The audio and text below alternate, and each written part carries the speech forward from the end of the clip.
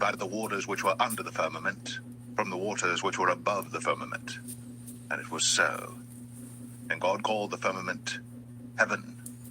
And the evening and the morning were the second day. And God said, let the waters under the heaven be gathered together unto one place, and let the dry land appear. And it was so. And God called the dry land earth, and the gathering together of the waters called he seas. And God saw that it was good. And God said, let the earth bring forth grass, the herb yielding seed, and the fruit tree yielding fruit after his kind, whose seed is in itself upon the earth. And it was so. And the earth brought forth grass, an herb yielding seed after his kind, and the tree yielding fruit, whose seed was in itself after his kind. And God saw that it was good. And the evening and the morning were the third day. And God said, let there be lights in the firmament of the heaven to divide the day from the night. And let them be for signs, and for seasons, and for days and years. And let them be for lights in the firmament of the heaven, to give light upon the earth. And it was so. And God made two great lights, the greater light to rule the day, and the lesser light to rule the night. He made the stars also. And God set them in the firmament of the heaven to give light upon the earth, and to rule over the day and over the night, and to divide the darkness.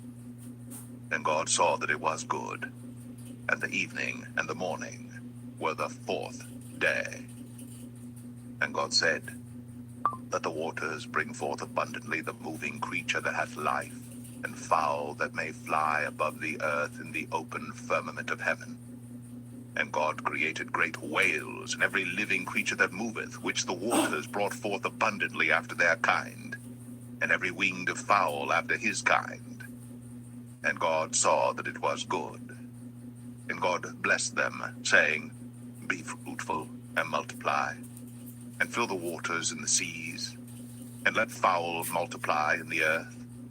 And the evening and the morning were the fifth day. And God said, let the earth bring forth the living creature after his kind, cattle and creeping thing, and beast of the earth after his kind. And it was so. And God made the beast of the earth after his kind, and cattle after their kind, and everything that creepeth upon the earth after his kind. And God saw that it was good. And God said, let us make man in our image, after our likeness, and let them have dominion over the fish of the sea, and over the fowl of the air, and over the cattle, and over all the earth, and over every creeping thing that creepeth. So God created man in his own image. In the image of God created he him. Male and female created he them.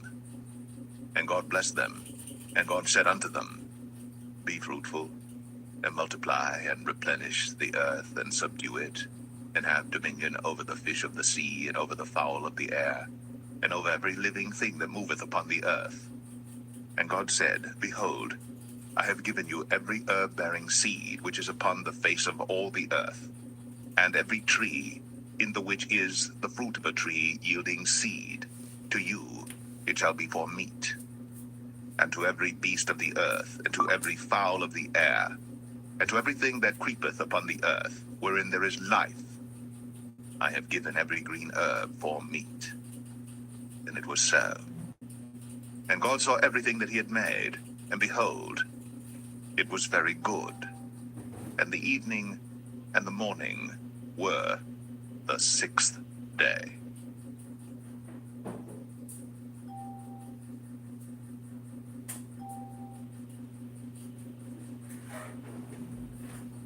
Genesis 2. Thus the heavens and the earth were finished, and all the host of them.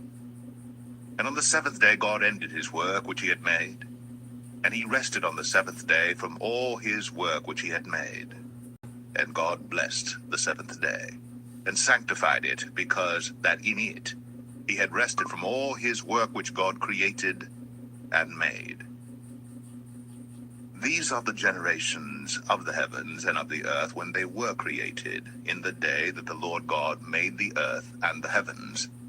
And every plant of the field before it was in the earth, and every herb of the field before it grew. For the Lord God had not caused it to rain upon the earth, and there was not a man to till the ground. But there went up a mist from the earth, and watered the whole face of the ground. And the Lord God formed man of the dust of the ground, and breathed into his nostrils the breath of life. And man became a living soul. And the Lord God planted a garden eastward in Eden, and there he put the man whom he had formed. And out of the ground made the Lord God to grow every tree that is pleasant to the sight, and good for food. The tree of life also in the midst of the garden, and the tree of knowledge of good and evil. And a river went out of Eden to water the garden, and from thence it was parted, and became into 4 heads. The name of the first is Pison. That is it which compasseth the whole land of Havilah, where there is gold. And the gold of that land is good. There is bdellium, and the onyx stone. And the name of the second river is Gihon. The same is it that compasseth the whole land of Ethiopia. And the name of the third river is Hiddekel. That is it which goeth toward the east of Assyria. And the fourth river is Euphrates. And the Lord God took the man, and put him into the Garden of Eden to dress it, and to keep it. And the Lord God commanded the man, saying, The tree of the garden thou mayest freely eat, but knowledge of good and evil thou shalt not eat of it. For in the day that thou eatest thereof, thou shalt surely die. And the Lord God said, It is not good that the man should be alone. I will make him an helpmeet for him. And out of the ground the Lord God formed every beast of the field and every fowl of the air, and brought them unto Adam to see what he would call them. And whatsoever Adam called every living creature, that was the name thereof. And Adam gave names to all cattle, and to the fowl of the air, and to every beast of the field. But for Adam there was not found an helpmeet for him. And the Lord God caused a deep sleep to fall upon Adam, and he slept. And he took one of his ribs, and closed up the flesh instead thereof. And the rib which the Lord God had taken from man made he a woman, and brought her unto the man. And Adam said, This is now bone of my bones, and flesh of my flesh. She shall be called woman, because she was taken out of man. Therefore shall a man leave his father and his mother, and shall cleave unto his wife, and they shall be one flesh. And they were both naked, the man and his wife, and were not ashamed.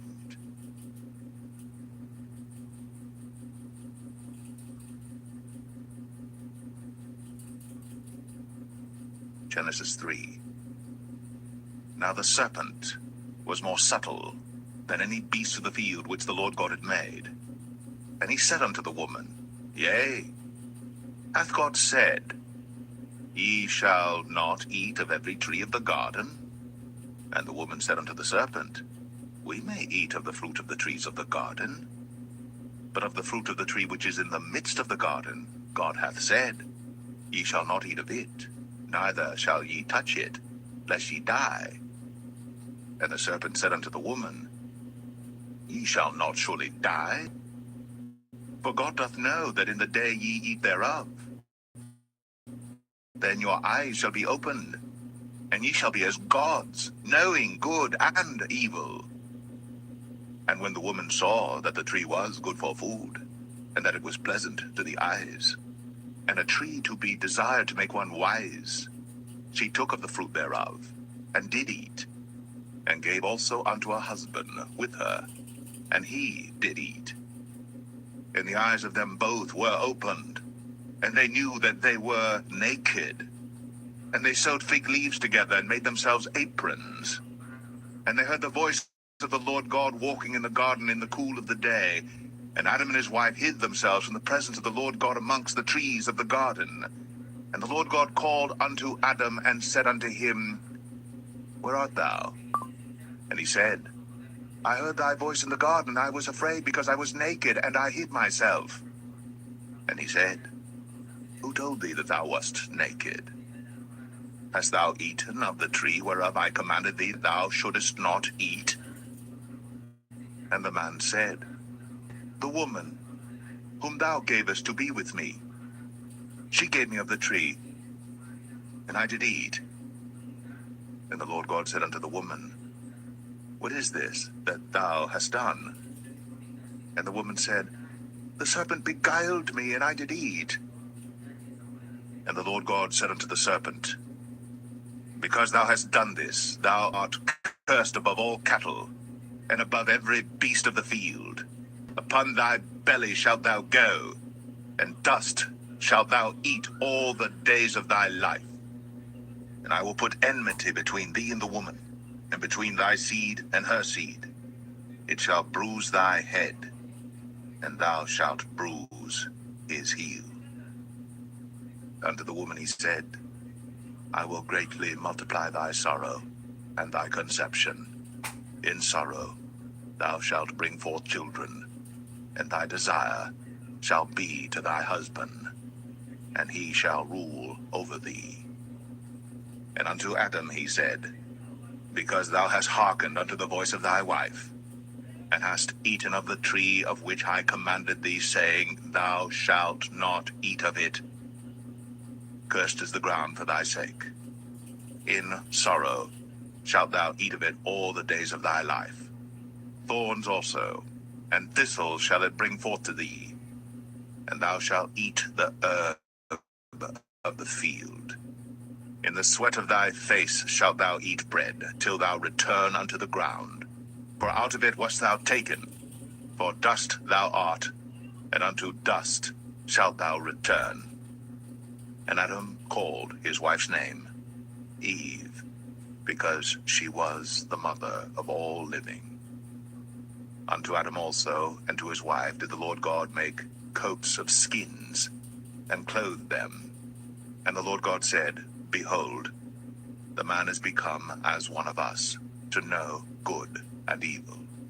And now, lest he put forth his hand, and take also of the tree of life, and eat, and live forever. Therefore the Lord God sent him forth from the Garden of Eden, to till the ground from whence he was taken. So he drove out the man, and he placed at the east of the Garden of Eden cherubims, and a flaming sword which turned every way, to keep the way of the tree of life.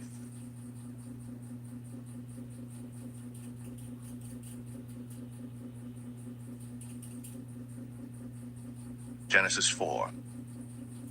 And Adam knew Eve his wife, and she conceived and bare Cain, and said, I have gotten a man from the Lord. And she again bare his brother Abel, and Abel was a keeper of sheep, but Cain was a tiller of the ground. And in process of time it came to pass that Cain brought of the fruit of the ground an offering unto the Lord. And Abel he also brought of the firstlings of his flock, and of the fat thereof. And the Lord had respect unto Abel and to his offering. But unto Cain and to his offering he had not respect. And Cain was very wroth, and his countenance fell. And the Lord said unto Cain, Why art thou wroth? And why is thy countenance fallen? If thou doest well, shalt thou not be accepted? And if thou doest not well, sin lieth at the door, and unto thee shall be his desire, and thou shalt rule over him. And Cain talked with Abel his brother, and it came to pass, when they were in the field, that Cain rose up against Abel his brother, and slew him. And the Lord said unto Cain, Where is Abel thy brother? And he said, I know not. Am I my brother's keeper? And he said, What hast thou done? The voice of thy brother's blood crieth unto me from the ground. And now art thou cursed from the earth, which hath opened her mouth to receive thy brother's blood from thy hand. When thou tillest the ground, it shall not henceforth yield unto thee her strength. A fugitive and a vagabond shalt thou be in the earth. And Cain said unto the Lord, My punishment is greater than I can bear. Behold, thou hast driven me out this day from the face of the earth, and from thy face shall I be hid. And I shall be a fugitive and a vagabond in the earth. And it shall come to pass that every one that findeth me shall slay me. And the Lord said unto him, Therefore whosoever slayeth Cain, vengeance shall be taken on him sevenfold. And the Lord set a mark upon Cain, lest any finding him should kill him. And Cain went out from the presence of the Lord, and dwelt in the land of Nod, on the east of Eden. And Cain knew his wife, and she conceived, and bare Enoch. And he builded a city, and called the name of the city after the name of his son, Enoch. And unto Enoch was born Irad, and Irad begat Mahushael, and Mahushael begat Methusael, and Methusael begat Lamech. And Lamech took unto him 2 wives. The name of the one was Adah, and the name of the other Zillah. And Adah bare Jabal. He was the father of such as dwell in tents, and of such as have cattle. And his brother's name was Jubal. He was the father of all such as handle the harp and organ. And Zillah, she also bare Tubal-Cain, an instructor of every artificer in brass and iron. And the sister of Tubal-Cain was Naamah. And Lamech said unto his wives, Adah and Zillah, Hear my voice, ye wives of Lamech, hearken unto my speech. For I have slain a man to my wounding, and a young man to my hurt. If Cain shall be avenged sevenfold, truly Lamech 77-fold. And Adam knew his wife again, and she bare a son, and called his name Seth. For God, said she, hath appointed me another seed instead of Abel, whom Cain slew. And to Seth, to him also there was born a son, and he called his name Enos. Then began men to call upon the name of the Lord.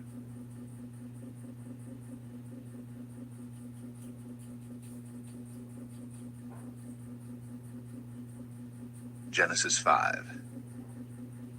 This is the book of the generations of Adam.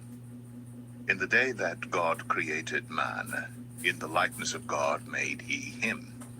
Male and female created he them, and blessed them, and called their name Adam, in the day when they were created.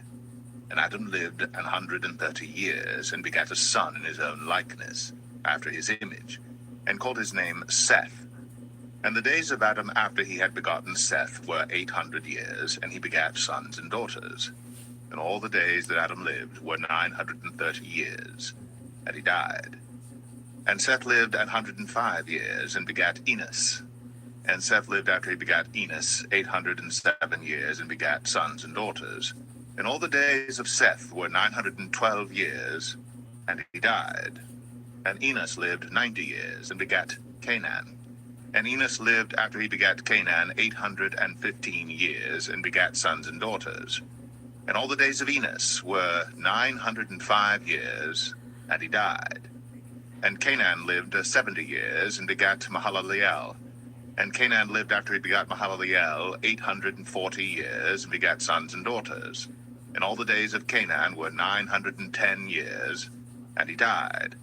And Mahalaleel lived 65 years, and begat Jared. And Mahalaleel lived after he begat Jared 830 years, and begat sons and daughters. And all the days of Mahalaleel were 895 years, and he died. And Jared lived 162 years, and he begat Enoch. And Jared lived after he begat Enoch 800 years, and begat sons and daughters. And all the days of Jared were 962 years, and he died. And Enoch lived 65 years, and begat Methuselah. And Enoch walked with God after he begat Methuselah 300 years, and begat sons and daughters. And all the days of Enoch were 365 years. And Enoch walked with God, and he was not, for God took him. And Methuselah lived 180 and 7 were 969 years, and he died. And Lamech lived 180 and 2 years, and begat a son. And he called his name Noah, saying, This same shall comfort us concerning our work and toil of our hands, because of the ground which the Lord hath cursed. And Lamech lived after he begat Noah 595 years, and begat sons and daughters. And all the days of Lamech were 777 years, and he died. And Noah was 500 years old, and Noah begat Shem, Ham, and Japheth.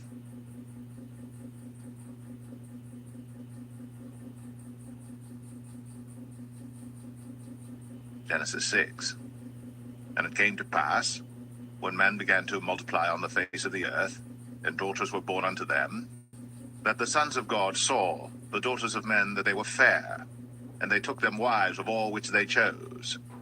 And the Lord said, My spirit shall not always strive with man, for that he also is flesh, yet his days shall be 120 years. There were giants in the earth in those days, and also after that, when the sons of God came in unto the daughters of men, and they bare children to them, the same became mighty men which were of old, men of renown. And God saw that the wickedness of man was great in the earth, and that every imagination of the thoughts of his heart was only evil continually. And it repented the Lord that he had made man on the earth, and it grieved him at his heart.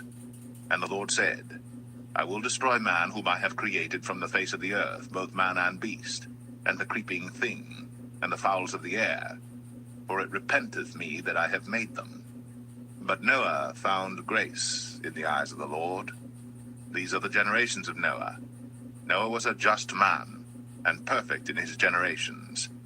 And Noah walked with God. And Noah begat 3 sons, Shem, Ham, and Japheth. The earth also was corrupt before God, and the earth was filled with violence. And God looked upon the earth, and behold, it was corrupt, for all flesh had corrupted his way upon the earth. And God said unto Noah, The end of all flesh is come before me, for the earth is filled with violence through them, and behold, I will destroy them with the earth. Make thee an ark of gopher wood. Rooms shalt thou make.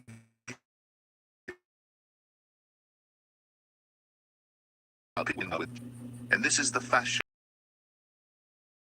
300 cubits, the breadth of it 50 cubits, and the height of it 30 cubits. A window shalt thou make to the ark, and in a cubit shalt thou finish it above. And the door of the ark shalt thou set in the side thereof. With lower, second, and third stories shalt thou make it. And behold, I, even I, do bring a flood of waters upon the earth to destroy all flesh wherein is the breath of life from under heaven. And everything that is in the earth shall die. But with thee will I establish my covenant. And thou shalt come into the ark, thou, and thy sons, and thy wife, and thy sons' wives with thee. And of every living thing of all flesh, 2 of every sort shalt thou bring into the ark, to keep them alive with thee. They shall be male and female. Of fowls after their kind, and of cattle after their kind, of every creeping thing of the earth after his kind, 2 of every sort shall come unto thee, to keep them alive. And take thou unto thee of all food that is eaten, and thou shalt gather it to thee, and it shall be for food for thee and for them. Thus did Noah, according to all that God commanded him, so did he.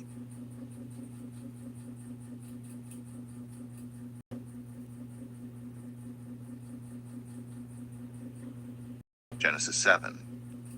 And the Lord said unto Noah, Come thou and all thy house into the ark, for thee have I seen righteous before me in this generation.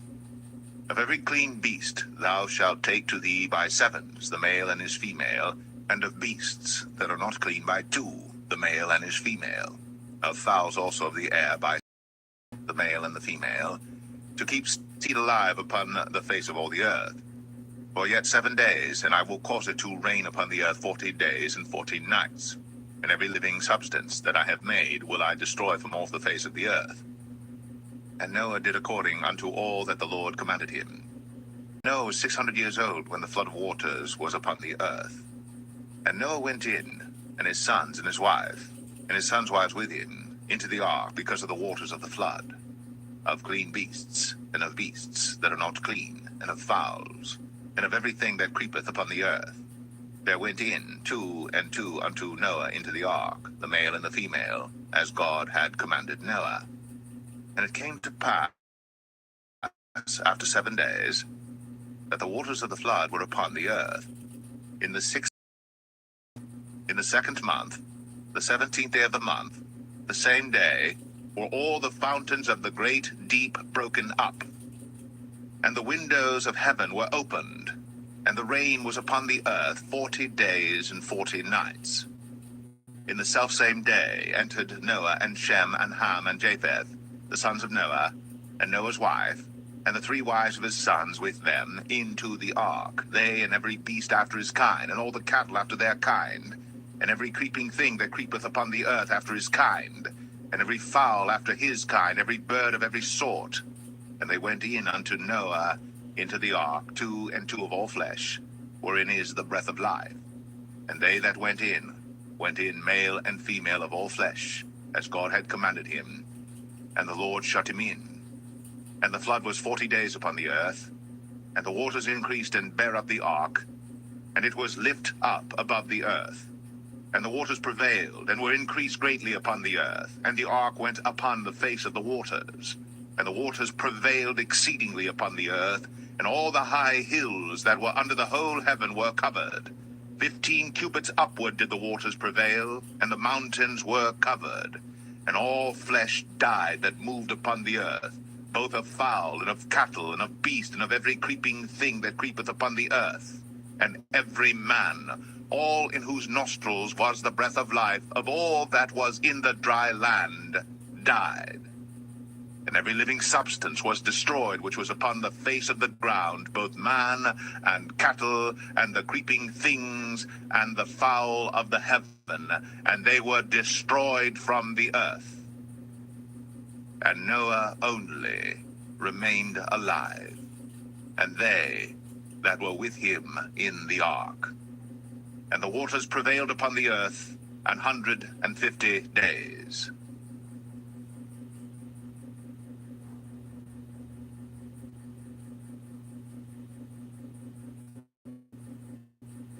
Genesis 8. And God remembered Noah, and every living thing, and all the cattle that was with him in the ark. And God made a wind pass over the earth, and the waters assuaged. The fountains also of the deep, and the windows of heaven were stopped, and the rain from heaven was restrained. And the waters returned from off the earth continually. And after the end of the 150 days, the waters were abated. And the ark rested in the 7th month, on the 17th day of the month, upon the mountains of Ararat. And the waters decreased continually until the 10th month. In the 10th month, on the 1st day of the month, were the tops of the mountains seen. And it came to pass, at the end of 40 days, that Noah opened the window of the ark which he had made. And he sent forth a raven, which went forth to and fro until the waters were dried up from off the earth. Also he sent forth a dove from him, to see if the waters were abated from off the face of the ground. But the dove found no rest for the sole of her foot. And she returned unto him into the ark, for the waters were on the face of the whole earth. Then he put forth his hand, and took her, and pulled her in unto him into the ark. And he stayed yet other 7 days, and again he sent forth the dove out of the ark. And the dove came in to him in the evening, and lo, in her mouth was an olive leaf plucked off. So Noah knew that the waters were abated from off the earth. And he stayed yet other 7 days, and sent forth the dove, which returned not again unto him any more. And it came to pass, in the 601st year, in the 1st month, the first day of the month, the waters were dried up from off the earth. And Noah removed the covering of the ark, and looked, and behold, the face of the ground was dry. And in the second month, on the 7th and 20th day of the month, was the earth dried. And God spake unto Noah, saying, Go forth of the ark, thou, and thy wife, and thy sons wives with thee. Bring forth with thee every living thing that is with thee of all flesh, both of fowl, and of cattle, and of every creeping thing that creepeth upon the earth, that they may breed abundantly in the earth, and be fruitful and multiply upon the earth. And Noah went forth, and his sons and his wife, and his sons' wives with him, every beast, every creeping thing, and every fowl, and whatsoever creepeth upon the earth, after their kinds, went forth out of the ark. And Noah builded an altar unto the Lord, and took of every clean beast, and of every clean fowl, and offered burnt offerings on the altar. And the Lord smelled a sweet savor. And the Lord said in his heart, I will not again curse the ground any more for man's sake. For the imagination of man's heart is evil from his youth, neither will I again smite any more everything living, as I have done. While the earth remaineth, seedtime and harvest, and cold and heat, and summer and winter, and day and night, shall not cease.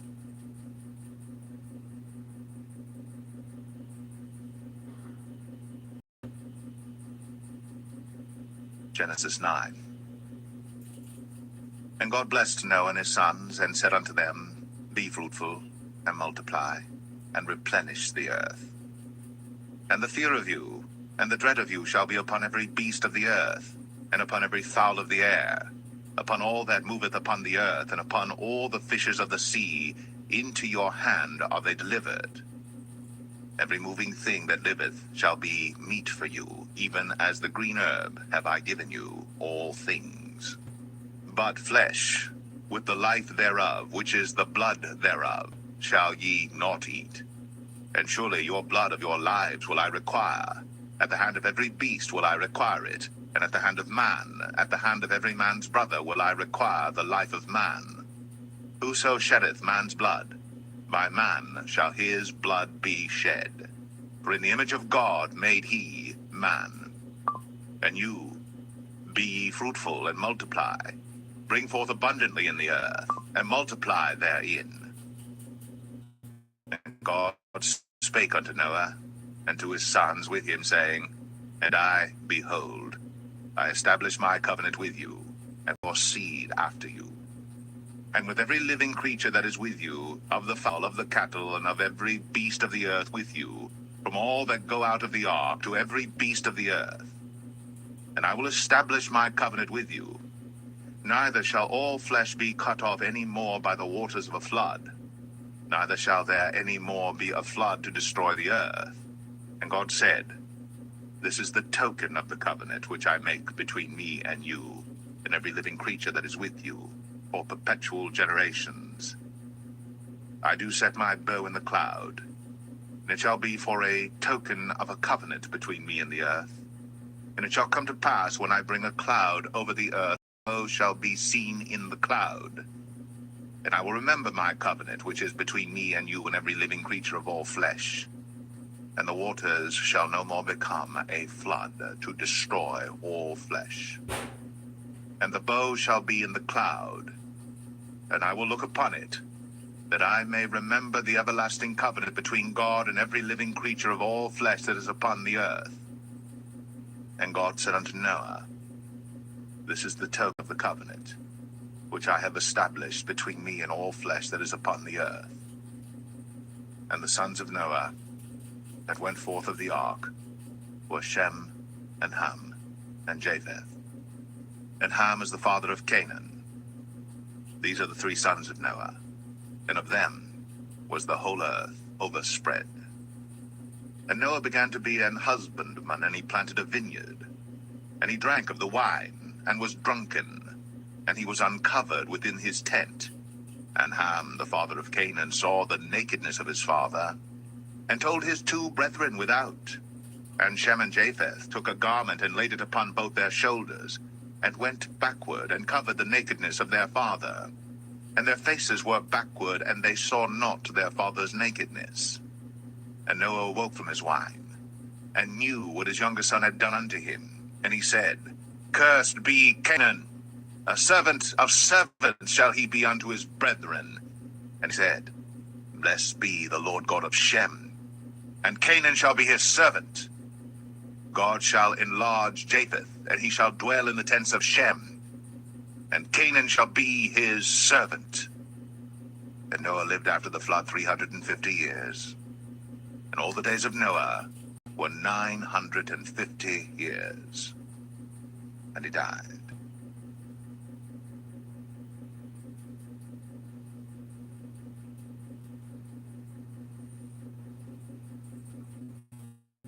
Genesis 10. Now these are the generations of the sons of Noah, Shem, Ham, and Japheth. And unto them were sons born after the flood. The sons of Japheth, Gomer, and Magog, and Madai, and Javan, and Tubal, and Meshech, and Taras. And the sons of Gomer, Ashkenaz, and Riphath, and Togarmah. And the sons of Javan, Elisha, and Tarshish, Kittim, and Dodanim. But these were the isles of the Gentiles divided in their lands, every one after his tongue, after their families, in their nations. And the sons of Ham, Cush, and Mizraim, and Phut, and Canaan. And the sons of Cush, Seba, and Havilah, and Sabta, and Ramah, and Sabteka. And the sons of Ramah, Sheba, and Dedan. And Cush begat Nimrod. He began to be a mighty one in the earth. He was a mighty hunter before the Lord. Wherefore it is said, even as Nimrod, the mighty hunter before the Lord. And the beginning of his kingdom was Babel, and Erech, and Akkad, and Calneh in the land of Shinar. Out of that land went forth Ashur, and builded Nineveh, and the city Rehoboth, and Calah. And Rezin be Nineveh and Calah, the same is a great city. And Mizraim begat Ludim, and Anamim, and Lehabim, and Naphtuhim, and Pathruzim, and Casluhim, out of whom came Philistim, and Caphtorim. And Canaan begat Sidon his firstborn, and Heth, and the Jebusite, and the Amorite, and the Girgashite, and the Hivite, and the Archite, and the Sinite, and the Arvadite, and the Zemarite, and the Hamathite. And afterward were the families of the Canaanites spread abroad. And the border of the Canaanites was from Sidon, as thou comest to Gerar, unto Gaza, as thou goest unto Sodom and Gomorrah, and Admah, and Zeboim, even unto Lasha. These are the sons of Ham, after their families, after their tongues, in their countries, and in their nations. Unto Shem also, the father of all the children of Eber, the brother of Japheth, the elder, even to him were children born, the children of Shem, Elam, and Ashur, and Arphaxad, and Lud, and Aram. And the children of Aram, Uz, and Hul, and Gether, and Mash. And Arphaxad begat Salah, and Salah begat Eber. And unto Eber were born two sons. The name of one was Peleg, for in his days was the earth divided. And his brother's name was Joktan. And Joktan begat Almadad, and Sheleth, and Hazarmaveth, and Jerah, and Hadoram, and Uzal, and Diklah, and Obal, and Abimael, and Sheba, and Ophir, and Havilah, and Jobab. All these were the sons of Joktan. And their dwelling was from Mesha, as thou goest unto Sephar, a mount of the east. These are the sons of Shem, after their families, after their tongues, in their lands, after their nations. These are the families of the sons of Noah, after their generations, in their nations, and by these were the nations divided in the earth after the flood.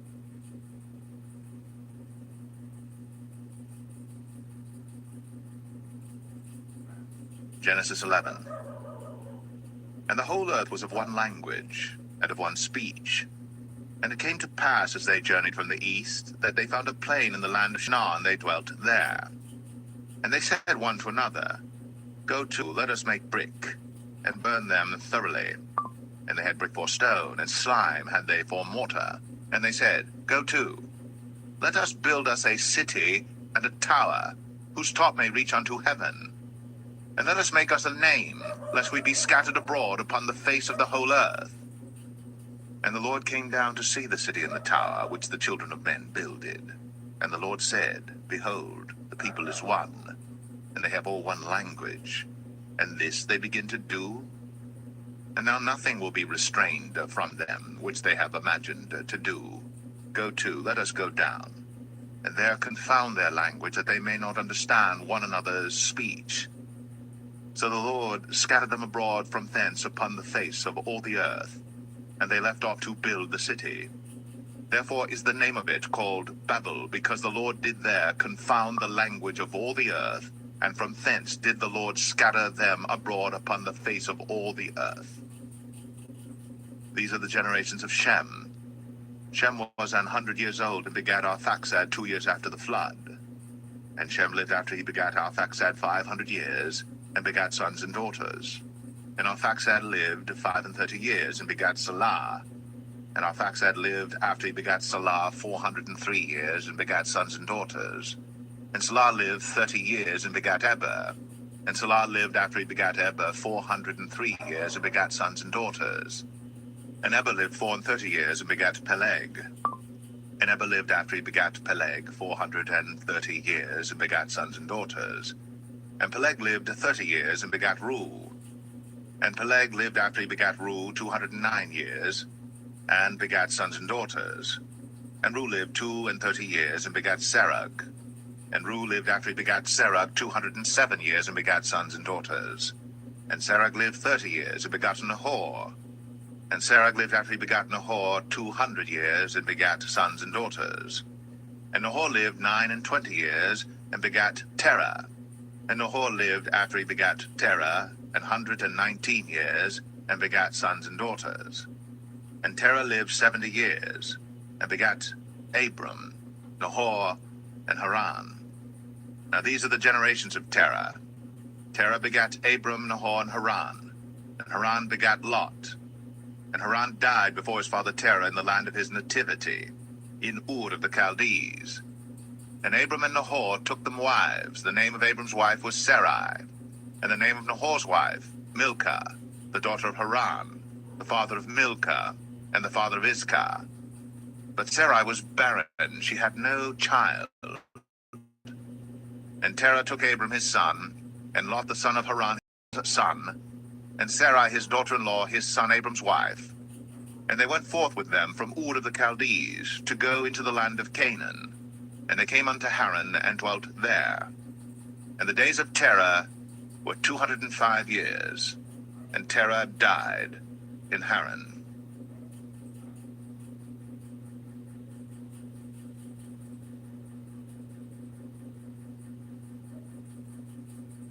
Genesis 12.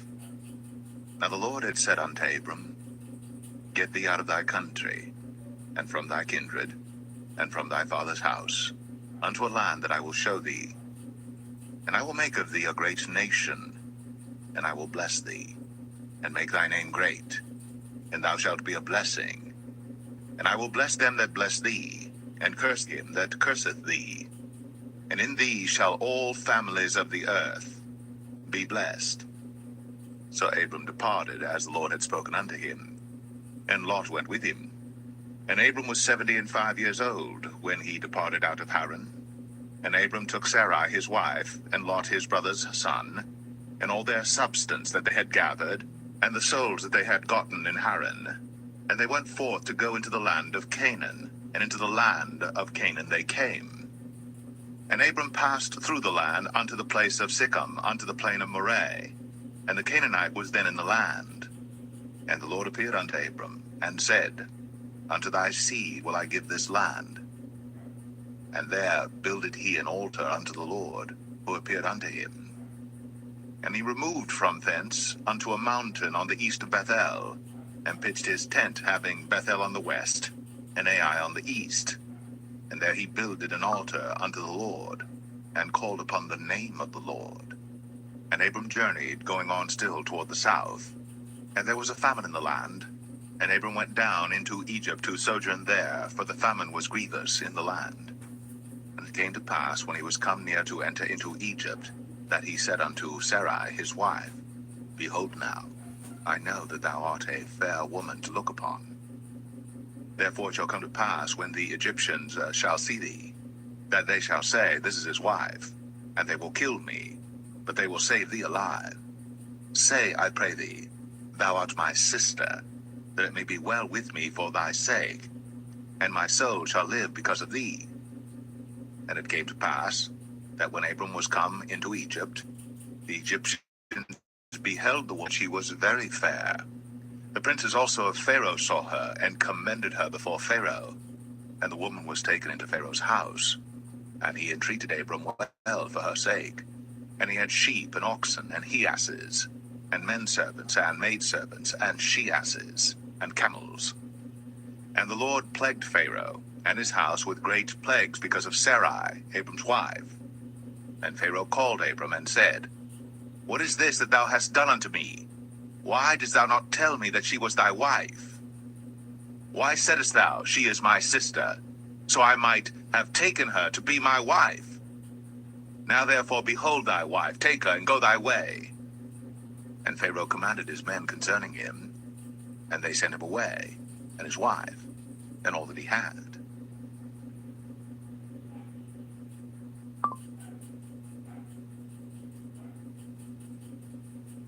Genesis 13. And Abram went up out of Egypt, he and his wife, and all that he had, and Lot with him, into the south.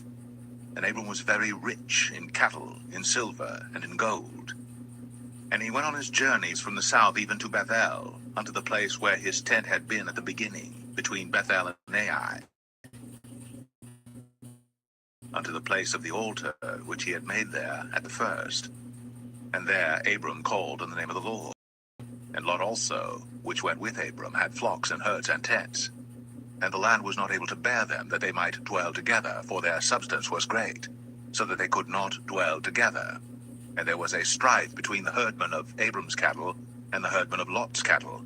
And the Canaanite and the Perizzite dwelled then in the land.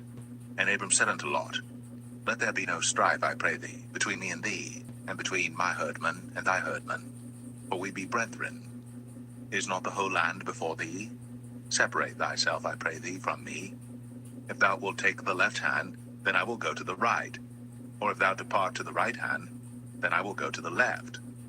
And Lot lifted up his eyes, and beheld all the plain of Jordan, that it was well watered everywhere, before the Lord destroyed Sodom and Gomorrah, even as the garden of the Lord, like the land of Egypt, as thou comest unto Zoar. Then Lot chose him all the plain of Jordan, and Lot journeyed east. And they separated themselves the one from the other. Abram dwelled in the land of Canaan, and Lot dwelled in the cities of the plain, and pitched his tent toward Sodom. But the men of Sodom were wicked and sinners before the Lord exceedingly. And the Lord said unto Abram, after that Lot was separated from him, Lift up now thine eyes, and look from the place where thou art, northward and southward, and eastward and westward. For all the land which thou seest, to thee will I give it, and to thy seed forever. And I will make thy seed as the dust of the earth, so that if a man can number the dust of the earth, then shall thy seed also be numbered. Arise, walk through the land in the length of it, and in the breadth of it, for I will give it unto thee. Then Abram removed his tent, and came and dwelt in the plain of Mamre, which is in Hebron, and built there an altar unto the Lord.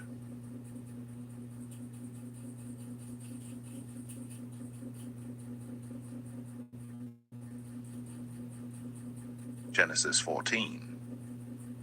And it came to pass in the days of Amraphel, king of Shinar, Arioch, king of Elasar, Chedorlaomer, king of Elam, and Tidal, king of nations, that these made war with Bera, king of Sodom, and with Birsha, king of Gomorrah, Shinab, king of Admah, and Shemeber, king of Zeboim, and the king of Bela, which is Zoar. All these were joined together in the vale of Siddim, which is the salt sea. 12 years they served Chedorlaomer, and in the 13th year they rebelled. And in the 14th year came Chedorlaomer, and the kings that were with him, and smote the Rephaims in Ashtaroth Karnaim, and the Zazims in Ham, and the Emims in Shaveh Kerathaim, and the Horites in their Mount Seir unto El Paran, which is by the wilderness. And they returned and came to En Mishpat, which is Kadesh, and smote all the country of the Amalekites, and also the Amorites, that dwelt in Hazazon Tamar. And there went out the king of Sodom, and the king of Gomorrah, and the king of Admah, and the king of Zeboim, and the king of Bela, the same as Zoar, and they joined battle with them in the vale of Siddim, with Chedorlaomer the king of Elam, and with Tidal king of nations, and Amraphel king of Shinar, and Arioch king of Elasar, 4 kings with 5.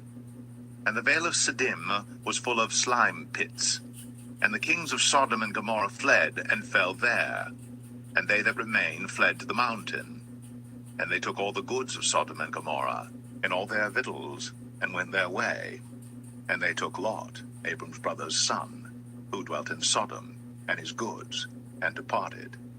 And there came one that had escaped, and told Abram the Hebrew, for he dwelt in the plain of Mamre the Amorite, brother of Eshcol, and brother of Aner, and these were confederate with Abram.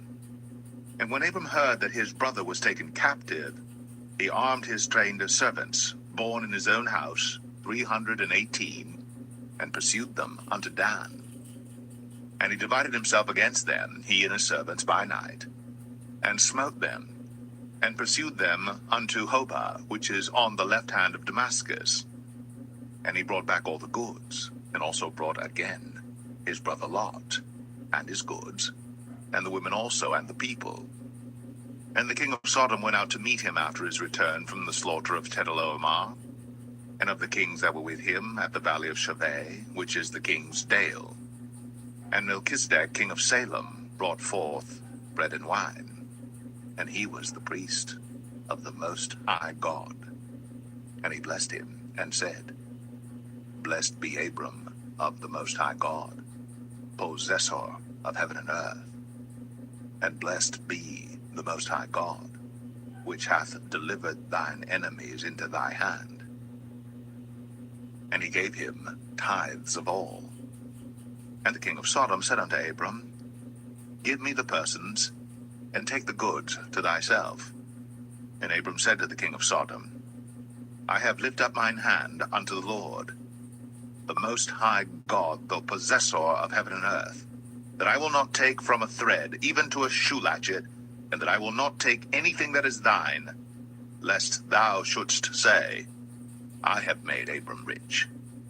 Save only that which the young men have eaten, and the portion of the men which went with me, Aner, Eshcol, and Mamre, let them take their portion.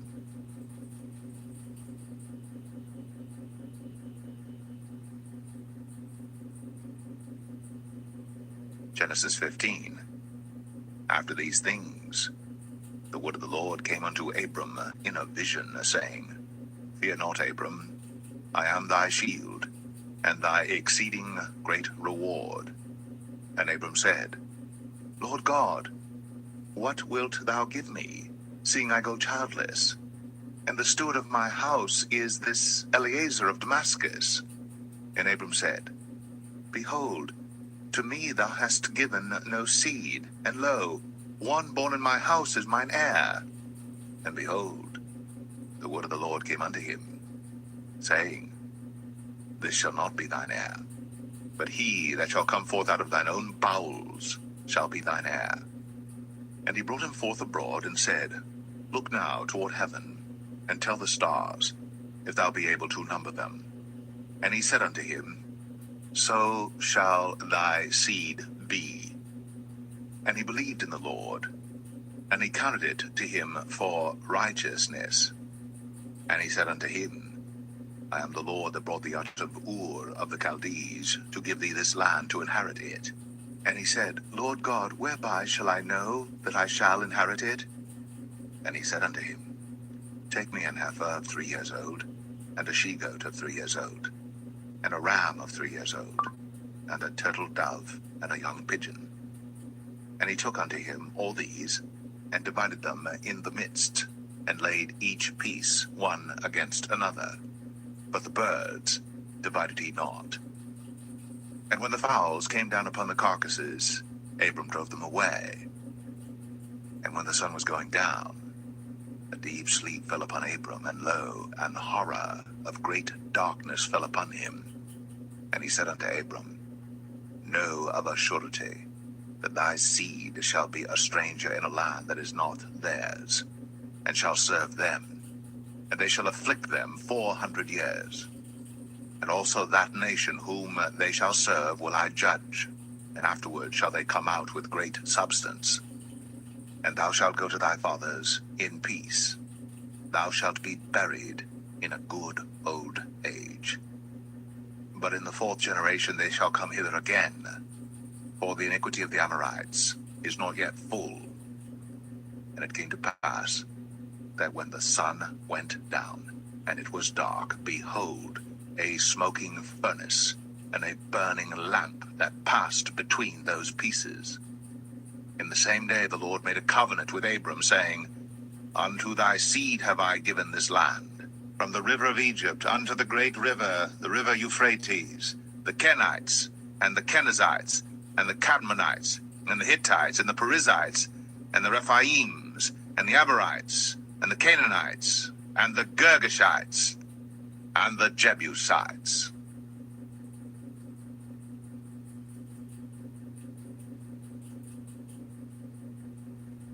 Genesis 16. Now Sarai, Abram's wife, bare him no children. And she had an handmaid, an Egyptian, whose name was Hagar. And Sarai said unto Abram, Behold now, the Lord hath restrained me from bearing. I pray thee, go in unto my maid. It may be that I may obtain children by her.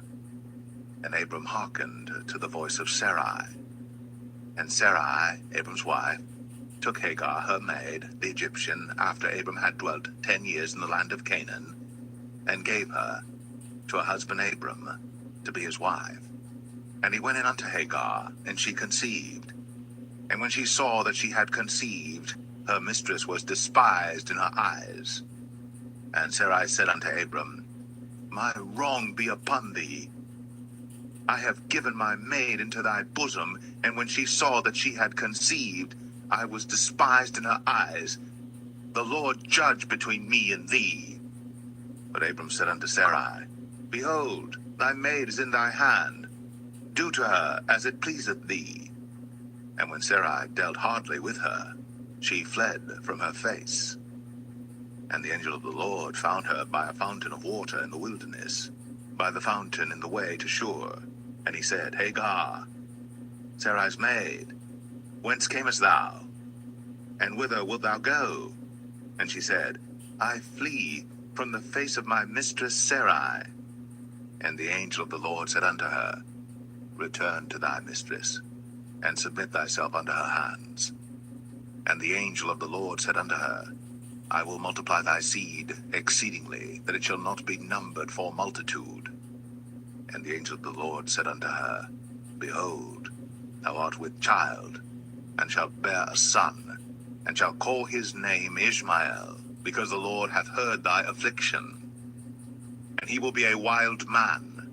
His hand will be against every man, and every man's hand against him. And he shall dwell in the presence of all his brethren. And she called the name of the Lord that spake unto her, Thou God seest me. For she said, Have I also here looked after him that seeth me? Wherefore the well was called Beer Lohai Roi. Behold, it is between Kadesh and Bered. And Hagar bare Abram a son. And Abram called his son's name, which Hagar bare, Ishmael. And Abram was 86 years old, when Hagar bare Ishmael to Abram.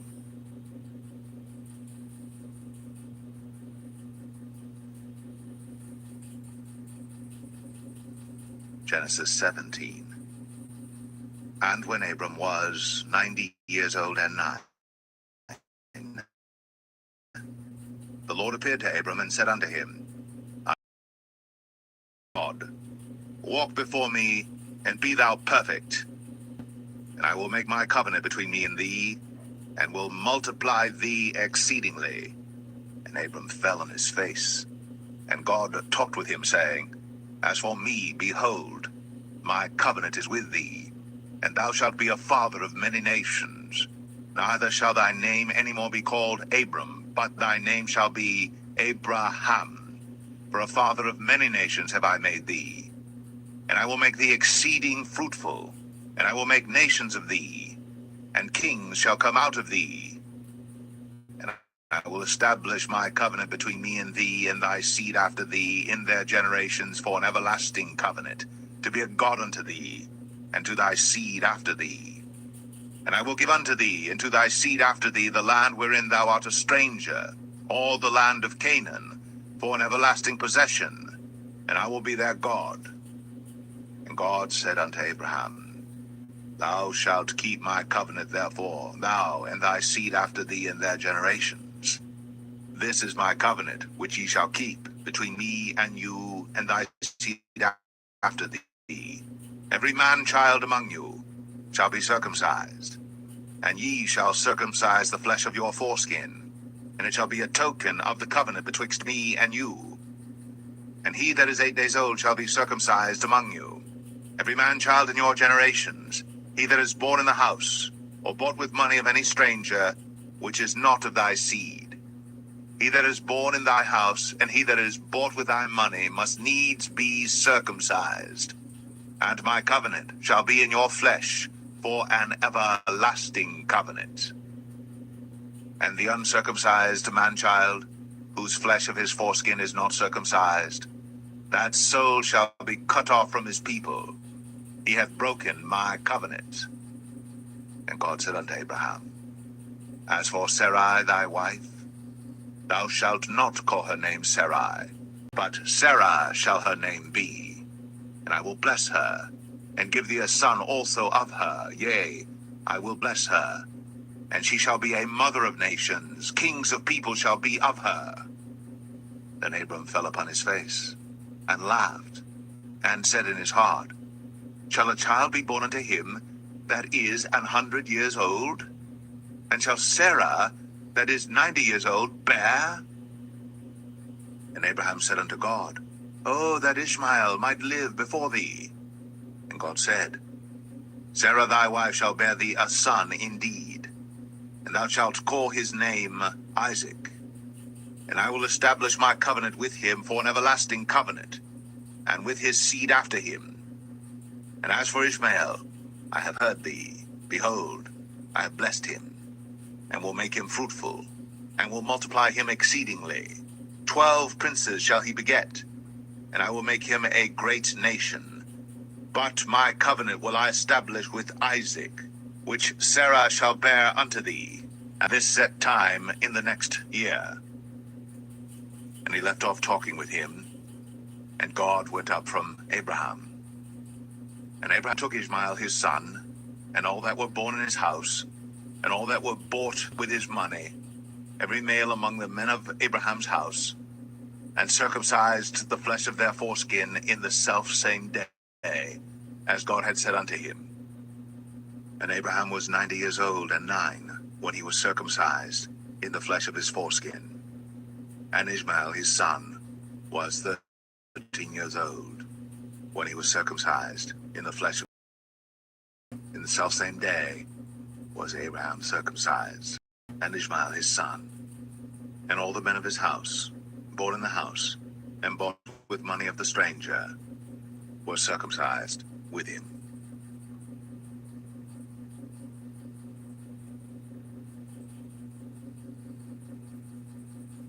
Genesis 18.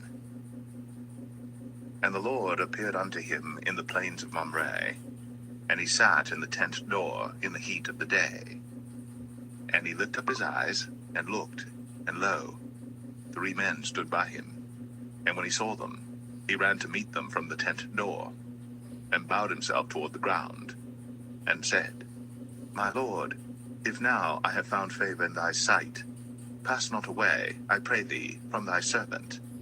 Let a little water, I pray you, be fetched, and wash your feet, and rest yourselves under the tree. And I will fetch a morsel of bread, and comfort ye your hearts. After that ye shall pass on, for therefore are ye come to your servant. And they said, So do, as thou hast said. And Abraham hastened into the tent unto Sarah, and said, Make ready quickly 3 measures of fine meal, knead it, and make cakes upon the hearth. And Abraham ran unto the herd, and fetched a calf, tender and good, and gave it unto a young man. And he hasted to dress it. And he took butter and milk, and the calf which he had dressed, and set it before them, and stood by them under the tree, and they did eat. And they said unto him, Where is Sarah thy wife? And he said, Behold, in the tent. And he said, I will certainly return unto thee according to the time of life. And lo, Sarah thy wife shall have a son. And Sarah heard it in the tent door, which was behind him. Now Abraham and Sarah were old, and well stricken in age, and had ceased to be with Sarah, after the manner of women. Therefore Sarah laughed within herself, saying, After I am waxed old shall I have pleasure, my lord being old also? And the Lord said unto Abraham, Wherefore did Sarah laugh, saying, Shall I of a surety bear a child, which am old? Is anything too hard for the Lord? At the time appointed, I will return unto thee according to the time of life, and Sarah shall have a son. Then Sarah denied, saying, I laugh not, for she was afraid. And he said, Nay, but thou didst laugh. And the men rose up from thence, and looked toward Sodom. And Abraham went with them to bring them on the way. And the Lord said, Shall I hide from Abraham that thing which I do? Seeing that Abraham shall surely become a great and mighty nation, and all the nations of the earth shall be blessed in him. But I know him, that he will command his children and his household after him, and they shall keep the way of the Lord to do justice and judgment, that the Lord may bring upon Abraham that which he hath spoken of him. And the Lord said, Because the cry of Sodom and Gomorrah is great, and because their sin is very grievous, I will go down now, and see whether they have done altogether according to the cry of it, which is come unto me. And if not, I will know. And the men turned their faces from thence, and went toward Sodom. But Abraham stood yet before the Lord. And Abraham drew near and said, Wilt thou also destroy the righteous with the wicked? Peradventure there be 50 righteous within the city. Wilt thou also destroy, and not spare the place, for the 50 righteous that are therein? That be far from thee to do after this manner, to slay the righteous with the wicked, and that the righteous should be as the wicked. That be far from thee. Shall not the judge of all the earth do right? And the Lord said, If I find in Sodom 50 righteous within the city, then I will spare all the place for their sakes.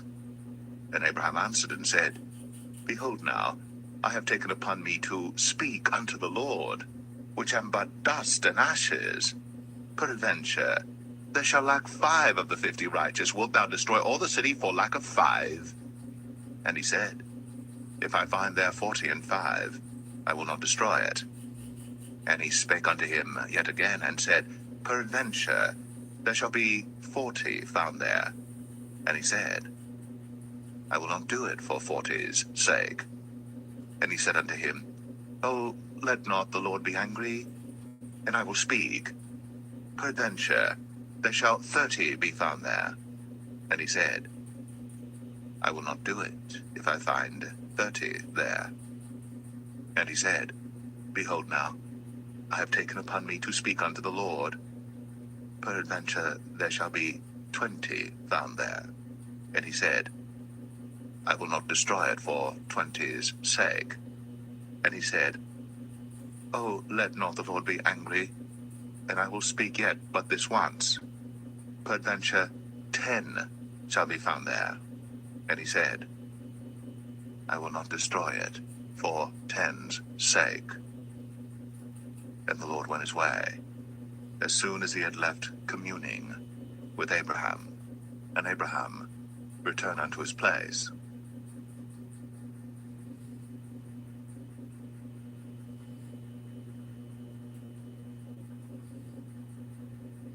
Genesis 19. And there came 2 angels to Sodom at even, and Lot sat in the gate of Sodom. And Lot, seeing them, rose up to meet them. And he bowed himself with his face toward the ground. And he said, Behold now, my lords, turn in, I pray you, into your servant's house, and tarry all night, and wash your feet, and ye shall rise up early and go on your ways. And they said, Nay, but we will abide. And he pressed upon them greatly. And they turned in unto him, and entered into his house. And he made them a feast, and did bake unleavened bread, and they did eat.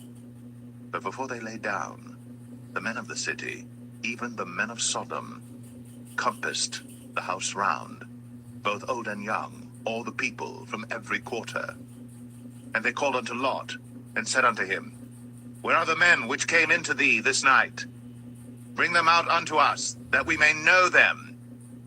And Lot went out at the door unto them, and shut the door after him, and said, I pray you, brethren, do not so wickedly. Behold now, I have 2 daughters which have not known man. Let me, I pray you, bring them out unto you, and do ye to them as is good in your eyes. Only unto these men do nothing, for therefore came they under the shadow of my roof. And they said, Stand back. And they said again, This one fellow came in to sojourn, and he will needs be a judge. Now will we deal worse with thee than with them. And they pressed sore upon the man, even Lot, and came near to break the door. But the men put forth their hand, and pulled Lot into the house to them, and shut to the door. And they smote the men that were at the door of the house with blindness, both small and great, so that they wearied themselves to find the door. And the men said unto Lot, Hast thou here any besides, son-in-law, and thy sons, and thy daughters, and whatsoever thou hast in the city, bring them out of this place. For we will destroy this place, because the cry of them is waxen great before the face of the Lord, and the Lord hath sent us to destroy it. And Lot went out, and spake unto his sons-in-law, which married his daughters, and said, Up, get you out of this place, for the Lord will destroy this city. But he seemed as one that mocked unto his sons-in-law. And when the morning arose, then the angels hastened Lot, saying, Arise, take thy wife and thy 2 daughters, which are here, lest thou be consumed in the iniquity of the city. And while he lingered, the man laid hold upon his hand, and upon the hand of his wife, and upon the hand of his 2 daughters, the Lord being merciful unto him. And they brought him forth, and set him without the city. And it came to pass, when they had brought them forth abroad, that he said, Escape for thy life, look not behind thee, neither stay thou in all the plain, escape to the mountain, lest thou be consumed. And Lot said unto them, O not so, my lord, behold now, thy servant hath found grace in thy sight, and thou hast magnified thy mercy, which thou hast shown unto me in saving my life. And I cannot escape to the mountain, lest some evil take me and I die. Behold now, this city is near to flee unto, and it is a little one. Oh, let me escape thither. Is it not a little one, and my soul shall live? And he said unto him, See, I have accepted thee concerning this thing also, that I will not overthrow this city, for the which thou hast spoken. Haste thee, escape thither, for I cannot do anything till thou be come thither. Therefore the name of the city was called Zoar. The sun was risen upon the earth, when Lot entered into Zoar. Then the Lord rained upon Sodom and upon Gomorrah brimstone and fire from the Lord out of heaven. And he overthrew those cities, and all the plain, and all the inhabitants of the cities, and that which grew upon the ground. But his wife looked back from behind him, and she became a pillar of salt. And Abraham got up early in the morning to the place where he stood before the Lord. And he looked toward Sodom and Gomorrah, and toward all the land of the plain, and beheld, and lo, the smoke of the country went up as the smoke of a furnace. And it came to pass, when God destroyed the cities of the plain, that God remembered Abraham, and sent Lot out of the midst of the overthrow, when he overthrew the cities in the which Lot dwelt. And Lot went up out of Zoar, and dwelt in the mountain, and his 2 daughters with him, for he feared to dwell in Zoar, and he dwelt in a cave, he and his 2 daughters. And the firstborn said unto the younger, Our father is old, and there is not a man in the earth to come in unto us after the manner of all the earth. Come, let us make our father drink wine, and we will lie with him, that we may preserve seed of our father. And they made their father drink wine that night. And the firstborn went in, and lay with her father.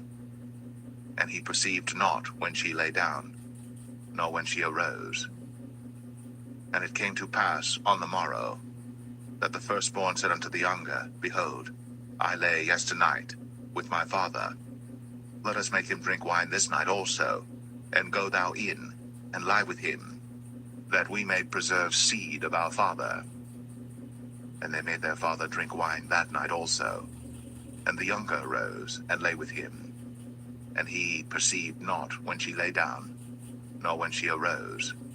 Thus were both the daughters of Lot with child by their father. And the firstborn bare a son, and called his name Moab. The same is the father of the Moabites unto this day. And the younger, she also bare a son, and called his name Ben-Ami. The same is the father of the children of Ammon unto this day.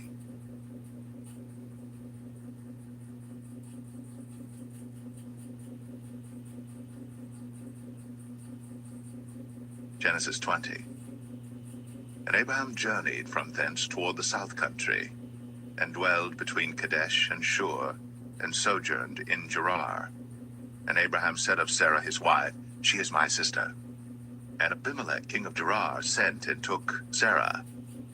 But God came to Abimelech in a dream by night, and said to him, Behold, thou art but a dead man, for the woman which thou hast taken, for she is a man's wife. But Abimelech had not come near her, and he said, Lord, wilt thou slay also a righteous nation? Said he not unto me, She is my sister? And she, even she herself, said, He is my brother? In the integrity of my heart and innocency of my hands have I done this. And God said unto him in a dream, Yea, I know that thou didst this in the integrity of thy heart. For I also withheld thee from sinning against me. Therefore suffered I thee not to touch her. Now therefore restore the man his wife, for he is a prophet, and he shall pray for thee, and thou shalt live. And if thou restore her not, know thou that thou shalt surely die, thou and all that are thine. Therefore Abimelech rose early in the morning, and called all his servants, and told all these things in their ears. And the men were sore afraid. Then Abimelech called Abraham, and said unto him, What hast thou done unto us? And what have I offended thee, that thou hast brought on me and on my kingdom a great sin? Thou hast done deeds unto me that ought not to be done. And Abimelech said unto Abraham, What sawest thou, that thou hast done this thing? And Abraham said, Because I thought, surely the fear of God is not in this place, and they will slay me for my wife's sake. And yet indeed she is my sister. She is the daughter of my father, but not the daughter of my mother. And she became my wife. And it came to pass, when God caused me to wander from my father's house, that I said unto her, This is thy kindness which thou shalt show unto me. At every place whither we shall come, say of me, He is my brother. And Abimelech took sheep and oxen, and men servants, and women servants, and gave them unto Abraham, and restored him Sarah his wife. And Abimelech said, Behold, my land is before thee, dwell where it pleaseth thee. And unto Sarah he said, Behold, I have given thy brother 1,000 pieces of silver. Behold, he is to thee a covering of the eyes, unto all that are with thee, and with all other. Thus she was reproved. So Abraham prayed unto God, and God healed Abimelech and his wife and his maidservants, and they bare children. For the Lord had fast closed up all the wombs of the house of Abimelech, because of Sarah, Abraham's wife.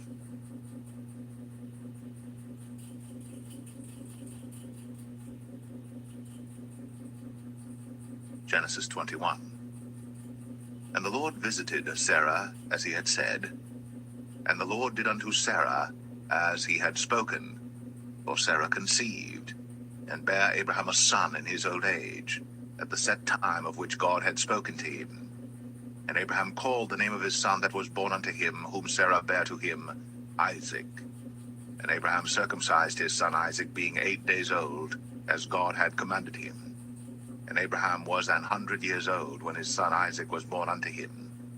And Sarah said, God hath made me to laugh, so that all that hear will laugh with me. And she said, Who would have said unto Abraham, that Sarah should have given children suck? For I have borne him a son in his old age. And the child grew, and was weaned. And Abraham made a great feast, the same day that Isaac was weaned. And Sarah saw the son of Hagar the Egyptian, which she had borne unto Abraham, mocking. Wherefore she said unto Abraham, Cast out this bondwoman and her son, for the son of this bondwoman shall not be heir with my son, even with Isaac. And the thing was very grievous in Abraham's sight because of his son. And God said unto Abraham, Let it not be grievous in thy sight because of the lad, and because of thy bondwoman. In all that Sarah hath said unto thee, hearken unto her voice. For in Isaac shall thy seed be called. And also of the son of the bondwoman will I make a nation, because he is thy seed. And Abraham rose up early in the morning, and took bread and a bottle of water, and gave it unto Hagar, putting it on her shoulder, and the child, and sent her away. And she departed and wandered in the wilderness of Beersheba. And the water was spent in the bottle, and she cast the child under one of the shrubs. And she went and sat her down over against him a good way off, as it were a bowshot, for she said, Let me not see the death of the child. And she sat over against him, and lifted up her voice, and wept. And God heard the voice of the lad. And the angel of God called to Hagar out of heaven, and said unto her, What aileth thee, Hagar? Fear not, for God hath heard the voice of the lad where he is. Arise, lift up the lad, and hold him in thine hand, for I will make him a great nation. And God opened her eyes, and she saw a well of water, and she went and filled the bottle with water, and gave the lad drink. And God was with the lad, and he grew, and dwelt in the wilderness, and became an archer. And he dwelt in the wilderness of Paran, and his mother took him a wife out of the land of Egypt. And it came to pass at that time that Abimelech and Phicol, the chief captain of his host, spake unto Abraham, saying, God is with thee in all that thou doest. Now therefore, swear unto me here by God that thou wilt not deal falsely with me, nor with my son, nor with my son's son. But according to the kindness that I have done unto thee, thou shalt do unto me, and to the land wherein thou hast sojourned. And Abraham said, I will swear.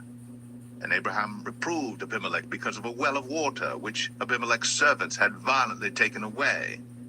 And Abimelech said, I wot not who hath done this thing, neither didst thou tell me, neither yet heard I of it, but today. And Abraham took sheep and oxen, and gave them unto Abimelech, and both of them made a covenant. And Abraham set 7 ewe lambs of the flock by themselves. And Abimelech said unto Abraham, What mean these 7 ewe lambs which thou hast set by themselves? And he said, For these 7 ewe lambs shalt thou take of my hand, that they may be a witness unto me that I have digged this well. Wherefore he called that place Beersheba, because there they sware both of them. Thus they made a covenant at Beersheba. Then Abimelech rose up, and Phicol the chief captain of his host, and they returned into the land of the Philistines. And Abraham planted a grove in Beersheba, and called there on the name of the Lord, the everlasting God. And Abraham sojourned in the Philistines' land many days.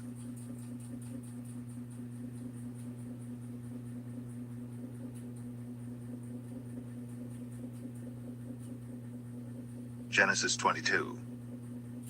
And it came to pass, after these things, that God did tempt Abraham, and said unto him, Abraham. And he said, Behold, here I am. And he said, Take now thy son, thine only son Isaac, whom thou lovest, and get thee into the land of Moriah, and offer him there for a burnt offering upon one of the mountains which I will tell thee of.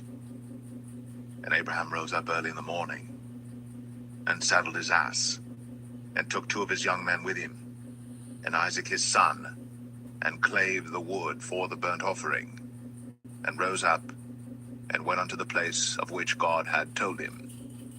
Then on the 3rd day Abraham lifted up his eyes, and saw the place afar off. And Abraham said unto his young men, Abide ye here with the ass, and I and the lad will go yonder, and worship, and come again to you. And Abraham took the wood of the burnt offering, and laid it upon Isaac his son. And he took the fire in his hand, and a knife, and they went both of them together. And Isaac spake unto Abraham his father, and said, My father?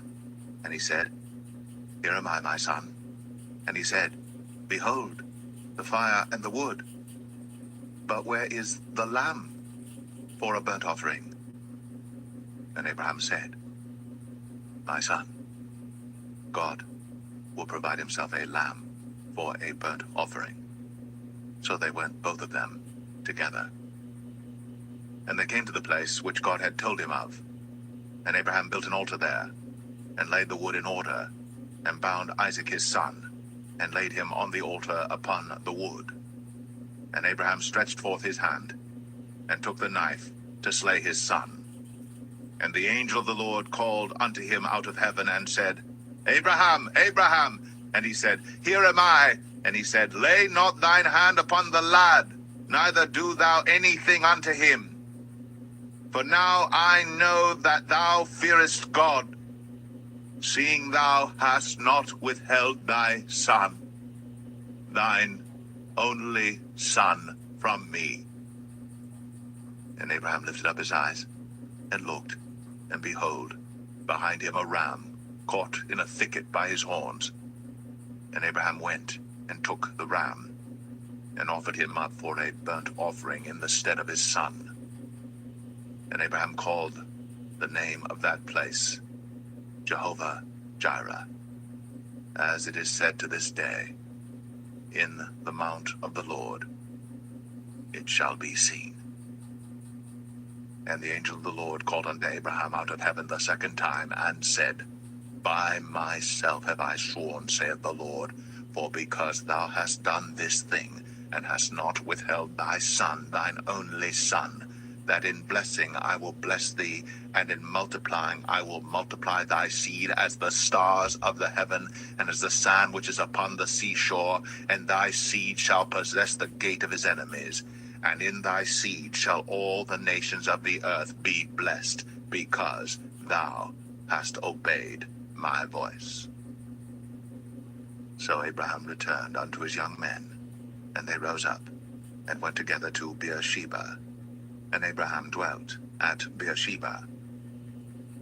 And it came to pass after these things, that it was told Abraham, saying, Behold, Milcah, she hath also borne children unto thy brother Nahor, Uz his firstborn, and Buz his brother, and Kemuel the father of Aram, and Chesed, and Hazo, and Pildash, and Jidlaph, and Bethuel. And Bethuel begat Rebekah. These 8 Milcah did bear to Nahor, Abraham's brother. And his concubine, whose name was Rumah, she bare also Tebah, and Gaham, and Thahash, and Maacah.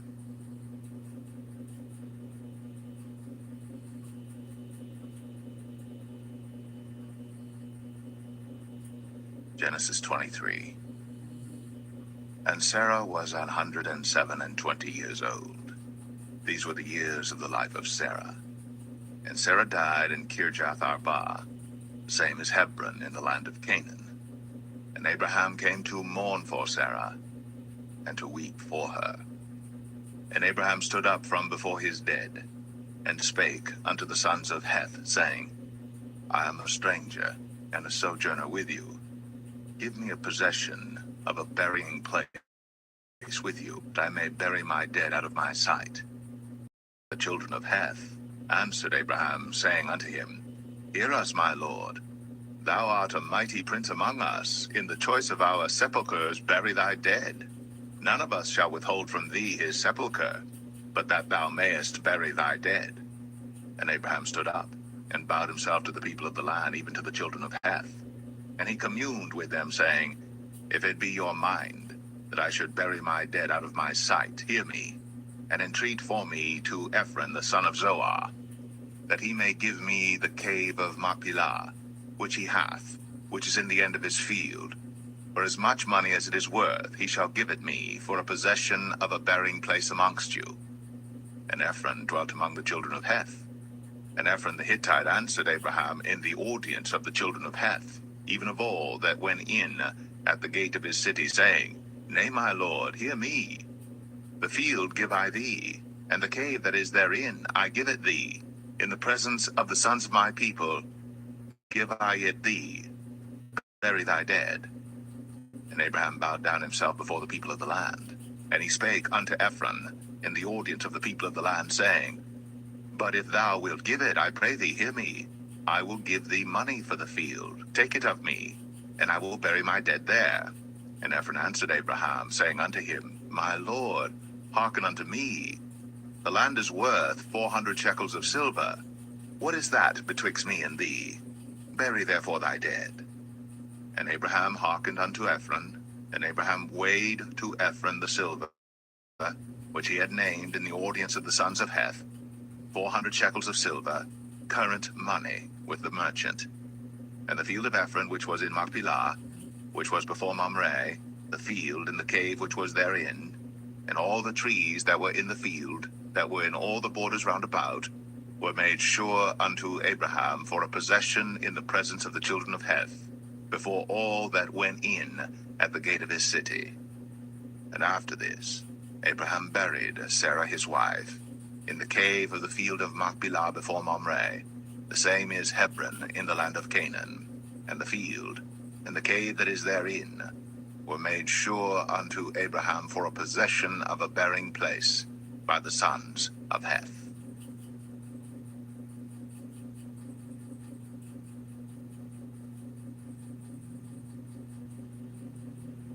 Genesis 24. And Abraham was old, and well stricken in age. And the Lord had blessed Abraham in all things. And Abraham said unto his eldest servant of his house, that ruled over all that he had, Put, I pray thee, thy hand unto my thigh, and I will make thee swear by the Lord, the God of heaven, and the God of the earth, that thou shalt not take a wife unto my son of the daughters of the Canaanites, among whom I dwell, but thou shalt go unto my country, and to my kindred, and take a wife unto my son Isaac. And the servant said unto him, Peradventure the woman will not be willing to follow me unto this land. Must I needs bring thy son again unto the land from whence thou camest? And Abraham said unto him, Beware thou that thou bring not my son thither again. The Lord God of heaven, which took me from my father's house, and from the land of my kindred, and which spake unto me, and that sware unto me, saying, Unto thy seed will I give this land. He shall send his angel before thee, and thou shalt take a wife unto my son from thence. And if the woman will not be willing to follow thee, then thou shalt be clear from this my oath, Only bring not my son thither again. And the servant put his hand under the thigh of Abraham his master, and sware to him concerning that matter. And the servant took 10 camels of the camels of his master, and departed. For all the goods of his master were in his hand. And he arose, and went to Mesopotamia, unto the city of Nahor. And he made his camels to kneel down without the city by a well of water, at the time of the evening, even the time that women go out to draw water. And he said, O Lord God of my master Abraham, I pray thee, send me good speed this day, and show kindness unto my master Abraham. Behold, I stand here by the well of water, and the daughters of the men of the city come out to draw water. And let it come to pass, that the damsel to whom I shall say, Let down thy pitcher, I pray thee, that I may drink. And she shall say, Drink, and I will give thy camels drink also. Let the same be she that thou hast appointed for thy servant Isaac, and thereby shall I know that thou hast shown kindness unto my master. And it came to pass, before he had done speaking, that behold, Rebekah came out, who was born to Bethuel, son of Milcah, the wife of Nahor, Abraham's brother, with her pitcher upon her shoulder. And the damsel was very fair to look upon, a virgin, neither had any man known her. And she went down to the well, and filled her pitcher, and came up. And the servant ran to meet her, and said, Let me, I pray thee, drink a little water of thy pitcher. And she said, Drink, my lord. And she hasted, and let down her pitcher upon her hand, and gave him drink.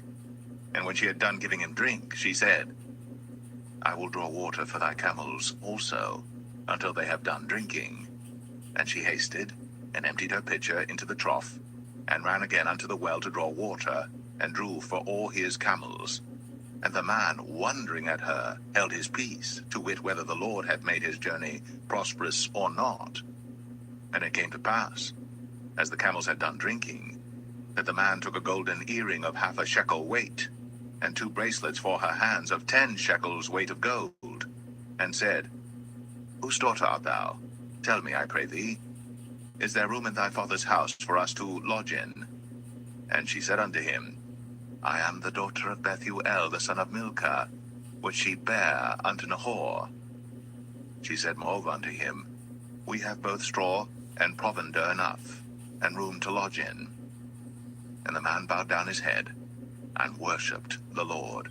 And he said, Blessed be the Lord God of my master Abraham, who hath not left destitute my master of his mercy and his truth.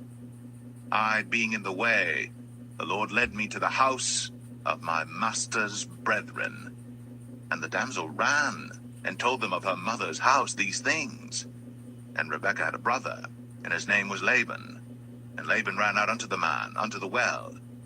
And it came to pass, when he saw the earring and bracelets upon his sister's hands, and when he heard the words of Rebekah his sister, saying, Thus spake the man unto me, that he came unto the man, and behold, he stood by the camels at the well.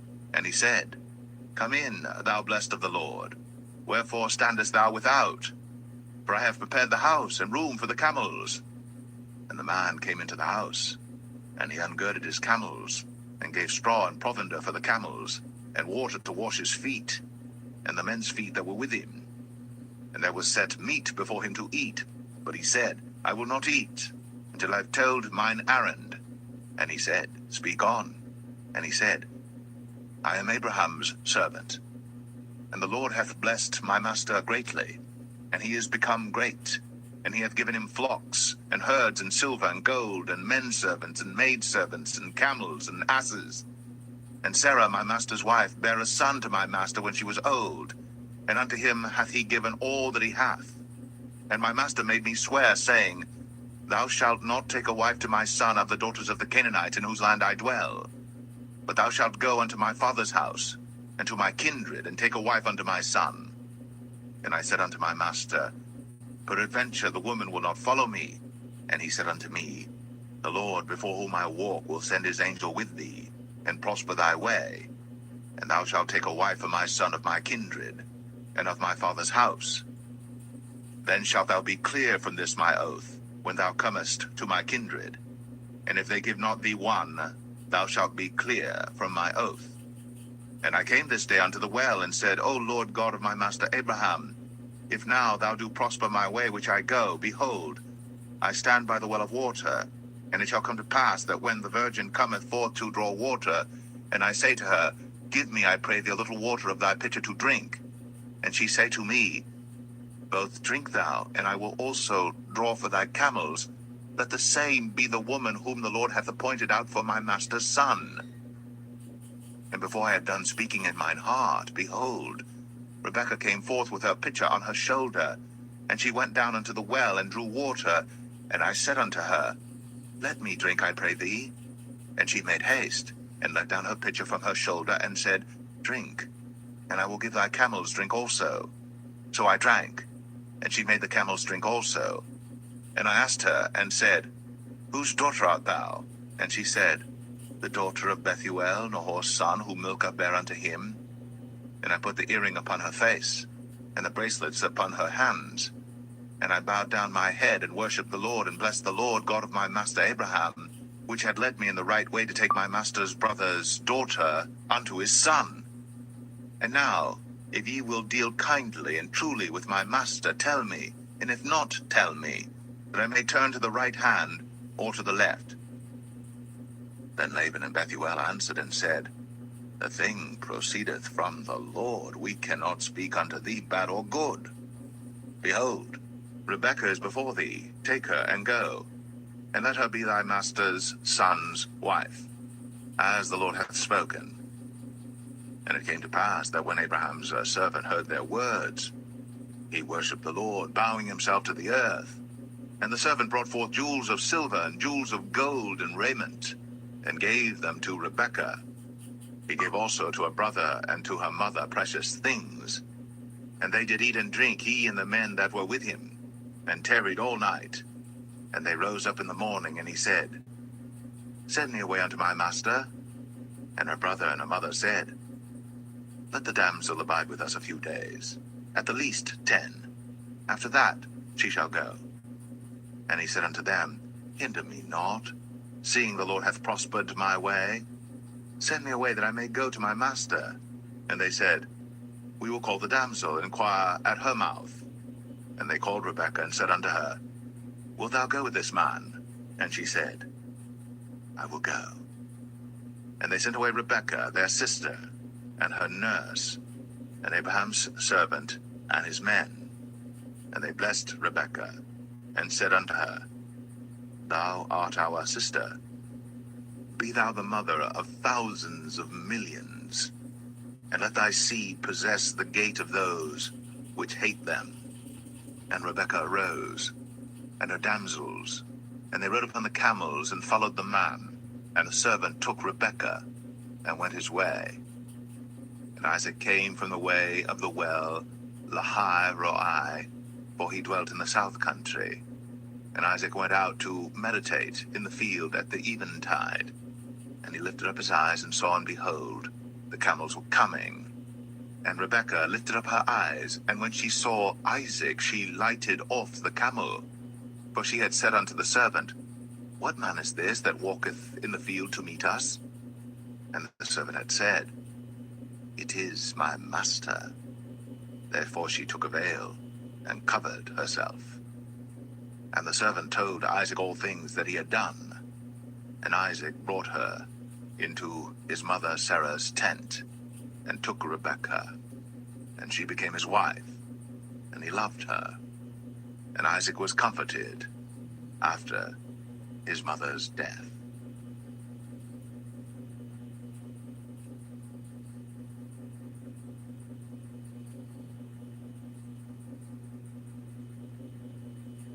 Genesis 25. Then again Abraham took a wife, and her name was Keturah. And she bare him Zimran, and Jokshan, and Medan, and Midian, and Ishbak, and Shua. And Jokshan begat Sheba and Dedan. And the sons of Dedan were Ashrim, and Letashim, and Leumim. And the sons of Midian, Ephah, and Epher, and Hanok, and Abidah, and Eldaah. All these were the children of Keturah. And Abraham gave all that he had unto Isaac. But unto the sons of the concubines which Abraham had, Abraham gave gifts, and sent them away from Isaac his son, while he yet lived, eastward unto the east country. And these are the days of the years of Abraham's life which he lived, 160 years. Then Abraham gave up the ghost, and died in a good old age, an old man, and full of years, and was gathered to his people. And his sons Isaac and Ishmael buried him in the cave of Machpelah in the field of Ephron, the son of Zoar the Hittite, which is before Mamre, the field which Abraham purchased of the sons of Heth. There was Abraham buried, and Sarah his wife. And it came to pass after the death of Abraham that God blessed his son Isaac. And Isaac dwelt by the well, Lahai. Now these are the generations of Ishmael, Abraham's son, whom Hagar the Egyptian, Sarah's handmaid, bare unto Abraham. And these are the names of the sons of Ishmael, by their names according to their generations. The firstborn of Ishmael, Nebajoth, and Kedar, and Abiel, and Mibsam, and Mishma, and Dumah, and Massa, Adar, and Tema, Jetur, Naphish, and Kedemah. These are the sons of Ishmael, and these are their names by their towns and by their castles, 12 princes according to their nations. And these are the years of the life of Ishmael, 137 years. And he gave up the ghost, and died, and was gathered unto his people. And they dwelt from Havilah unto Shur, that is before Egypt, as thou goest toward Assyria. And he died in the presence of all his brethren. And these are the generations of Isaac, Abraham's son. Abraham begat Isaac. And Isaac was 40 years old when he took Rebekah to wife, the daughter of Bethuel the Syrian of Padan Aram, the sister to Laban the Syrian. And Isaac entreated the Lord for his wife, because she was barren. And the Lord was entreated of him. And Rebekah his wife conceived. And the children struggled together within her. And she said, If it be so, why am I thus? And she went to inquire of the Lord. And the Lord said unto her, 2 nations are in thy womb, and 2 manner of people shall be separated from thy bowels. And the one people shall be stronger than the other people, and the elder shall serve the younger. And when her days to be delivered were fulfilled, behold, there were twins in her womb. And the first came out red, all over, like an hairy garment. And they called his name Esau. And after that came his brother out, and his hand took hold on Esau's heel, and his name was called Jacob. And Isaac was 80 years old when she bare them. And the boys grew, and Esau was a cunning hunter, a man of the field, and Jacob was a plain man, dwelling in tents. And Isaac loved Esau because he did eat of his venison, but Rebekah loved Jacob. And Jacob sawed pottage, and Esau came from the field, and he was faint.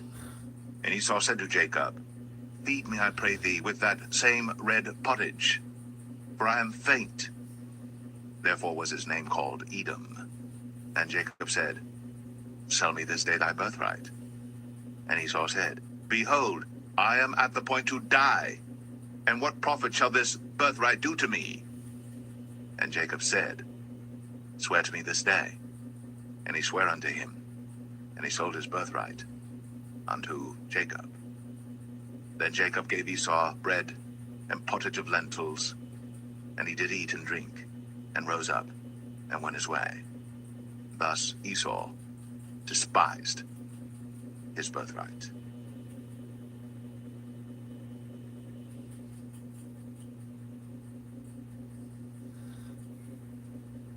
Genesis 26.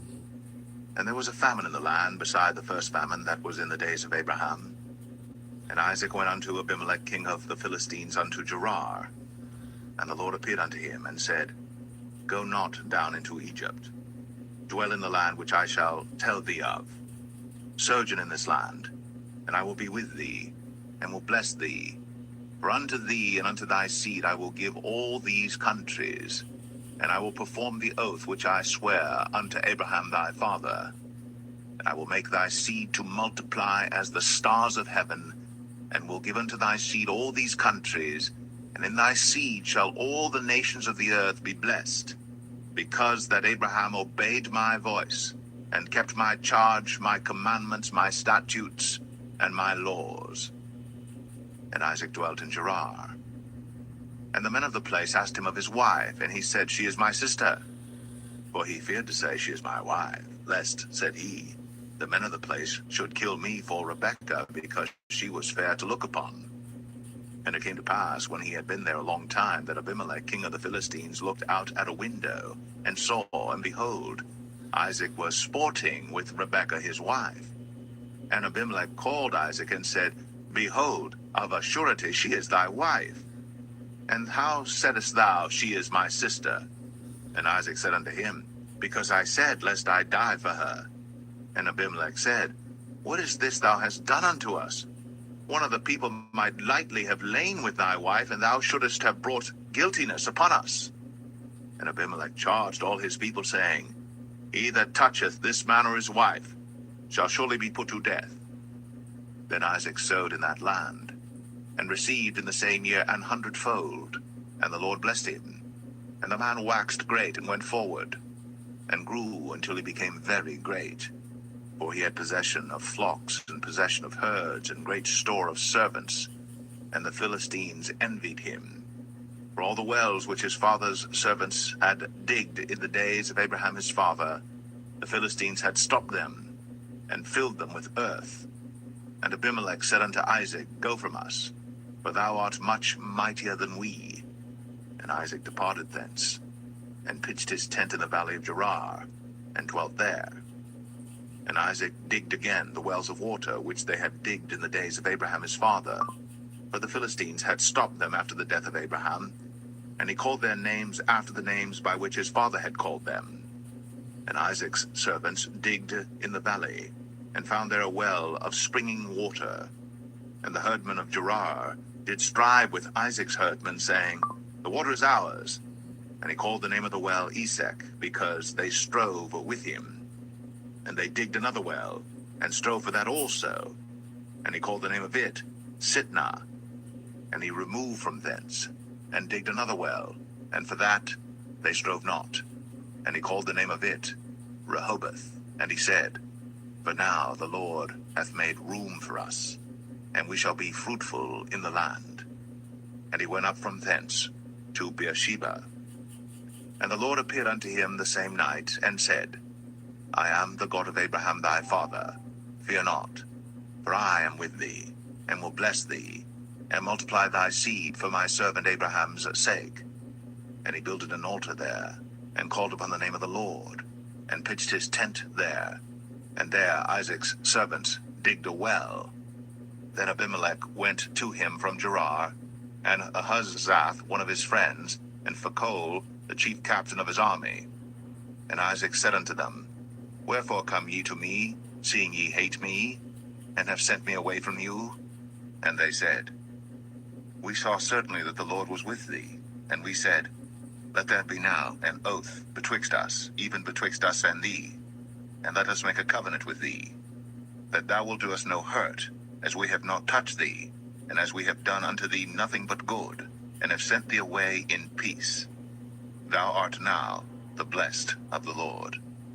And he made them a feast, and they did eat and drink. And they rose up betimes in the morning, and sware one to another. And Isaac sent them away, and they departed from him in peace. And it came to pass the same day that Isaac's servants came, and told him concerning the well which they had digged, and said unto him, We have found water. And he called it Sheba. Therefore the name of the city is Beersheba unto this day. And Esau was 40 years old when he took to wife Judith, the daughter of Beri the Hittite, and Bashemath, the daughter of Elon the Hittite, which were a grief of mind unto Isaac and to Rebekah.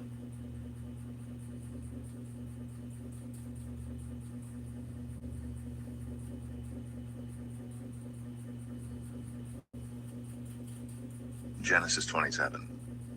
And it came to pass that when Isaac was old, and his eyes were dim, so that he could not see. He called Esau his eldest son, and said unto him, My son. And he said unto him, Behold, here am I. And he said, Behold now, I am old, I know not the day of my death. Now therefore, take, I pray thee, thy weapons, thy quiver and thy bow, and go out to the field, and take me some venison, and make me savory meat, such as I love, and bring it to me, that I may eat, that my soul may bless thee before I die. And Rebekah heard when Isaac spake to Esau his son. And Esau went to the field to hunt for venison, and to bring it. And Rebekah spake unto Jacob her son, saying, Behold, I heard thy father speak unto Esau thy brother, saying, Bring me venison, and make me savory meat, that I may eat, and bless thee before the Lord, before my death. Now therefore, my son, obey my voice according to that which I command thee. Go now to the flock, and fetch me from thence 2 good kids of the goats, and I will make them savory meat for thy father, such as he loveth. And thou shalt bring it to thy father, that he may eat, and that he may bless thee before his death. And Jacob said to Rebekah his mother, Behold, Esau my brother is a hairy man, and I am a smooth man. My father peradventure will feel me, and I shall seem to him as a deceiver, and I shall bring a curse upon me, and not a blessing. And his mother said unto him, Upon me be thy curse, my son. Only obey my voice, and go fetch me them. And he went, and fetched, and brought them to his mother. And his mother made savory meat, such as his father loved. And Rebekah took goodly raiment of her eldest son Esau, which were with her in the house, and put them upon Jacob her younger son.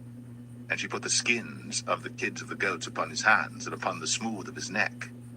And she gave the savory meat and the bread, which she had prepared, into the hand of her son Jacob. And he came unto his father, and said, My father. And he said, Here am I. Who art thou, my son?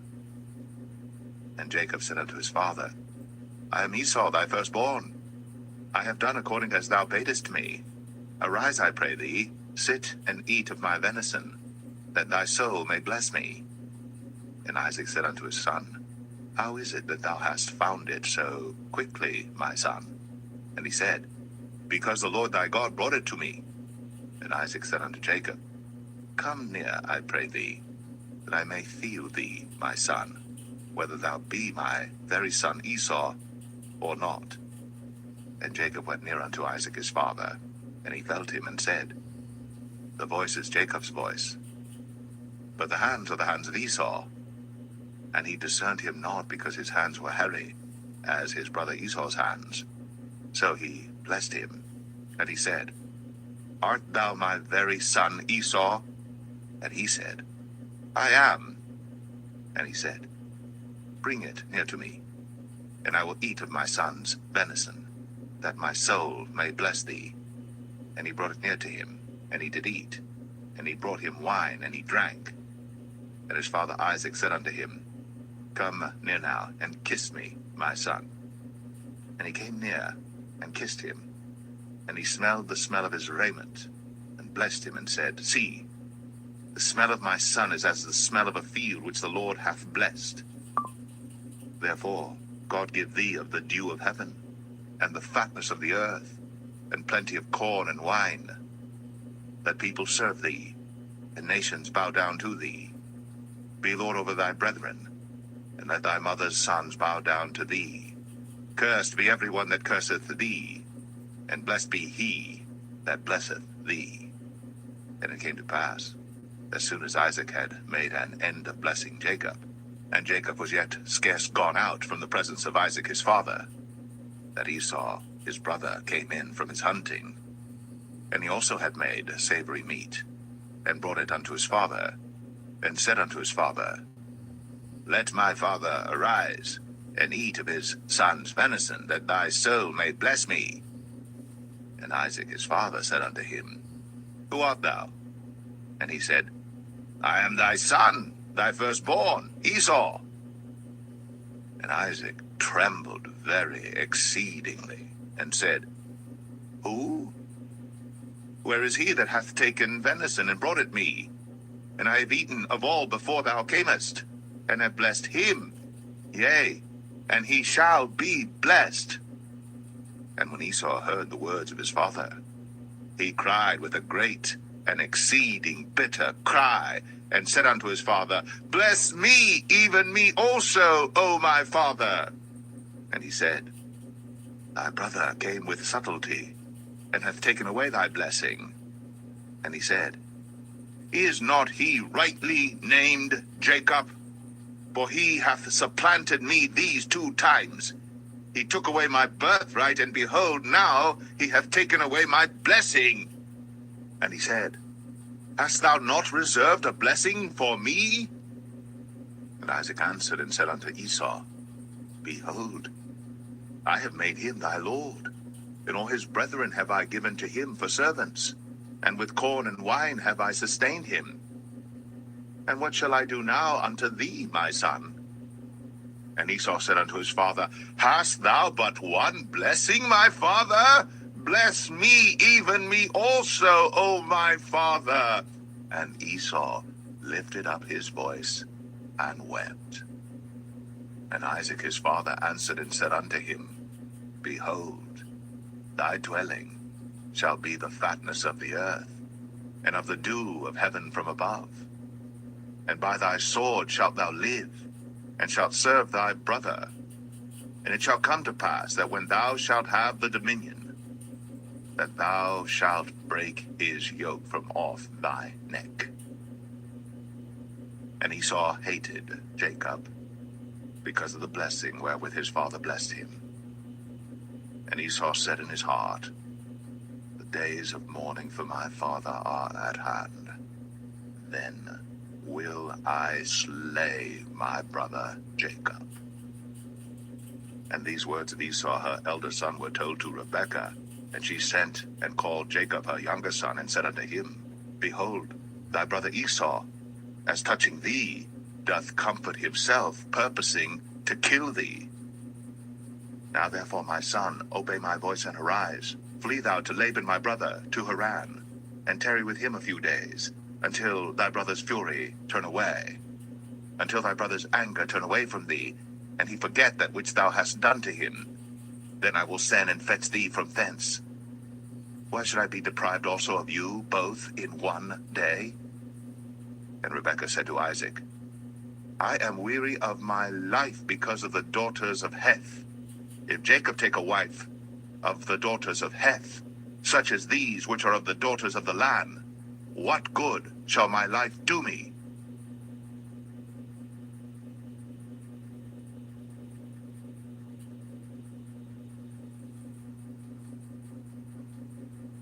Genesis 28. And Isaac called Jacob, and blessed him, and charged him, and said unto him, Thou shalt not take a wife of the daughters of Canaan. Arise, go to Padan Aram, to the house of Bethuel thy mother's father, and take thee a wife from thence of the daughters of Laban, thy mother's brother. And God Almighty bless thee, and make thee fruitful, and multiply thee, that thou mayest be a multitude of people, and give thee the blessing of Abraham to thee, and to thy seed with thee, that thou mayest inherit the land wherein thou art a stranger, which God gave unto Abraham. And Isaac sent away Jacob, and he went to Padan Aram unto Laban, son of Bethuel the Syrian, the brother of Rebekah, Jacob's and Esau's mother. When Esau saw that Isaac had blessed Jacob, and sent him away to Padan Aram, to take him a wife from thence, and that as he blessed him, he gave him a charge, saying, Thou shalt not take a wife of the daughters of Canaan. And that Jacob obeyed his father and his mother, and was gone to Padan Aram. And Esau, seeing that the daughters of Canaan pleased not Isaac his father, then went Esau unto Ishmael, and took unto the wives which he had Mahalath, the daughter of Ishmael, Abraham's son, the sister of Nebajoth, to be his wife. And Jacob went out from Beersheba, and went toward Haran. And he lighted upon a certain place, and tarried there all night, because the sun was set. And he took of the stones of that place, and put them for his pillows, and lay down in that place to sleep. And he dreamed, and behold, a ladder set up on the earth, and the top of it reached to heaven. And behold, the angels of God ascending and descending on it. And behold, the Lord stood above it and said, I am the Lord God of Abraham, thy father, and the God of Isaac. The land whereon thou liest, to thee will I give it, and to thy seed. And thy seed shall be as the dust of the earth, and thou shalt spread abroad to the west, and to the east, and to the north, and to the south. And in thee and in thy seed shall all the families of the earth be blessed. And behold, I am with thee, and will keep thee in all places whither thou goest, and will bring thee again into this land. For I will not leave thee until I have done that which I have spoken to thee of. And Jacob awaked out of his sleep, and he said, Surely the Lord is in this place, and I knew it not. And he was afraid, and said, How dreadful is this place! This is none other but the house of God, and this is the gate of heaven.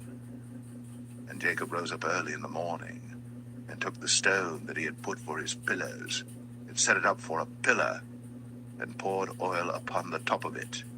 And he called the name of that place Bethel, but the name of that city was called Luz at the first. And Jacob vowed a vow, saying, If God will be with me, and will keep me in this way that I go, and will give me bread to eat, and raiment to put on, so that I come again to my father's house in peace, then shall the Lord be my God.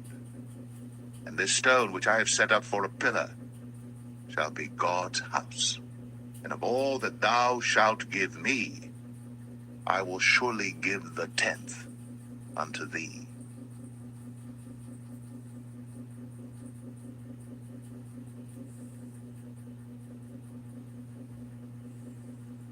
Genesis 29. Then Jacob went on his journey, and came into the land of the people of the east. And he looked, and behold, a well in the field, and lo, there were 3 flocks of sheep lying by it. For out of that well they watered the flocks.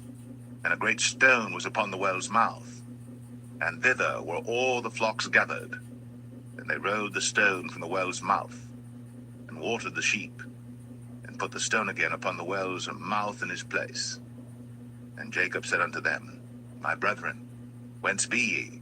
And they said, Of Haran are we. And he said unto them, Know ye Laban the son of Nahor? And they said, We know him. And he said unto them, Is he well? And they said, He is well. And behold, Rachel his daughter cometh with the sheep.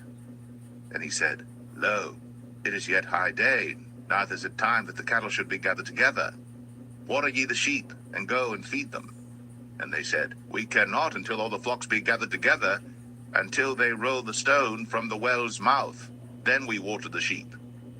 And while he yet spake with them, Rachel came with her father's sheep, for she kept them. And it came to pass, when Jacob saw Rachel the daughter of Laban his mother's brother, and the sheep of Laban his mother's brother, that Jacob went near, and rolled the stone from the well's mouth, and watered the flock of Laban his mother's brother. And Jacob kissed Rachel, and lifted up his voice and wept. And Jacob told Rachel that he was her father's brother, and that he was Rebekah's son. And she ran and told her father. And it came to pass, when Laban heard the tidings of Jacob his sister's son, that he ran to meet him, and embraced him, and kissed him, and brought him to his house. And he told Laban all these things. And Laban said to him, Surely thou art my bone and my flesh. And he abode with him the space of a month. And Laban said unto Jacob, Because thou art my brother, shouldest thou therefore serve me for naught? Tell me, what shall thy wages be? And Laban had 2 daughters. The name of the elder was Leah, and the name of the younger was Rachel. Leah was tender-eyed, but Rachel was beautiful and well-favored. And Jacob loved Rachel, and said, I will serve thee 7 years for Rachel thy younger daughter. And Laban said, It is better that I give her to thee, than that I should give her to another man. Abide with me. And Jacob served 7 years for Rachel. And they seemed unto him but a few days, for the love he had to her. And Jacob said unto Laban, Give me my wife, for my days are fulfilled, that I may go in unto her. And Laban gathered together all the men of the place, and made a feast. And it came to pass in the evening, that he took Leah his daughter, and brought her to him, and he went in unto her. And Laban gave unto his daughter Leah Zilpah his maid for an handmaid. And it came to pass, that in the morning, behold, it was Leah. And he said to Laban, What is this thou hast done unto me? Did not I serve with thee for Rachel? Wherefore then hast thou beguiled me? And Laban said, It must not be so done in our country to give the younger before the firstborn. Fulfill her week, and we will give thee this also for the service which thou shalt serve with me yet 7 other years. And Jacob did so, and fulfilled her week, and he gave him Rachel his daughter to wife also. And Laban gave to Rachel his daughter Bilhah his handmaid to be her maid. And he went in also unto Rachel, and he loved also Rachel more than Leah, and served with him yet 7 other years. And when the Lord saw that Leah was hated, he opened her womb. But Rachel was barren, and Leah conceived and bare a son. And she called his name Reuben, for she said, Surely the Lord hath looked upon my affliction. Now therefore my husband will love me. And she conceived again, and bare a son, and said, Because the Lord hath heard that I was hated, he hath therefore given me this son also. And she called his name Simeon. And she conceived again, and bare a son, and said, Now this time will my husband be joined unto me, because I have borne him 3 sons. Therefore was his name called Levi. And she conceived again, and bare a son, and she said, Now will I praise the Lord. Therefore she called his name Judah, and left bearing.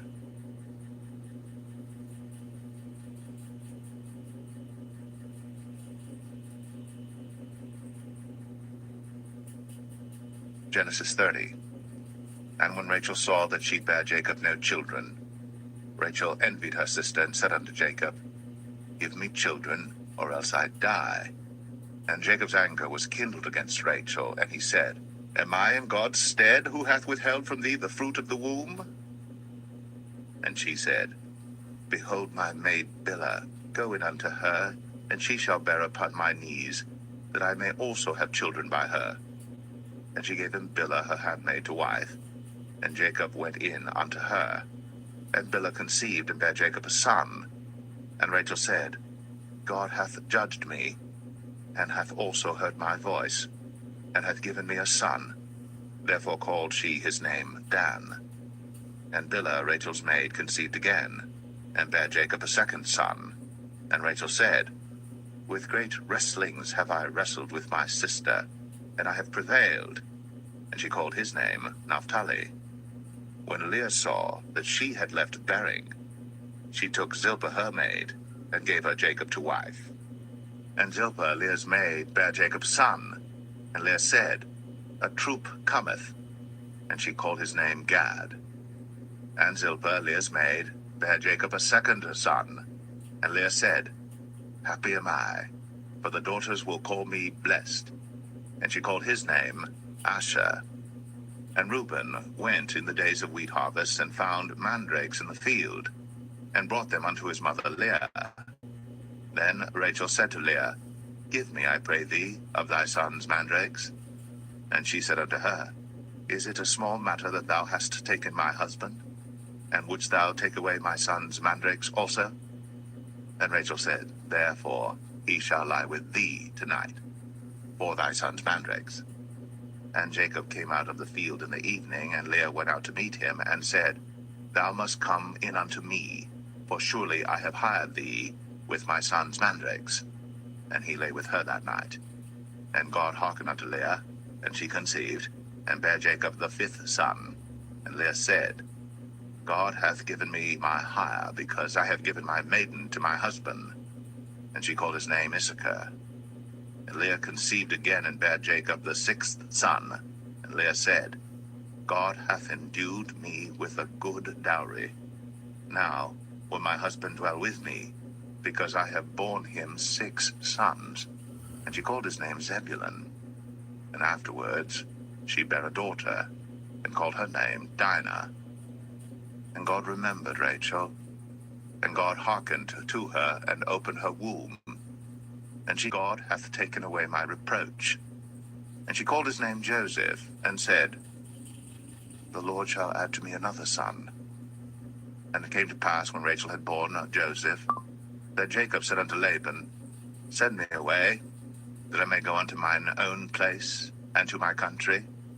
Give me my wives and my children, for whom I have served thee, and let me go, for thou knowest my service which I have done thee. And Laban said unto him, I pray thee, if I have found favor in thine eyes, tarry, for I have learned by experience that the Lord hath blessed me for thy sake. And he said, Appoint me thy wages, and I will give it. And he said unto him, Thou knowest how I have served thee, and how thy cattle was with me. For it was little which thou hadst before I came, and it is now increased unto a multitude. And the Lord hath blessed thee since my coming. And now, when shall I provide for mine own house also? And he said, What shall I give thee? And Jacob said, Thou shalt not give me anything. If thou wilt do this thing for me, I will again feed and keep thy flock. I will pass through all thy flock today, removing from thence all the speckled and spotted cattle, and all the brown cattle among the sheep, and the spotted and speckled among the goats, and of such shall be my hire. So shall my righteousness answer for me in time to come, when it shall come for my hire before thy face, every one that is not speckled and spotted among the goats, and brown among the sheep, that shall be counted stolen with me. And Laban said, Behold, I would it might be according to thy word. And he removed that day the he-goats that were ring-straked and spotted, and all the she-goats that were speckled and spotted, and every one that had some white in it, and all the brown among the sheep, and gave them into the hand of his sons. And he set 3 days' journey betwixt himself and Jacob fed the rest of Laban's flocks. And Jacob took him rods of green poplar, and of the hazel and chestnut tree, and pilled white strakes in them, and made the white appear which was in the rods. And he set the rods which he had pilled before the flocks in the gutters, in the watering troughs, when the flocks came to drink, that they should conceive when they came to drink. And the flocks conceived before the rods, and brought forth cattle, ring-straked, speckled, and spotted. And Jacob did separate the lambs, and set the faces of the flocks toward the ring-straked, and all the brown in the flock of Laban. And he put his own flocks by themselves, and put them not unto Laban's cattle. And it came to pass, whensoever the stronger cattle did conceive, that Jacob laid the rods before the eyes of the cattle in the gutters, that they might conceive among the rods. But when the cattle were feeble, he put them not in. So the feebler were Laban's, and the stronger Jacob's. And the man increased exceedingly, and had much cattle, and maidservants, and menservants, and camels, and asses.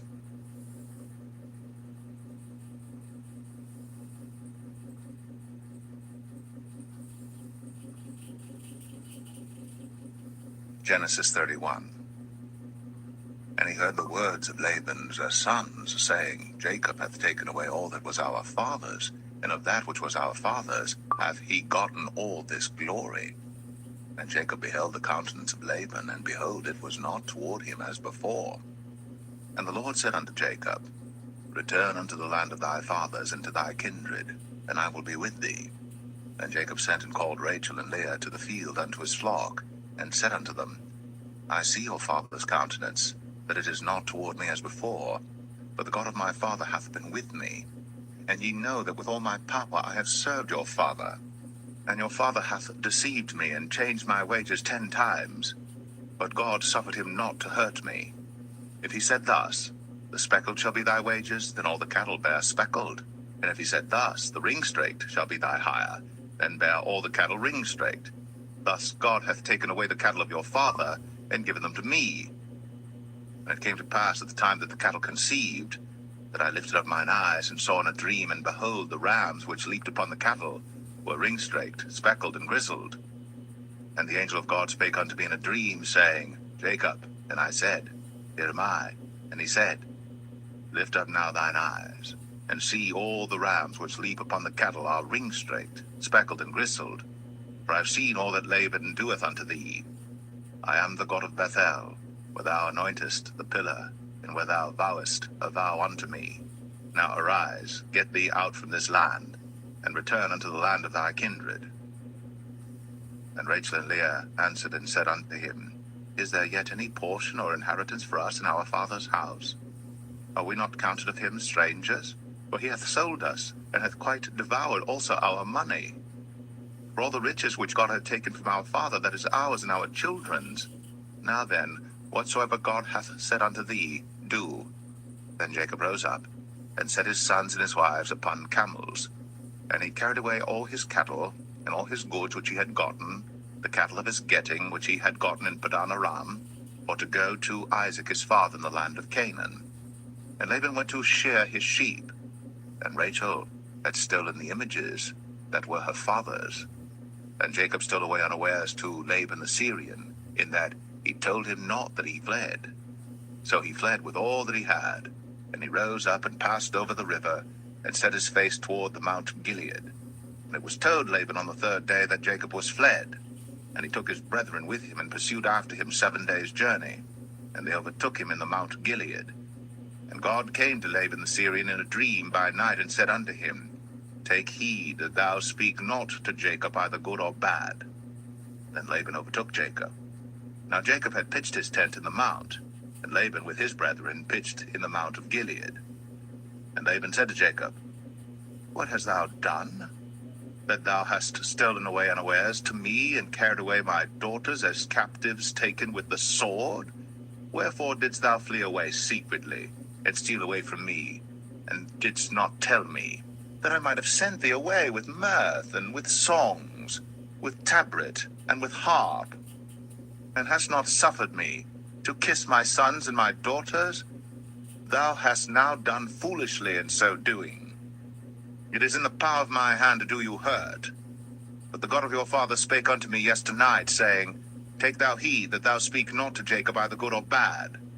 And now, though thou wouldst needs be gone, because thou sore longest after thy father's house, yet wherefore hast thou stolen my gods?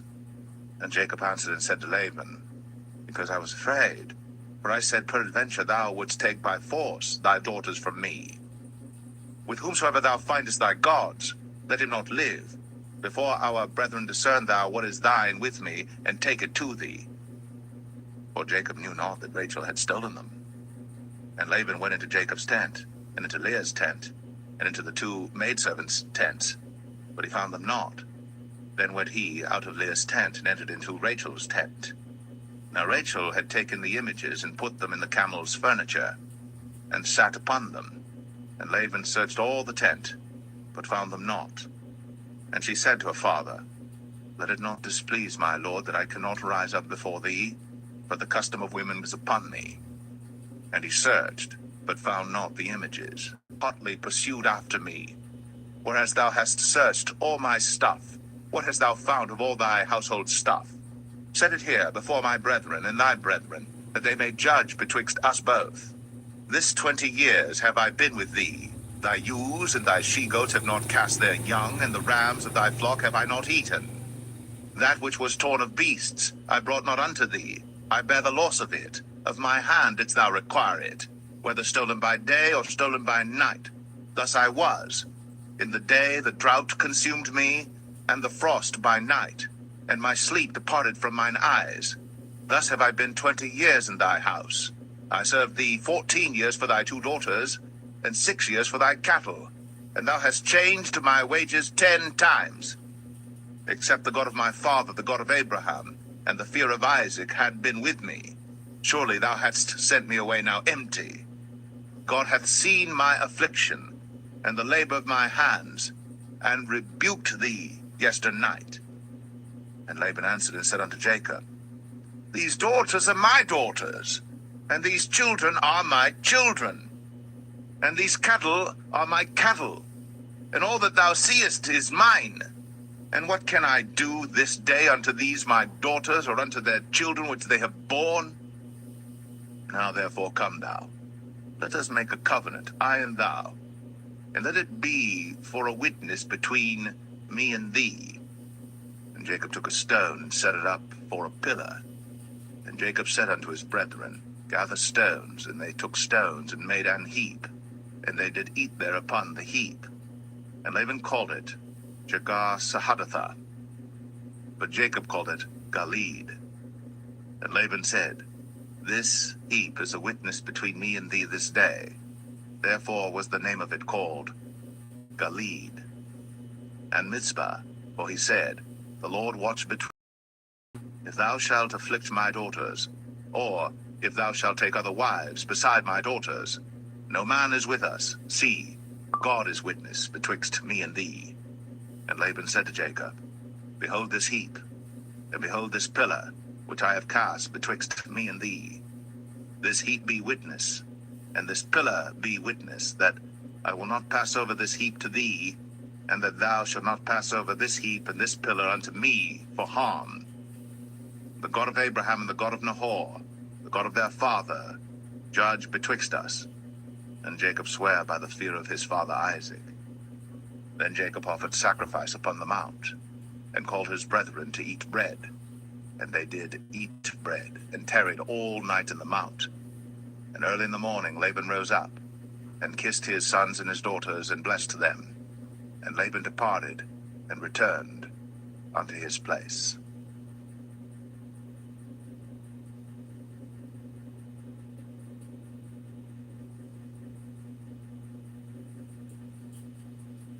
Genesis 32. And Jacob went on his way, and the angels of God met him. And when Jacob saw them, he said, This is God's host. And he called the name of that place Mahanaim.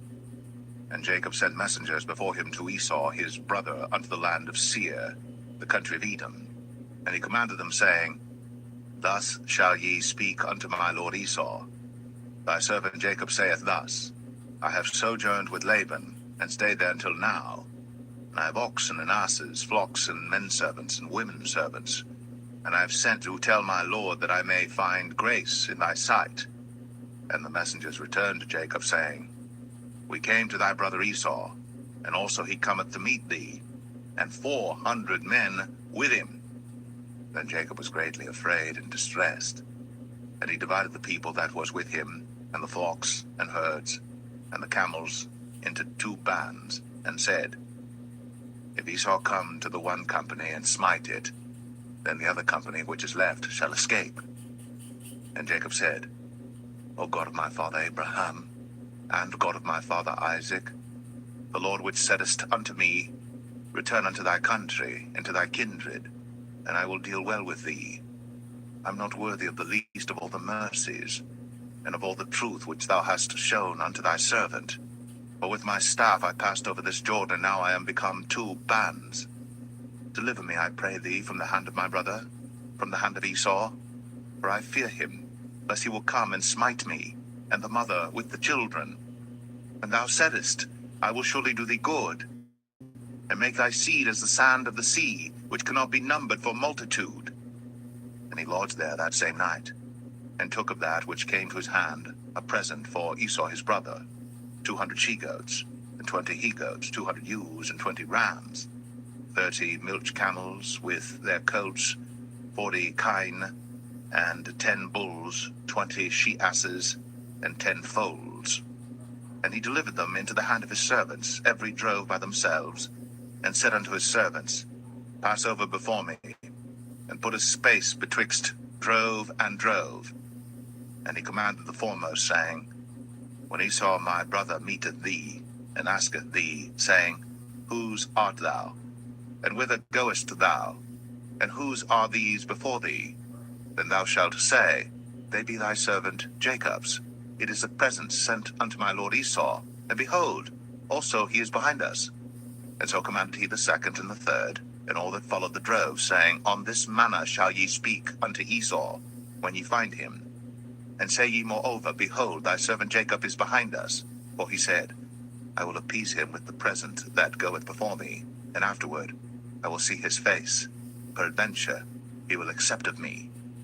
So went the present over before him, and himself lodged that night in the company. And he rose up that night, and took his 2 wives, and his 2 women servants, and his 11 sons, and passed over the ford Jabbok. And he took them, and sent them over the brook, and sent over that he had. And Jacob was left alone. And there wrestled a man with him until the breaking of the day. And when he saw that he prevailed not against him, he touched the hollow of his thigh. And the hollow of Jacob's thigh was out of joint as he wrestled with him. And he said, Let me go, for the day breaketh. And he said, I will not let thee go, except thou bless me. And he said unto him, What is thy name? And he said, Jacob. And he said, Thy name shall be called no more Jacob, but Israel.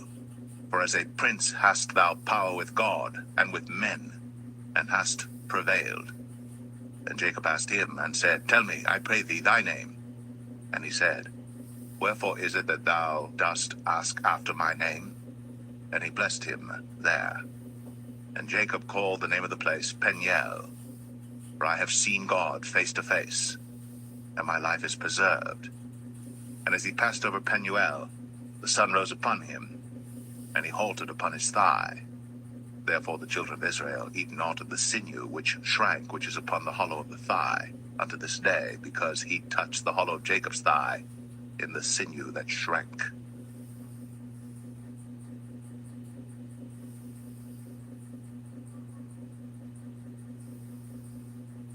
Genesis 33.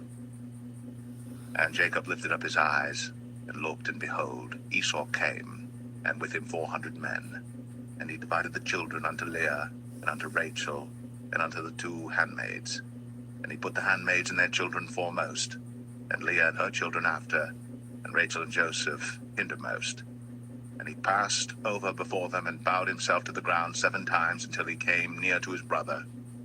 And Esau ran to meet him, and embraced him, and fell on his neck, and kissed him, and they wept. And he lifted up his eyes, and saw the women and the children, and said, Who are those with thee? And he said, The children which God hath graciously given thy servant. Then the handmaidens came near, they and their children, and they bowed themselves. And Leah also with her children came near, and bowed themselves. And after came Joseph near, and Rachel, and they bowed themselves. And he said, What meanest thou by all this drove which I met? And he said, These are to find grace in the sight of my Lord. And Esau said, I have enough, my brother, keep that thou hast unto thyself. And Jacob said, Nay, I pray thee, if now I have found grace in thy sight, then receive my present at my hand. For therefore I have seen thy face as though I had seen the face of God, and thou wast pleased with me. Take, I pray thee, my blessing that is brought to thee, because God hath dealt graciously with me, and because I have enough. And he urged him, and he took it. And he said, Let us take our journey, and let us go, and I will go before thee. And he said unto him, My Lord knoweth that the children are tender, and the flocks and herds with young are with me.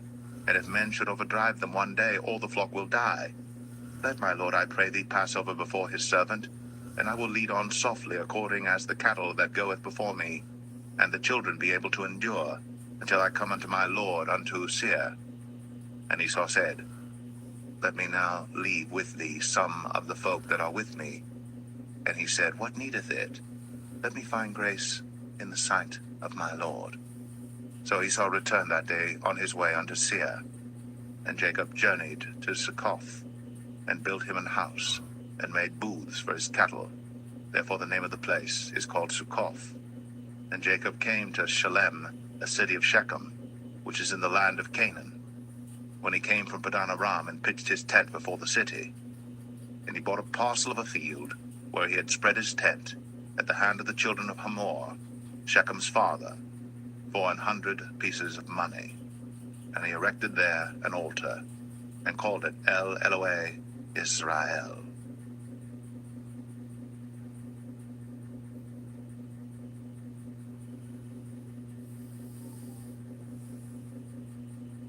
Genesis 34. And Dinah, the daughter of Leah, which she bare unto Jacob, went out to see the daughters of the land.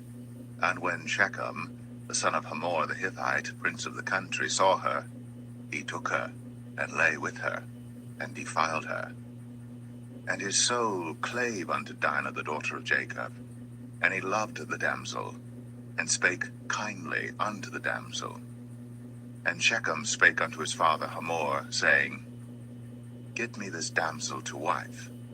And Jacob heard that he had defiled Dinah his daughter. Now his sons were with his cattle in the field, and Jacob held his peace until they were come. And Hamor the father of Shechem went out unto Jacob to commune with him. And the sons of Jacob came out of the field when they heard it, and the men were grieved, and they were very wroth, because he had wrought folly in Israel, in lying with Jacob's daughter, which thing ought not to be done. And Hamor communed with them, saying, The soul of my son Shechem longeth for your daughter. I pray you, give her him to wife, and make ye marriages with us, and give your daughters unto us, and take our daughters unto you. And ye shall dwell with us, and the land shall be before you. Dwell and trade ye therein, and get you possessions therein. And Shechem said unto her father and unto her brethren, Let me find grace in your eyes, and what ye shall say unto me I will give. Ask me never so much dowry and gift, and I will give according as ye shall say unto me. But give me the damsel to wife. And the sons of Jacob answered Shechem and Hamor his father deceitfully, and said, because he had defiled Dinah their sister, and they said unto them, We cannot do this thing to give our sister to one that is uncircumcised, for that were a reproach unto us. But in this will we consent unto you. If ye will be as we be, that every male of you be circumcised, then will we give our daughters unto you, and we will take your daughters to us, and we will dwell with you, and we will become one people. But if ye will not hearken unto us to be circumcised, then we will take our daughter, and we will be gone. And their words pleased Hamor and Shechem, Hamor's son. And the young man deferred not to do the thing, because he had delight in Jacob's daughter, and he was more honorable than all the house of his father. And Hamor and Shechem his son came unto the gate of their city, and communed with the men of their city, saying, These men are peaceable with us, therefore let them dwell in the land, and trade therein. For the land, behold, it is large enough for them. Let us take their daughters to us for wives, and let us give them our daughters. Only herein will the men consent unto us, for to dwell with us, to be one people, if every male among us be circumcised, as they are circumcised. Shall not their cattle and their substance and every beast of theirs be ours? Only let us consent unto them, and they will dwell with us. And unto Hamor and unto Shechem his son hearken all that went out of the gate of his city, and every male was circumcised, all that went out of the gate of his city. And it came to pass on the third day, when they were sore, that two of the sons of Jacob, Simeon and Levi, Dinah's brethren, took each man his sword, and came upon the city boldly, and slew all the males. And they slew Hamor and Shechem his son with the edge of the sword, and took Dinah out of Shechem's house, and went out. The sons of Jacob came upon the slain, and spoiled the city, because they had defiled their sister. They took their sheep and their oxen, and their asses, and that which was in the city, and that which was in the field, and all their wealth, and all their little ones, and their wives took they captive, and spoiled even all that was in the house. And Jacob said to Simeon and Levi, Ye have troubled me to make me to stink among the inhabitants of the land, among the Canaanites and the Perizzites. And And I, being few in number, they shall gather themselves together against me and slay me, and I shall be destroyed, I and my house. And they said, should he deal with our sister as with an harlot?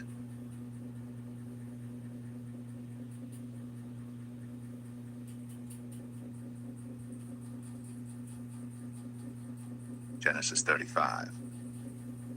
And God said unto Jacob, arise, go up to Bethel, and dwell there, and make there an altar unto God, that appeared unto thee when thou fleddest from the face of Esau thy brother. Then Jacob said unto his household and to all that were with him, put away the strange gods that are among you, and be clean, and change your garments, and let us arise, and go up to Bethel, and I will make there an altar unto God, who answered me in the day of my distress, and was with me in the way which I went. And they gave unto Jacob all the strange gods which were in their hand, and all their earrings which were in their ears. And Jacob hid them under the oak which was by Shechem. And they journeyed, and the terror of God was upon the cities that were round about them, and they did not pursue after the sons of Jacob. So Jacob came to Luz, which is in the land of Canaan, that is Bethel, he and all the people that were with him. And he built there an altar, and called the place El Bethel, because there God appeared unto him, when he fled from the face of his brother. But Deborah, Rebekah's nurse, died, and she was buried beneath Bethel, under an oak. And the name of it was called Elon Bar-Koth. And God appeared unto Jacob again when he came out of Padan Aram, and blessed him. And God said unto him, thy name is Jacob. Thy name shall not be called any more Jacob, but Israel shall be thy name. And he called his name Israel. And God said unto him, I am God Almighty. Be fruitful and multiply. A nation and a company of nations shall be of thee, and kings shall come out of thy loins. And the land which I gave Abraham and Isaac, to thee I will give it, and to thy seed after thee will I give the land. And God went up from him in the place where he talked with him. And Jacob set up a pillar in the place where he talked with him, even a pillar of stone. And he poured a drink offering thereon, and he poured oil thereon. And Jacob called the name of the place where God spake with him, Bethel. And they journeyed from Bethel. And there was but a little way to come to Ephrath. And Rachel travailed, and she had hard labor. And it came to pass, when she was in hard labor, that the midwife said unto her, fear not, thou shalt have this son also. And it came to pass, as her soul was in departing, for she died, that she called his name Ben-Oni, but his father called him Benjamin. And Rachel died, and was buried in the way to Ephrath, which is Bethlehem. And Jacob set a pillar upon her grave, that is, the pillar of Rachel's grave, unto this day. And Israel journeyed, and spread his tent beyond the tower of Adar.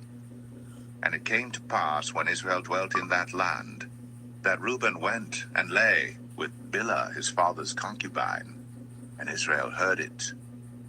Now the sons of Jacob were 12. The sons of Leah, Reuben, Jacob's firstborn, and Simeon, and Levi, and Judah, and Issachar, and Zebulun. The sons of Rachel, Joseph and Benjamin. And the sons of Bilhah, Rachel's handmaid, Dan and Naphtali. And the sons of Zilpah, Leah's handmaid, Gad and Asher. These are the sons of Jacob, which were born to him in Padan Aram. And Jacob came unto Isaac his father unto Mamre, unto the city of Arba, which is Hebron, where Abraham and Isaac sojourned. And the days of Isaac were 180 years. And Isaac gave up the ghost, and died, and was gathered unto his people, being old and full of days. And his sons Esau and Jacob buried him.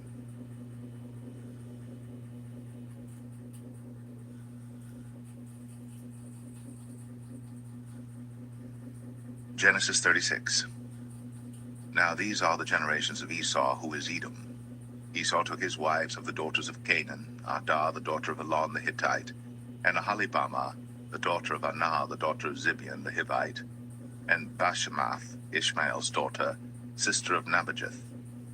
And Adah bare to Esau Eliphaz, and Bashemath bare Ruel.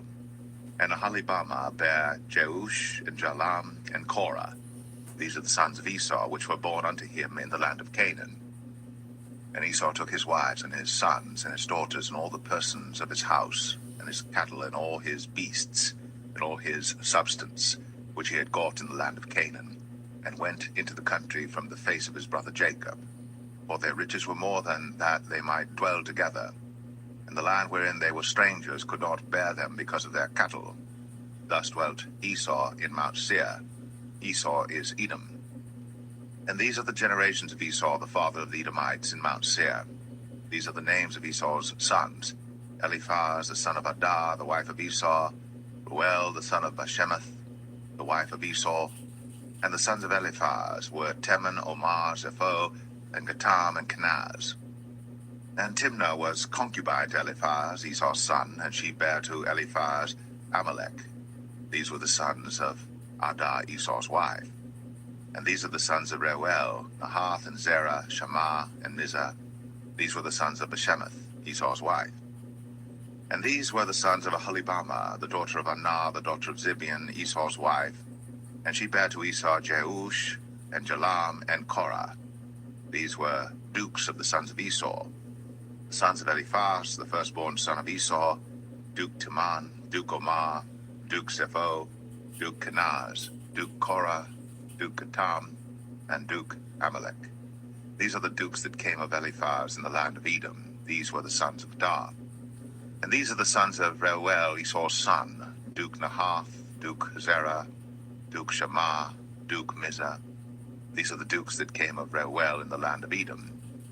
These are the sons of Bashemath, Esau's wife.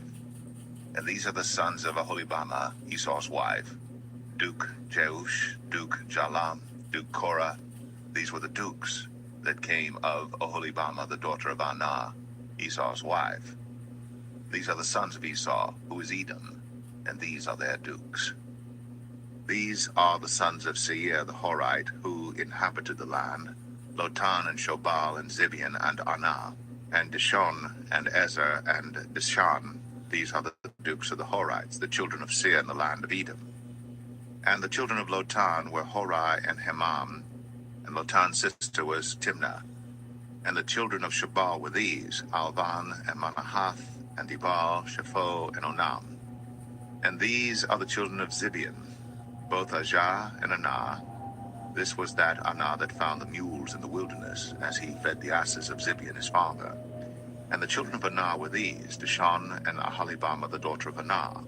And these are the children of Dishon: Hemdan, and Eshban, and Ithran, and Cheran. The children of Ezer are these: Bilhan, and Zavan, and Akan. The children of Dishan are these: Uz, and Aran. These are the dukes that came of the Horites: Duke Lotan, Duke Shobal, Duke Zibeon, Duke Anah, Duke Dishon, Duke Ezer, Duke Dishan. These are the dukes that came of Hori among their dukes in the land of Seir. And these are the kings that reigned in the land of Edom, before there reigned any king over the children of Israel. And Bela the son of Beor reigned in Edom, and the name of his city was Dinhabah. And Bela died, and Jobab the son of Zerah of Bozrah reigned in his stead. And Jobab died, and Husham of the land of Temanai reigned in his stead. And Husham died, and Hadad the son of Bedad, who smote Midian in the field of Moab, reigned in his stead, when the name of his city was Avith. And Hadad died, and Samlah of Masrekah reigned in his stead. And Samlah died, and Saul of Rehoboth by the river reigned in his stead. And Saul died, and Baal-Hanan the son of Achbor reigned in his stead. And Baal-Hanan the son of Achbor died, and Hadad reigned in his stead. And the name of his city was Pau, and his wife's name was Mehetabel, and the daughter of Matred, the daughter of Mezahab. And these are the names of the dukes that came of Esau, according to their families after their places by their names: Duke Timnah, Duke Alva, Duke Jetheth, Duke Aholibama, Duke Elah, Duke Pinon, Duke Kenaz, Duke Taman, Duke Mibsar, Duke Magdiel, Duke Iram. These be the dukes of Edom, according to their habitations in the land of their possession. He is Esau, the father of the Edomites.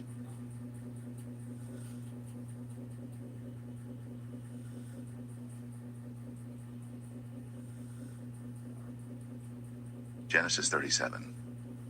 And Jacob dwelt in the land wherein his father was a stranger, in the land of Canaan.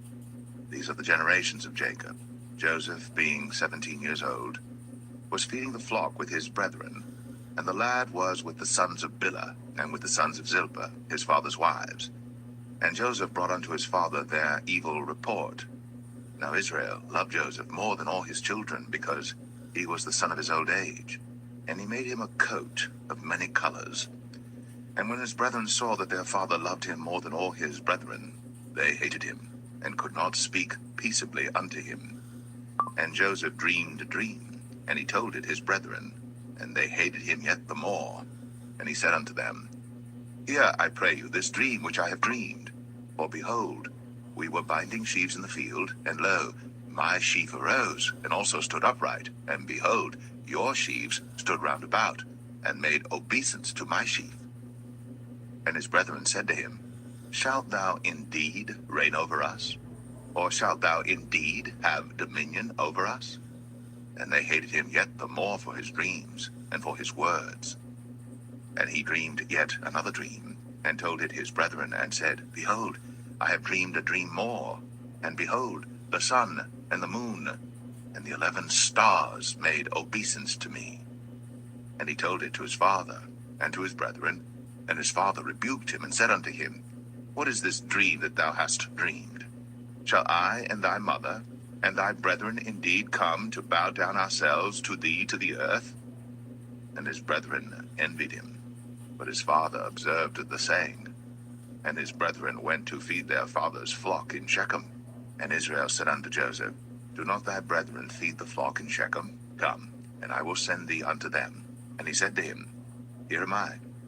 And he said to him, Go, I pray thee, see whether it be well with thy brethren, and well with the flocks, and bring me word again. So he sent him out of the vale of Hebron, and he came to Shechem. And a certain man found him, and behold, he was wandering in the field. And the man asked him, saying, What seekest thou? And he said, I seek my brethren. Tell me, I pray thee, where they feed their flocks. And the man said, They are departed hence, for I heard them say, Let us go to Dothan. And Joseph went after his brethren, and found them in Dothan. And when they saw him afar off, even before he came near unto them, they conspired against him to slay him. And they said one to another, Behold, this dreamer cometh. Come now, therefore, and let us slay him, and cast him into some pit. And we will say, Some evil beast hath devoured him, and we shall see what will become of his dreams. And Reuben heard it, and he delivered him out of their hands, and said, Let us not kill him. And Reuben said unto them, Shed no blood, but cast him into this pit that is in the wilderness, and lay no hand upon him, that he might rid him out of their hands, to deliver him to his father again. And it came to pass, when Joseph was come unto his brethren, that they stripped Joseph out of his coat of many colors that was on him, and they took him, and cast him into a pit. And the pit was empty, there was no water in it. And they sat down to eat bread. And they lifted up their eyes and looked, and behold, a company of Ishmaelites came from Gilead with their camels bearing spicery and balm and myrrh, going to carry it down to Egypt. And Judah said unto his brethren, What profit is it if we slay our brother, and conceal his blood? Come, and let us sell him to the Ishmaelites, and let not our hand be upon him, for he is our brother and our flesh. And his brethren were content. Then there passed by Midianites, merchantmen, and they drew and lifted up Joseph out of the pit, and sold Joseph to the Ishmaelites for 20 pieces of silver, and they brought Joseph into Egypt. And Reuben returned unto the pit, and behold, Joseph was not in the pit. And he rent his clothes. And he returned unto his brethren, and said, The child is not, and I, whither shall I go? And they took Joseph's coat, and killed a kid of the goats, and dipped the coat in the blood.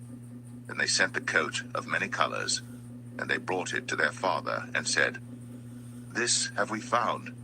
Know now whether it be thy son's coat or no. And he knew it, and said, It is my son's coat. An evil beast hath devoured him.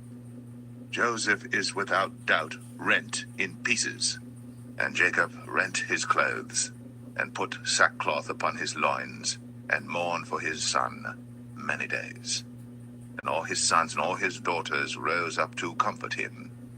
But he refused to be comforted, and he said, For I will go down into the grave unto my son mourning.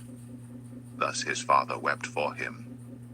And the Midianites sold him into Egypt unto Potiphar, an officer of Pharaoh's, and captain of the guard.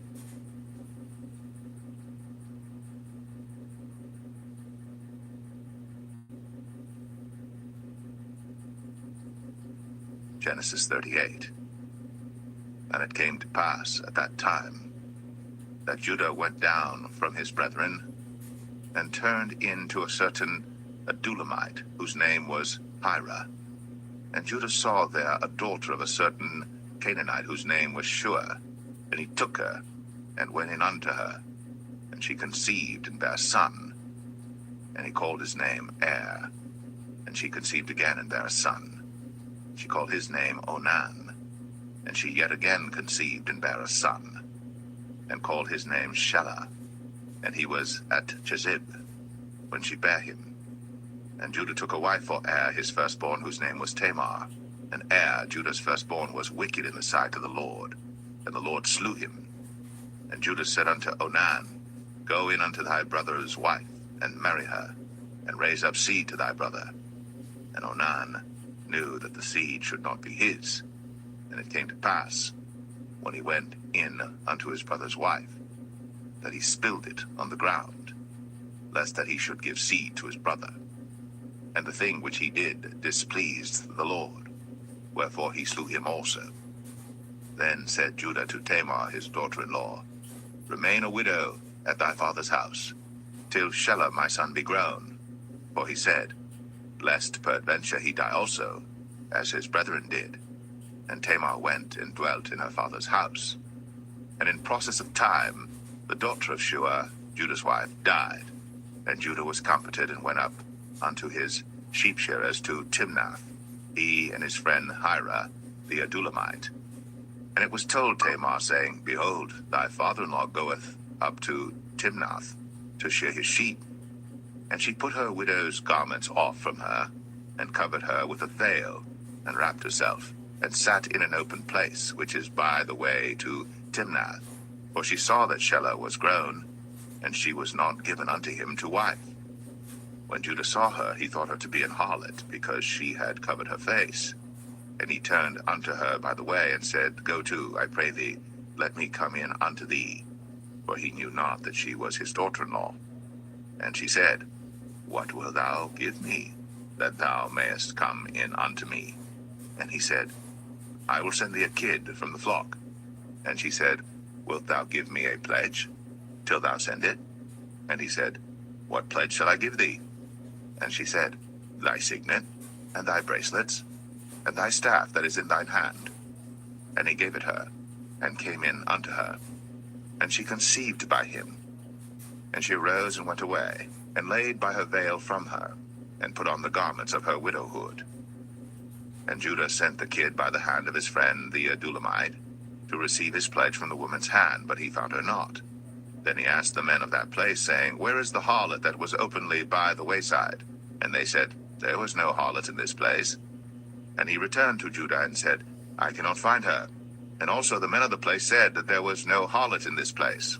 And Judah said, Let her take it to her, lest we be shamed. Behold, I sent this kid, and thou hast not found her. And it came to pass about 3 months after, that it was told Judah, saying, Tamar, thy daughter-in-law, hath played the harlot, and also, behold, she is with child by whoredom. And Judah said, Bring her forth, and let her be burnt. When she was brought forth, she sent to her father-in-law, saying, By the man whose these are, am I with child? And she said, Discern, I pray thee. Whose are these? The signet, and bracelets, and staff. And Judah acknowledged them, and said, She hath been more righteous than I, because that I gave her not to Shelah my son. And he knew her again no more. And it came to pass in the time of her travail, that, behold, twins were in her womb. And it came to pass, when she travailed, that the one put out his hand, and the midwife took and bound upon his hand a scarlet thread, saying, This came out first. And it came to pass, as he drew back his hand, that, behold, his brother came out. And she said, How hast thou broken forth? This breach be upon thee. Therefore his name was called Pharez. And afterward came out his brother, that had the scarlet thread upon his hand, and his name was called Zerah.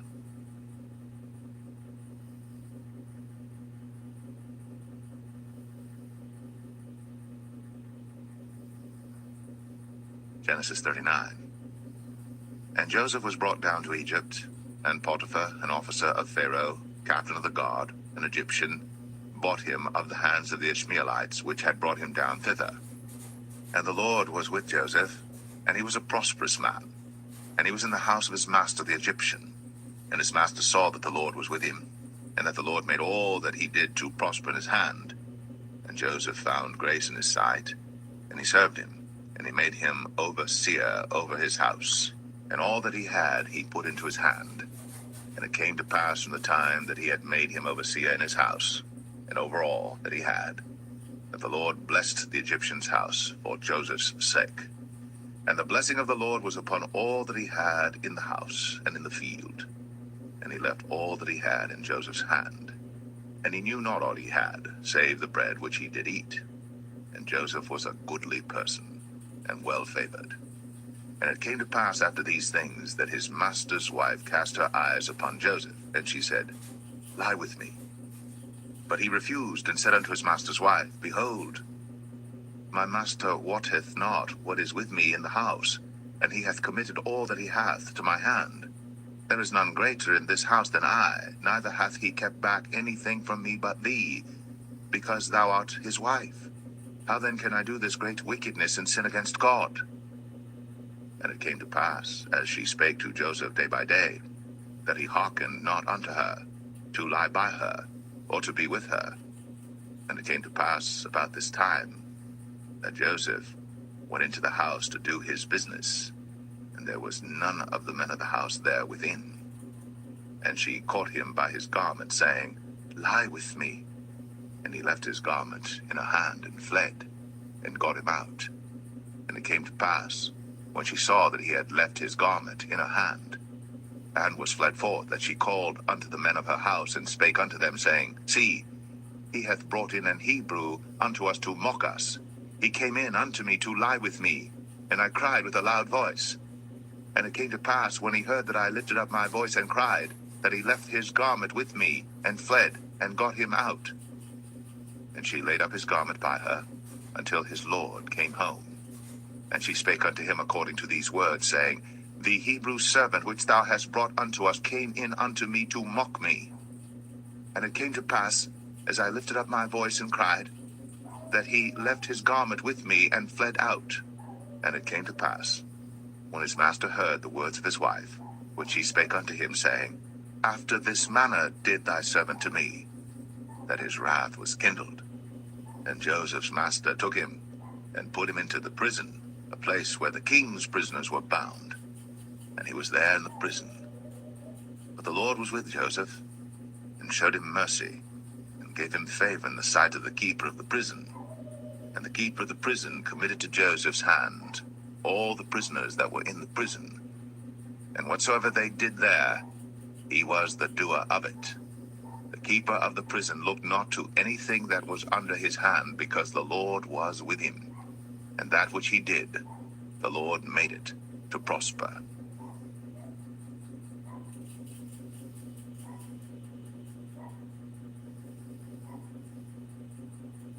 Genesis 40. And it came to pass, after these things, that the butler of the king of Egypt, and his baker, had offended their lord the king of Egypt. And Pharaoh was wroth against two of his officers, against the chief of the butlers and against the chief of the bakers. And he put them in ward in the house of the captain of the guard into the prison, the place where Joseph was bound. And the captain of the guard charged Joseph with them, and he served them. And they continued a season in ward. And they dreamed a dream, both of them, each man his dream in one night, each man according to the interpretation of his dream, the butler and the baker of the king of Egypt, which were bound in the prison. And Joseph came in unto them in the morning, and looked upon them, and behold, they were sad. And he asked Pharaoh's officers that were with him in the ward of his lord's house, saying, Wherefore look ye so sadly today? And they said unto him, We have dreamed a dream, and there is no interpreter of it. And Joseph said unto them, Do not interpretations belong to God? Tell me them, I pray you. And the chief butler told his dream to Joseph, and said to him, In my dream, behold, a vine was before me. And in the vine were 3 branches, and it was as though it budded, and her blossoms shot forth, and the clusters thereof brought forth ripe grapes. And Pharaoh's cup was in my hand, and I took the grapes, and pressed them into Pharaoh's cup, and I gave the cup into Pharaoh's hand. And Joseph said unto him, This is the interpretation of it. 3 branches are 3 days. Yet within 3 days shall Pharaoh lift up thine head, and restore thee unto thy place, and thou shalt deliver Pharaoh's cup into his hand, after the former manner when thou wast his butler. But think on me when it shall be well with thee, and show kindness, I pray thee, unto me, and make mention of me unto Pharaoh, and bring me out of this house. For indeed, I was stolen away out of the land of the Hebrews, and here also have I done nothing that they should put me into the dungeon. When the chief baker saw that the interpretation was good, he said unto Joseph, I also was in my dream, and behold, I had 3 white baskets on my head, and in the uppermost basket there was of all manner of baked meats for Pharaoh, and the birds did eat them out of the basket upon my head. And Joseph answered and said, This is the interpretation thereof. The 3 baskets are 3 days. Yet within 3 days shall Pharaoh lift up thy head from off thee, and shall hang thee on a tree, and the birds shall eat thy flesh from off thee. And it came to pass, the 3rd day, which was Pharaoh's birthday, that he made a feast unto all his servants. And he lifted up the head of the chief butler and of the chief baker among his servants. And he restored the chief butler unto his butlership again, and he gave the cup into Pharaoh's hand. But he hanged the chief baker, as Joseph had interpreted to them. Yet did not the chief butler remember Joseph, but forgat him.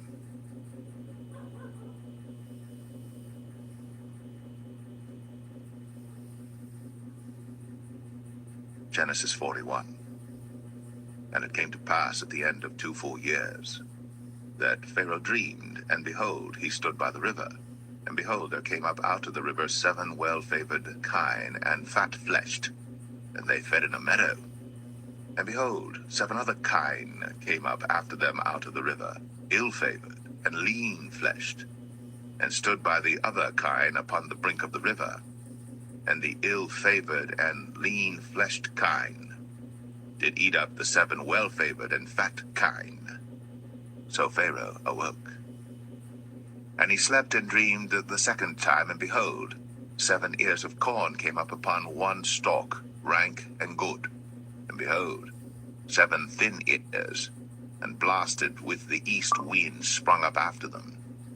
And the 7 thin ears devoured the 7 rank and full ears.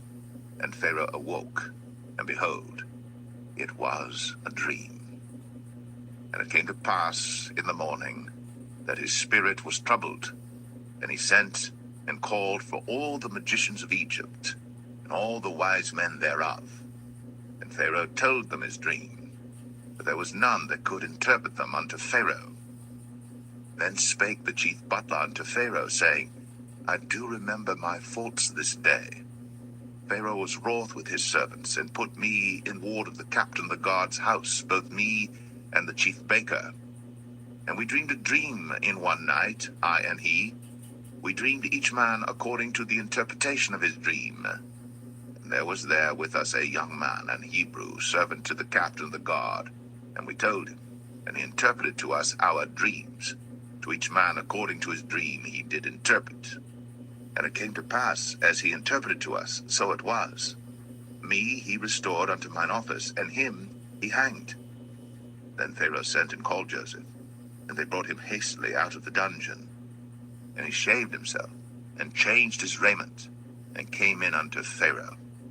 And Pharaoh said unto Joseph, I have dreamed a dream, and there is none that can interpret it. And I have heard say of thee, that thou canst understand a dream to interpret it.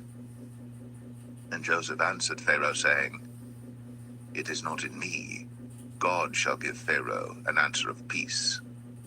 And Pharaoh said unto Joseph, In my dream, behold, I stood upon the bank of the river, and behold, there came up out of the river 7 kine, fat-fleshed, and well-favored, and they fed in a meadow, and behold, 7 other kine came up after them, poor, and very ill-favored, and lean-fleshed, such as I never saw in all the land of Egypt for badness. And the lean and the ill-favored kine did eat up the first 7 fat kine. And when they had eaten them up, it could not be known that they had eaten them, but they were still ill-favored, as at the beginning. So I awoke. And I saw in my dream, and behold, 7 ears came up in one stalk, full and good. And behold, 7 ears withered, thin, and blasted with the east wind, sprung up after them. And the thin ears devoured the 7 good ears. And I told this unto the magicians, but there was none that could declare it to me. And Joseph said unto Pharaoh, The dream of Pharaoh is one. God hath shown Pharaoh what he is about to do. The 7 good kine are 7 years, and the 7 good ears are 7 years. The dream is one. And the 7 thin and ill-favored kine that came up after them are 7 years, and the 7 empty ears blasted with the east wind shall be 7 years of famine. This is the thing which I have spoken unto Pharaoh. What God is about to do, he showeth unto Pharaoh. Behold, there come 7 years of great plenty throughout all the land of Egypt. And there shall arise after them 7 years of famine, and all the plenty shall be forgotten in the land of Egypt, and the famine shall consume the land, and the plenty shall not be known in the land by reason of that famine following, for it shall be very grievous. And for that the dream was doubled unto Pharaoh twice. It is because the thing is established by God, and God will shortly bring it to pass. Now therefore let Pharaoh look out a man discreet and wise, and set him over the land of Egypt. Let Pharaoh do this, and let him appoint officers over the land, and take up the 5th part of the land of Egypt in the 7 plenteous years, and let them gather all the food of those good years that come, and lay up corn under the hand of Pharaoh, and let them keep food in the cities. And that food shall be for store to the land against the 7 years of famine, which shall be in the land of Egypt, that the land perish not through the famine.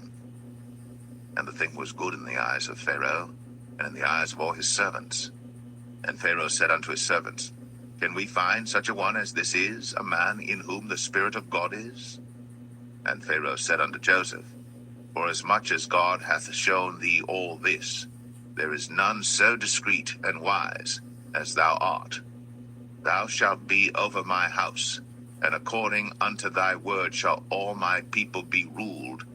Only in the throne will I be greater than thou. And Pharaoh said unto Joseph, See, I have set thee over all the land of Egypt. And Pharaoh took off his ring from his hand, and put it upon Joseph's hand, and arrayed him in vestures of fine linen, and put a gold chain about his neck. And he made him to ride in the 2nd chariot which he had. And they cried before him, Bow the knee. And he made him ruler over all the land of Egypt. And Pharaoh said unto Joseph, I am Pharaoh, and without thee shall no man lift up his hand or foot in all the land of Egypt. And Pharaoh called Joseph's name Zaphnath-Paneah, and he gave him to wife Asenath, the daughter of Potipharah, priest of On. And Joseph went out over all the land of Egypt. And Joseph was 30 years old when he stood before Pharaoh, king of Egypt. And Joseph went out from the presence of Pharaoh, and went throughout all the land of Egypt.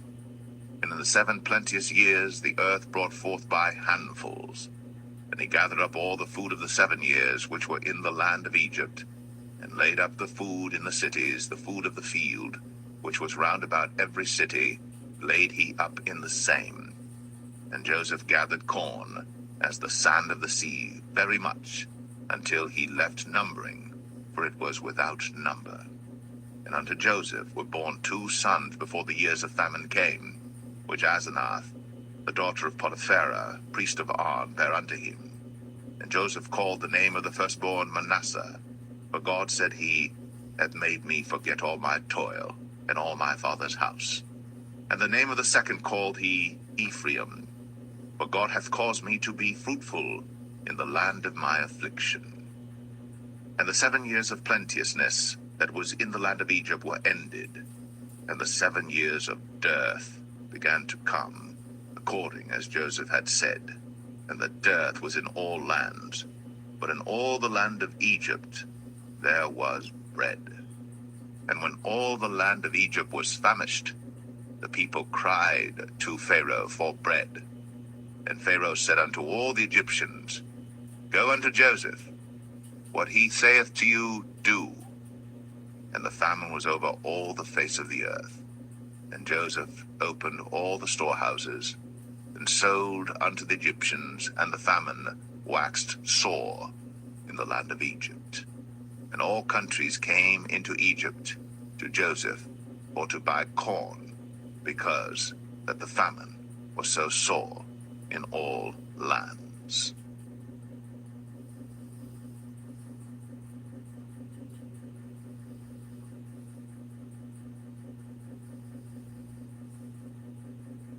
Genesis 42.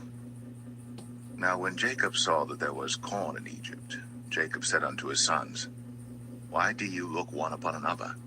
And he said, Behold, I have heard that there is corn in Egypt. Get you down thither, and buy for us from thence, that we may live and not die. And Joseph's 10 brethren went down to buy corn in Egypt. But Benjamin, Joseph's brother, Jacob sent not with his brethren, for he said, Lest peradventure mischief befall him. And the sons of Israel came to buy corn among those that came, for the famine was in the land of Canaan. And Joseph was the governor over the land, and he it was that sold to all the people of the land. And Joseph's brethren came, and bowed down themselves before him with their faces to the earth. And Joseph saw his brethren, and he knew them, but made himself strange unto them, and spake roughly unto them. And he said unto them, Whence come ye? And they said, From the land of Canaan to buy food. And Joseph knew his brethren, but they knew not him. And Joseph remembered the dreams which he dreamed of them, and said unto them, Ye are spies, to see the nakedness of the land ye are come. And they said unto him, Nay, my lord, but to buy food are thy servants come. We are all one man's sons, we are true men, thy servants are no spies. And he said unto them, Nay, but to see the nakedness of the land ye are come. And they said, Thy servants are 12 brethren, the sons of one man in the land of Canaan. And behold, the youngest is this day with our father, and one is not. And Joseph said unto them, That is it that I spake unto you, saying, Ye are spies. Hereby ye shall be proved. By the life of Pharaoh ye shall not go forth hence, except your youngest brother come hither. Send one of you, and let him fetch your brother, and ye shall be kept in prison, that your words may be proved, whether there be any truth in you, or else by the life of Pharaoh, surely ye are spies. And he put them all together into ward 3 days.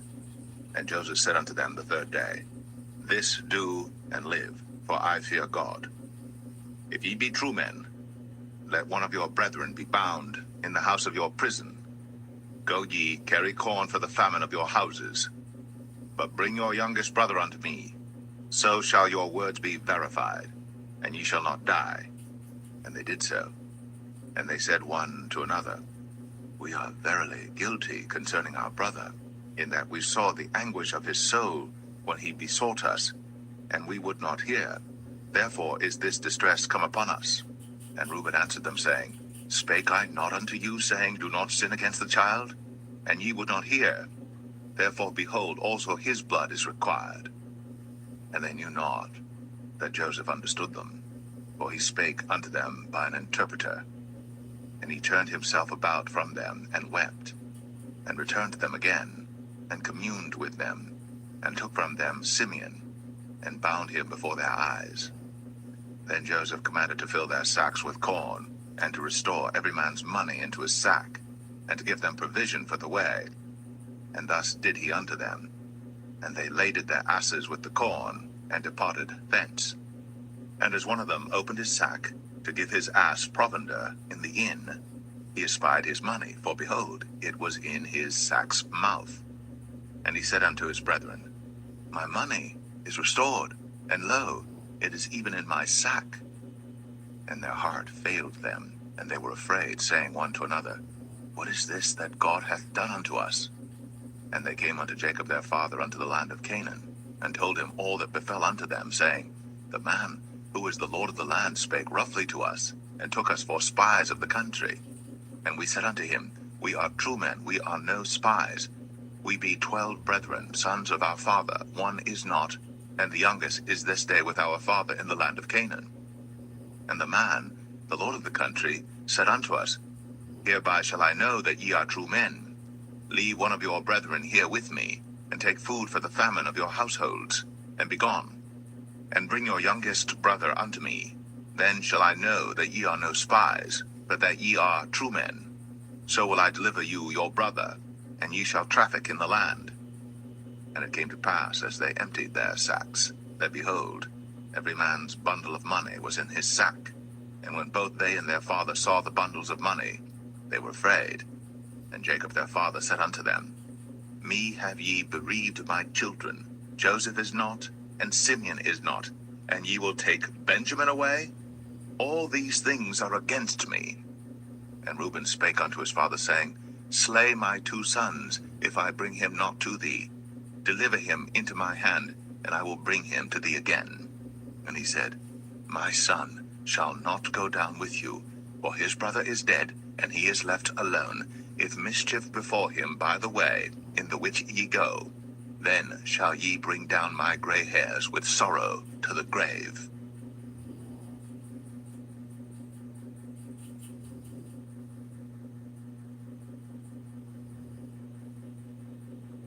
Genesis 43. And the famine was sore on the land.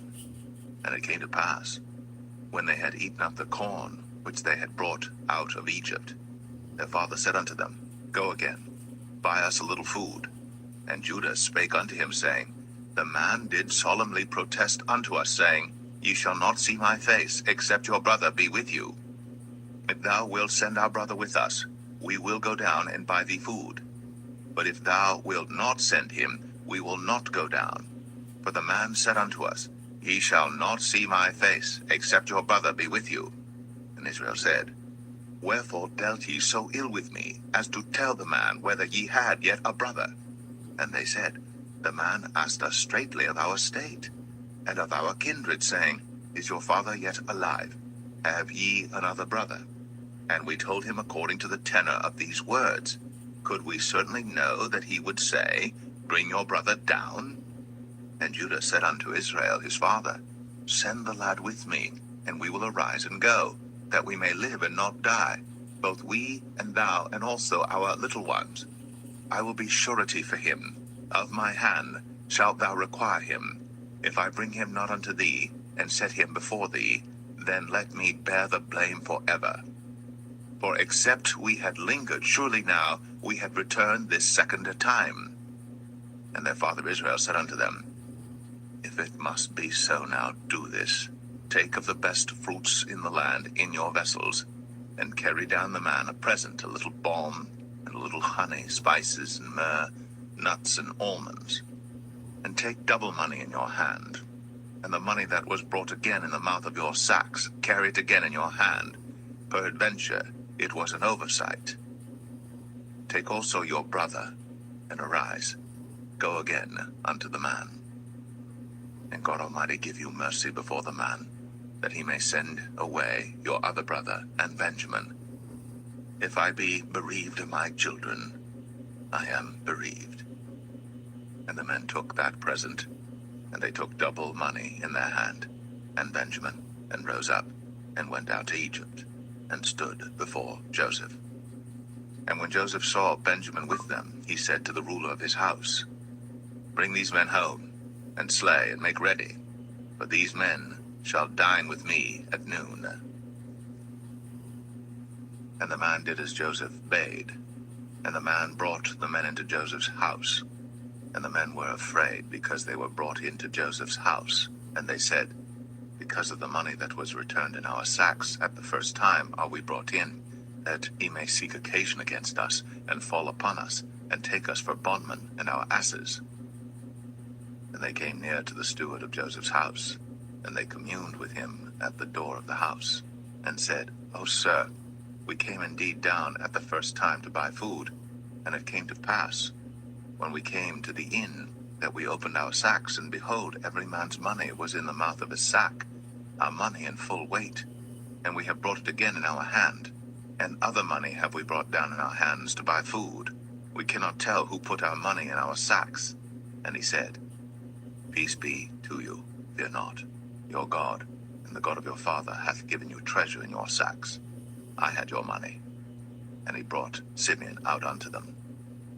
And the man brought the men into Joseph's house, and gave them water, and they washed their feet, and he gave their asses provender.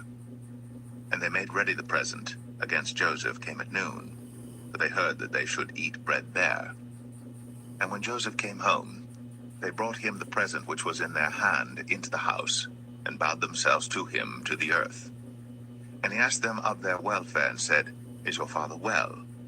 The old man of whom ye spake, is he yet alive? And they answered, Thy servant our father is in good health, he is yet alive. And they bowed down their heads, and made obeisance. And he lifted up his eyes, and saw his brother Benjamin, his mother's son, and said, Is this your younger brother, of whom ye spake unto me? And he said, God be gracious unto thee, my son. And Joseph made haste, for his bowels did yearn upon his brother. And he sought where to weep, and he entered into his chamber, and wept there. And he washed his face, and went out, and refrained himself, and said, Set on bread. And they set on for him by himself, and for them by themselves, and for the Egyptians which did eat with him by themselves, because the Egyptians might not eat bread with the Hebrews, for that is an abomination unto the Egyptians. And they sat before him, the firstborn according to his birthright, and the youngest according to his youth. And the men marveled one at another. And he took and sent messes unto them from before him. But Benjamin's mess was 5 times so much as any of theirs. And they drank, and were merry with him.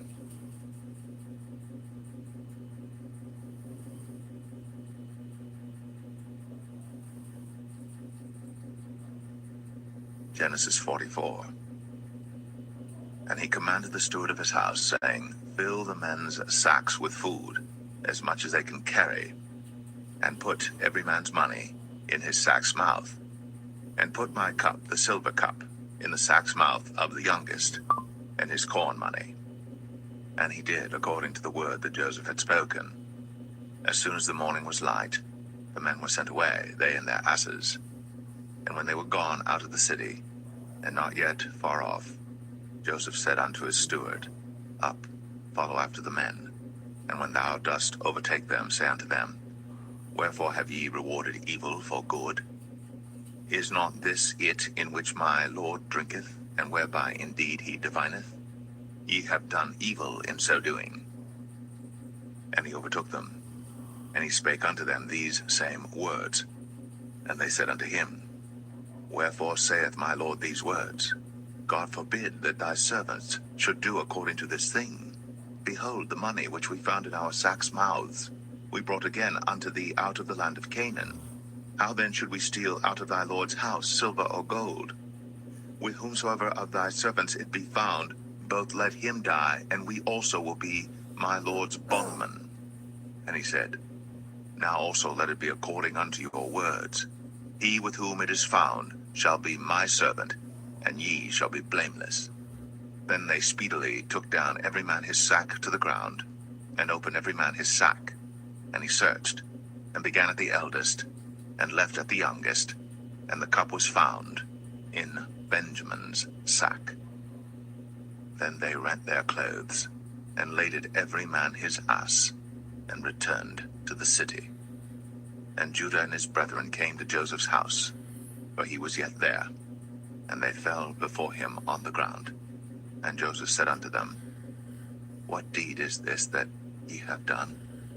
Wot ye not that such a man as I can certainly divine? And Judah said, What shall we say unto my lord? What shall we speak? Or how shall we clear ourselves? God hath found out the iniquity of thy servants. Behold, we are my Lord's servants, both we, and he also with whom the cup is found. And he said, God forbid that I should do so. But the man in whose hand the cup is found, he shall be my servant. And as for you, get you up in peace unto your father. Then Judah came near unto him and said, O my lord, let thy servant, I pray thee, speak a word in my lord's ears, and let not thine anger burn against thy servant, for thou art even as Pharaoh. My lord asked his servants, saying, Have ye a father or a brother? And we said unto my lord, We have a father, an old man, and a child of his old age, a little one. And his brother is dead, and he alone is left of his mother, and his father loveth him.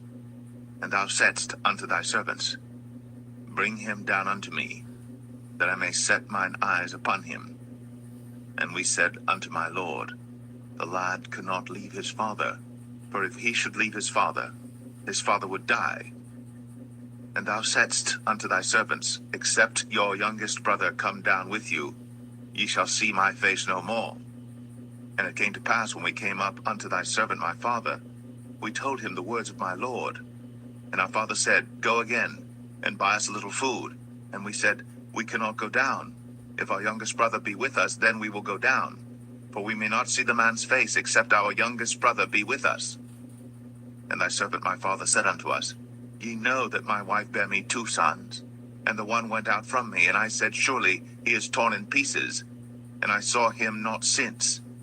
And if ye take this also from me, and mischief before him, ye shall bring down my gray hairs with sorrow to the grave. Now therefore, when I come to thy servant my father, and the lad be not with us, seeing that his life is bound up in the lad's life, it shall come to pass, when he seeth that the lad is not with us, that he will die.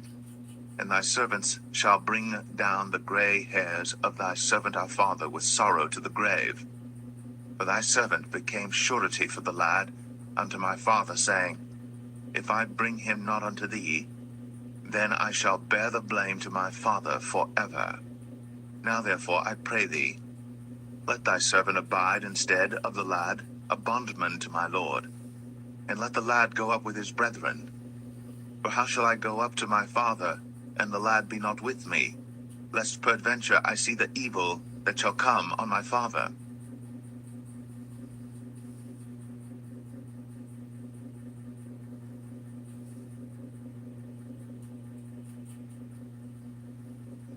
Genesis 45.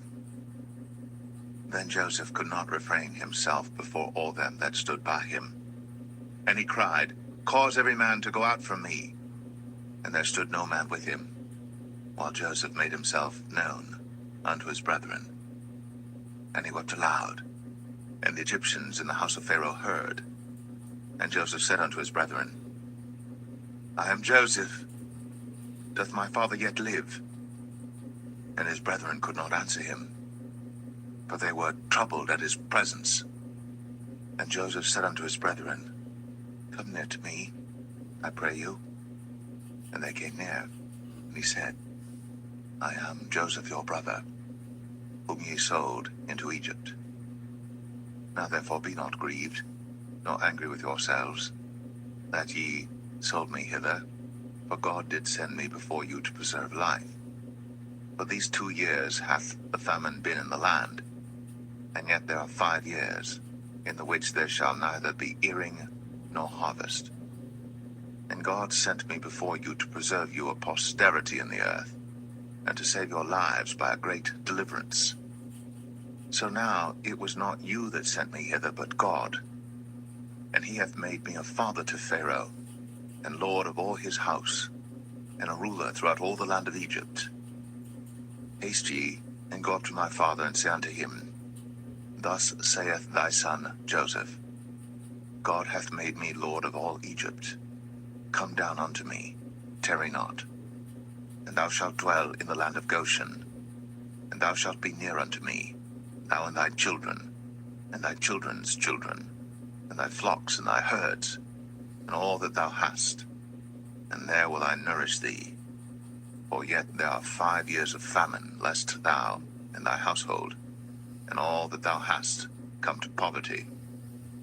And behold, your eyes see, and the eyes of my brother Benjamin, that it is my mouth that speaketh unto you.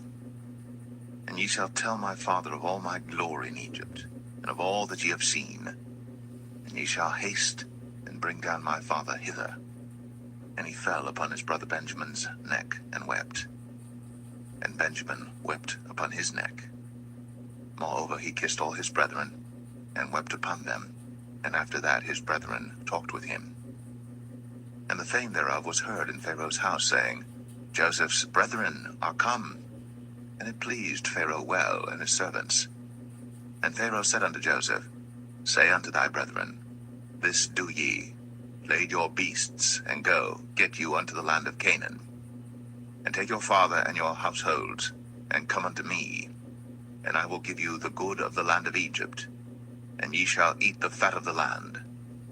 Now thou art commanded, this do ye, take you wagons out of the land of Egypt, for your little ones, and for your wives, and bring your father, and come.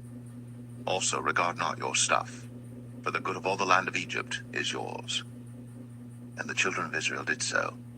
And Joseph gave them wagons according to the commandment of Pharaoh, and gave them provision for the way. To all of them he gave each man changes of raiment, but to Benjamin he gave 300 pieces of silver, and 5 changes of raiment. And to his father he sent after this manner 10 asses laden with the good things of Egypt, and 10 she-asses laden with corn and bread and meat for his father by the way. So he sent his brethren away, and they departed. And he said unto them, See that ye fall not out by the way. And they went up out of Egypt, and came into the land of Canaan unto Jacob their father, and told him, saying, Joseph is yet alive, and he is governor over all the land of Egypt. And Jacob's heart fainted, for he believed them not. And they told him all the words of Joseph, which he had said unto them. And when he saw the wagons which Joseph had sent to carry him, the spirit of Jacob their father revived. And Israel said, It is enough. Joseph my son is yet alive. I will go and see him before I die.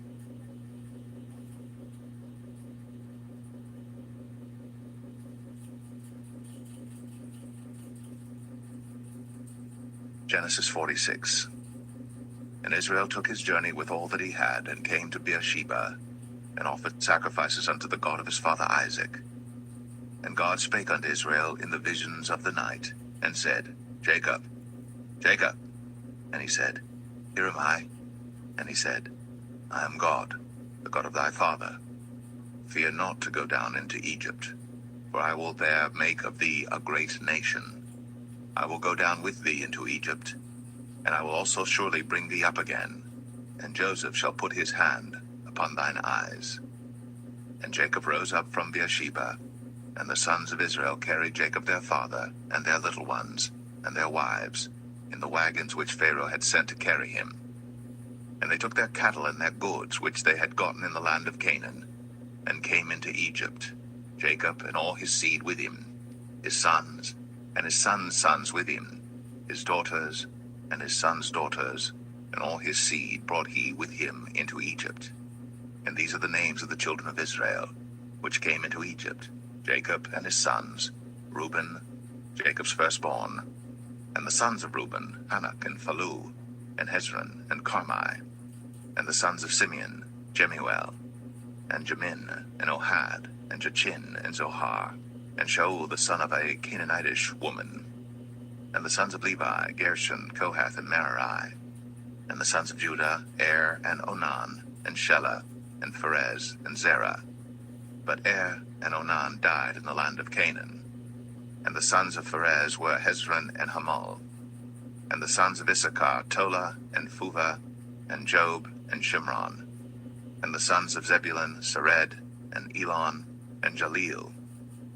These be the sons of Leah, which she bare unto Jacob in Padan Aram, with his daughter Dinah. All the souls of his sons and his daughters were 33. And the sons of Gad, Ziphion, and Haggai, Shunai, and Esbon, Eri, and Aradai, and Aralai. And the sons of Asher, Jimnah, and Ishua, and Isui, and Beriah, and Sarah their sister. And the sons of Beriah, Heber, and Malchiel. These are the sons of Zilpah, whom Laban gave to Leah his daughter, and these she bare unto Jacob, even 16 souls. The sons of Rachel, Jacob's wife, Joseph and Benjamin. And unto Joseph in the land of Egypt were born Manasseh and Ephraim, which Asenath, the daughter of Potipharah, priest of On, bare unto him. And the sons of Benjamin were Bela, and Becher, and Ashbel, Gera, and Naaman, Ehi, and Rosh, Mupim, and Hupim, and Ard. These are the sons of Rachel, which were born to Jacob.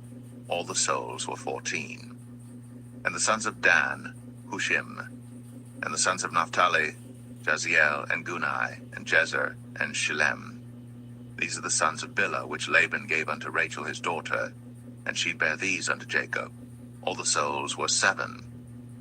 All the souls that came with Jacob into Egypt, which came out of his loins, besides Jacob's sons' wives, all the souls were 66.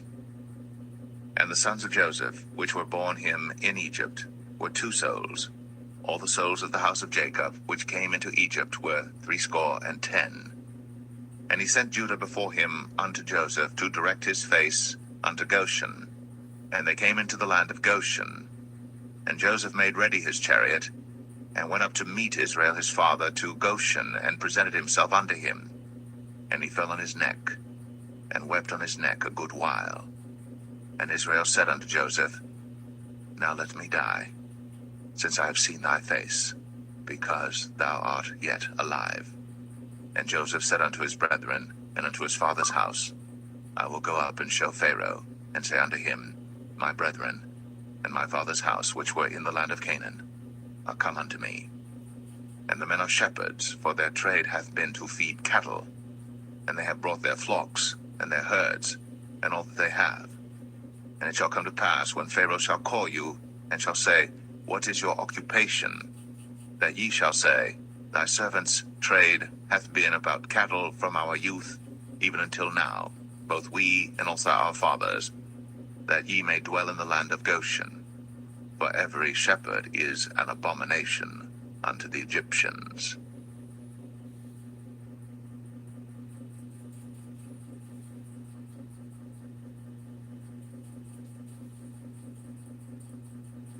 Genesis 47.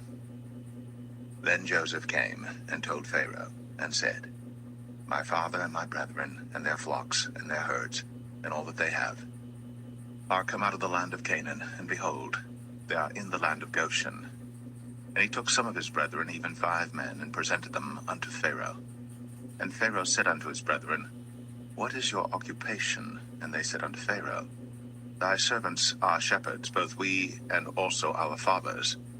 They said moreover unto Pharaoh, For to sojourn in the land are we come, for thy servants have no pasture for their flocks, for the famine is sore in the land of Canaan. Now therefore we pray thee, let thy servants dwell in the land of Goshen. And Pharaoh spake unto Joseph, saying, Thy father and thy brethren are come unto thee. The land of Egypt is before thee. In the best of the land make thy father and brethren to dwell. In the land of Goshen let them dwell. And if thou knowest any men of activity among them, then make them rulers over my cattle. And Joseph brought in Jacob his father, and set him before Pharaoh. And Jacob blessed Pharaoh.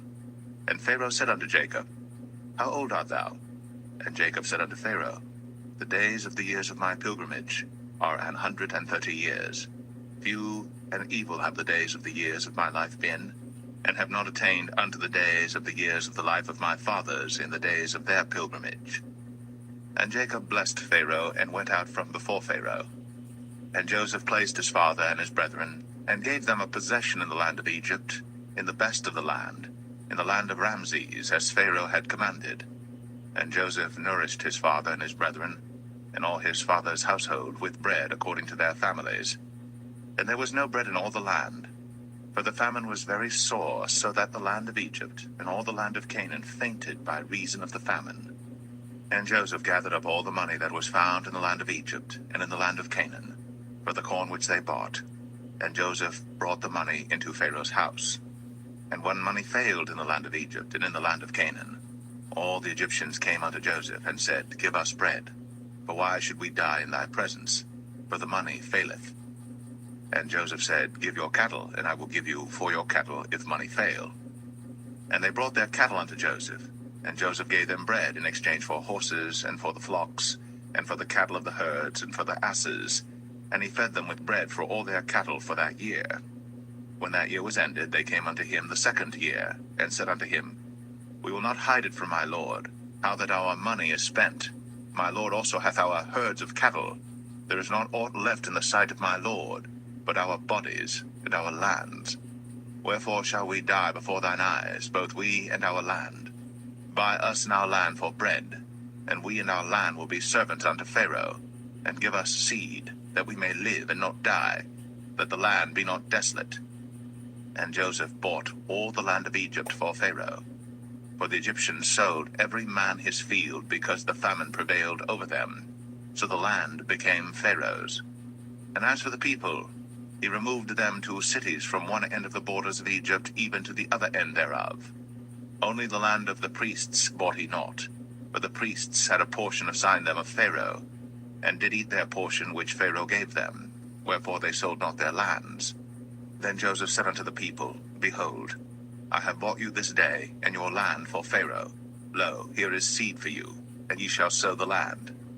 And it shall come to pass in the increase, that ye shall give the 5th part unto Pharaoh, and 4 parts shall be your own, for seed of the field, and for your food, and for them of your households, and for food for your little ones. And they said, Thou hast saved our lives. Let us find grace in the sight of my lord, and we will be Pharaoh's servants.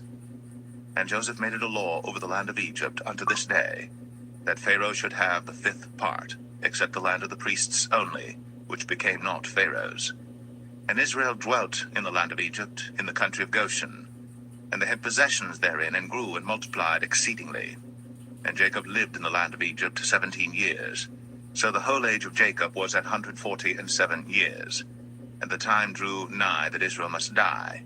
And he called his son Joseph, and said unto him, If now I have found grace in thy sight, put, I pray thee, thy hand under my thigh, and deal kindly and truly with me. Bury me not, I pray thee, in Egypt, but I will lie with my fathers, and thou shalt carry me out of Egypt, and bury me in their burying place.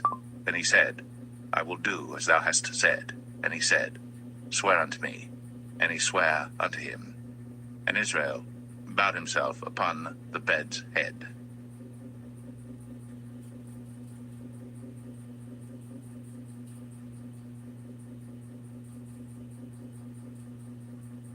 Genesis 48. And it came to pass after these things, that one told Joseph, Behold, thy father is sick. And he took with him his 2 sons, Manasseh and Ephraim.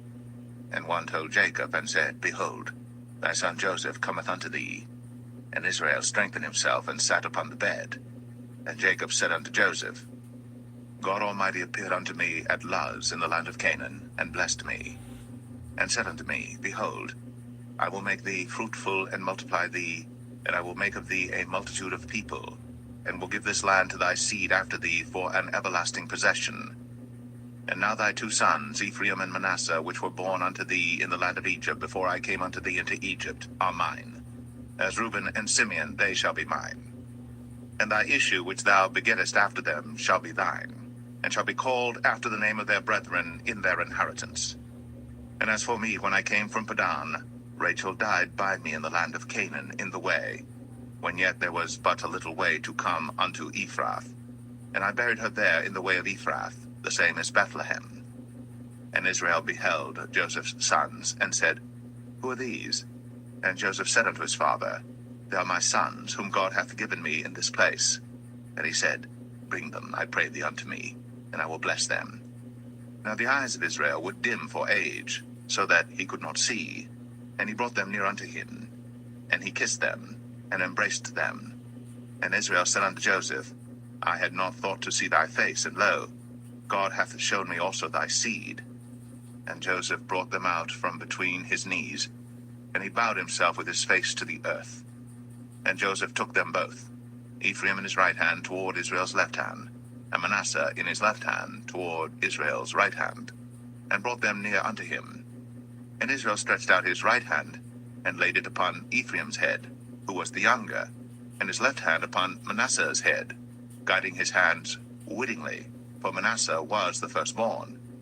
And he blessed Joseph, and said, God, before whom my fathers Abraham and Isaac did walk, the God which fed me all my life long unto this day, the angel which redeemed me from all evil, bless the lads, and let my name be named on them, and the name of my fathers Abraham and Isaac, and let them grow into a multitude in the midst of the earth. And when Joseph saw that his father laid his right hand upon the head of Ephraim, it displeased him, and he held up his father's hand to remove it from Ephraim's head unto Manasseh's head. And Joseph said unto his father, Not so, my father, for this is the firstborn. Put thy right hand upon his head. And his father refused, and said, I know it, my son, I know it. He also shall become a people, and he also shall be great. But truly his younger brother shall be greater than he, and his seed shall become a multitude of nations.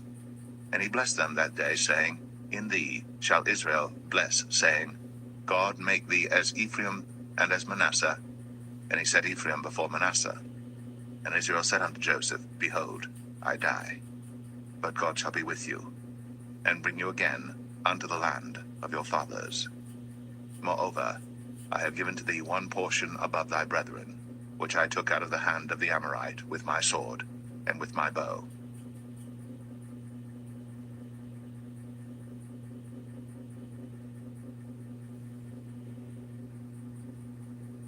Genesis 49. And Jacob called unto his sons, and said, Gather yourselves together, that I may tell you that which shall befall you in the last days. Gather yourselves together, and hear, ye sons of Jacob, and hearken unto Israel your father. Reuben, thou art my firstborn, my might, and the beginning of my strength, the excellency of dignity, and the excellency of power. Unstable as water, thou shalt not excel, because thou wentest up to thy father's bed, then devilest thou it. He went up to my couch. Simeon and Levi are brethren. Instruments of cruelty are in their habitations. O my soul, come not thou into their secret, unto their assembly. Mine honor, be not thou united. For in their anger they slew a man, and in their self-will they digged down a wall. Cursed be their anger, for it was fierce, and their wrath, for it was cruel. I will divide them in Jacob, and scatter them in Israel. Judah, thou art he whom thy brethren shall praise. Thy hand shall be in the neck of thine enemies. Thy father's children shall bow down before thee. Judah is a lion's whelp. From the prey, my son, thou art gone up. He stooped down. He couched as a lion, and as an old lion, who shall rouse him up? The scepter shall not depart from Judah, nor a lawgiver from between his feet, until Shiloh come, and unto him shall the gathering of the people be. Binding his foal unto the vine, and his ass's colt unto the choice vine. He washed his garments in wine, and his clothes in the blood of grapes. His eyes shall be red with wine, and his teeth white with milk. Zebulun shall dwell at the haven of the sea, and he shall be for an haven of ships, and his borders shall be unto Zidon.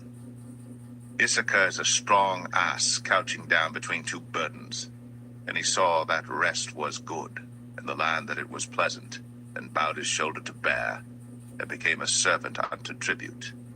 Dan shall judge his people, as one of the tribes of Israel. Dan shall be a serpent by the way, an adder in the path, that biteth the horse heels, so that his rider shall fall backward. I have waited for thy salvation, O Lord. Gad, a troop shall overcome him, but he shall overcome at the last. Out of Asher his bread shall be fat, and he shall yield royal dainties. Naphtali is a hind let loose, he giveth goodly words. Joseph is a fruitful bough, even a fruitful bough by a well, whose branches run over the wall. The archers have sorely grieved him, and shot at him, and hated him. But his bow abode in strength, and the arms of his hands were made strong by the hands of the mighty God of Jacob. From thence is the shepherd, the stone of Israel. Even by the God of thy father, who shall help thee, and by the Almighty, who shall bless thee with blessings of heaven above, blessings of the deep that lieth under, blessings of the breasts, and of the womb. The blessings of thy father have prevailed above the blessings of my progenitors, unto the utmost bound of the everlasting hills. They shall be on the head of Joseph, and on the crown of the head of him that was separate from his brethren. Benjamin shall raven as a wolf. In the morning he shall devour the prey, and at night he shall divide the spoil. All these are the 12 tribes of Israel. And this is it that their father spake unto them, and blessed them, every one, according to his blessing, he blessed them. And he charged them, and said unto them, I am to be gathered unto my people.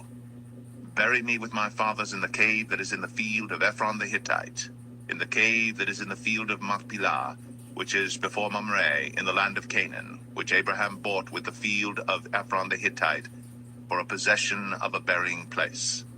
There they buried Abraham and Sarah his wife. There they buried Isaac and Rebekah his wife, and there I buried Leah. The purchase of the field and of the cave that is therein was from the children of Heth. And when Jacob had made an end of commanding his sons, he gathered up his feet into the bed, and yielded up the ghost, and was gathered unto his people.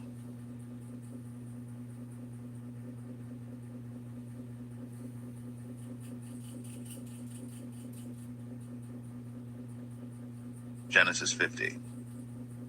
And Joseph fell upon his father's face, and wept upon him, and kissed him. And Joseph commanded his servants, the physicians, to embalm his father, and the physicians embalmed Israel. And 40 days were fulfilled for him, for so are fulfilled the days of those which are embalmed. And the Egyptians mourned for him 60 days. And when the days of his mourning were past, Joseph spake unto the house of Pharaoh, saying, If now I have found grace in your eyes, speak, I pray you, in the ears of Pharaoh, saying, My father made me swear, saying, Lo, I die, in my grave which I have digged for me in the land of Canaan. There shalt thou bury me. Now therefore let me go up, I pray thee, and bury my father, and I will come again. And Pharaoh said, Go up, and bury thy father, according as he made thee swear.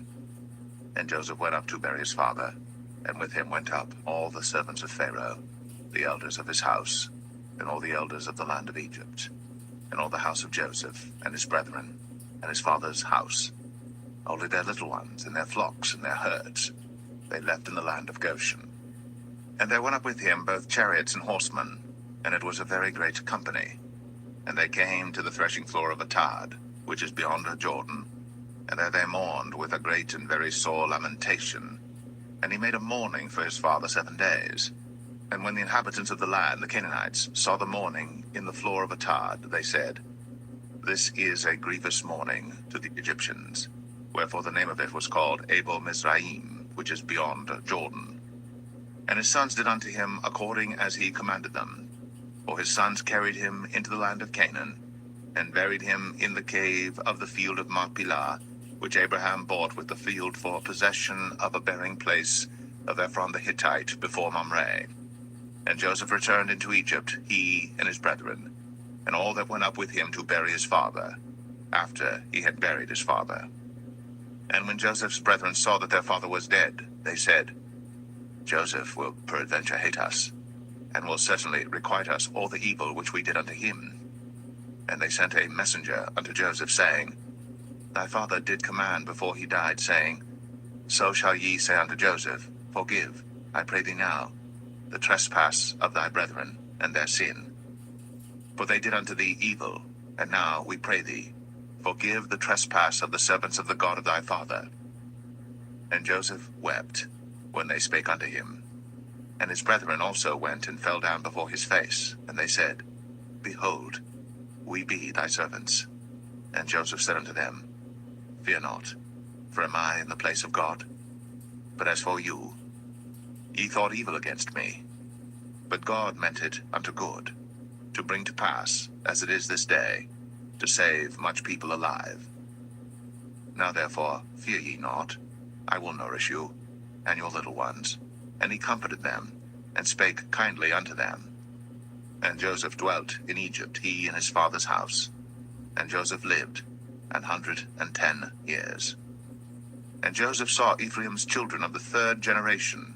The children also of Machir, the son of Manasseh, were brought up upon Joseph's knees. And Joseph said unto his brethren, I die, and God will surely visit you, and bring you out of this land unto the land which he sware to Abraham, to Isaac, and to Jacob. And Joseph took an oath of the children of Israel, saying, God will surely visit you, and ye shall carry up my bones from hence. So Joseph died, being 110 years old, and they embalmed him, and he was put in a coffin in Egypt.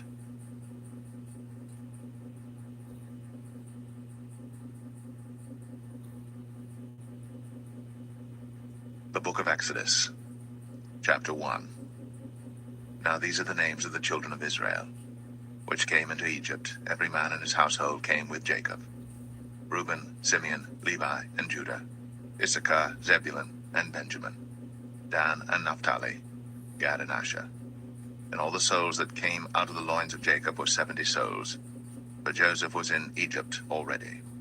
And Joseph died, and all his brethren, and all that generation. And the children of Israel were fruitful, and increased abundantly, and multiplied, and waxed exceeding mighty, and the land was filled with them. Now there arose up a new king over Egypt, which knew not Joseph. And he said unto his people, Behold, the people of the children of Israel are more and mightier than we. Come on, let us deal wisely with them, lest they multiply. And it come to pass, that when there falleth out any war, they join also unto our enemies, and fight against us, and so get them up out of the land. Therefore they did set over them taskmasters, to afflict them with their burdens. And they built for Pharaoh treasure cities, Pithom and Ramses. But the more they afflicted them, the more they multiplied and grew. And they were grieved because of the children of Israel. And the Egyptians made the children of Israel to serve with rigor, and they made their lives bitter with hard bondage in mortar and in brick and in all manner of service in the field. All their service wherein they made them serve was with rigor. And the king of Egypt spake to the Hebrew midwives, of which the name of the one was Shiphrah, and the name of the other Puah.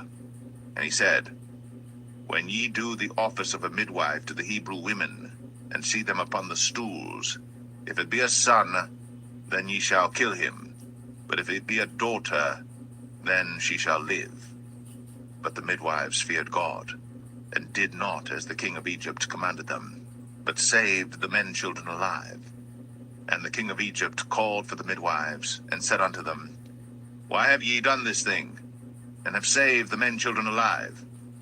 And the midwives said unto Pharaoh, Because the Hebrew women are not as the Egyptian women, for they are lively, and are delivered ere the midwives come in unto them. Therefore God dealt well with the midwives, and the people multiplied, and waxed very mighty. And it came to pass, because the midwives feared God, that he made them houses. And Pharaoh charged all his people, saying, Every son that is born ye shall cast into the river, and every daughter ye shall save alive.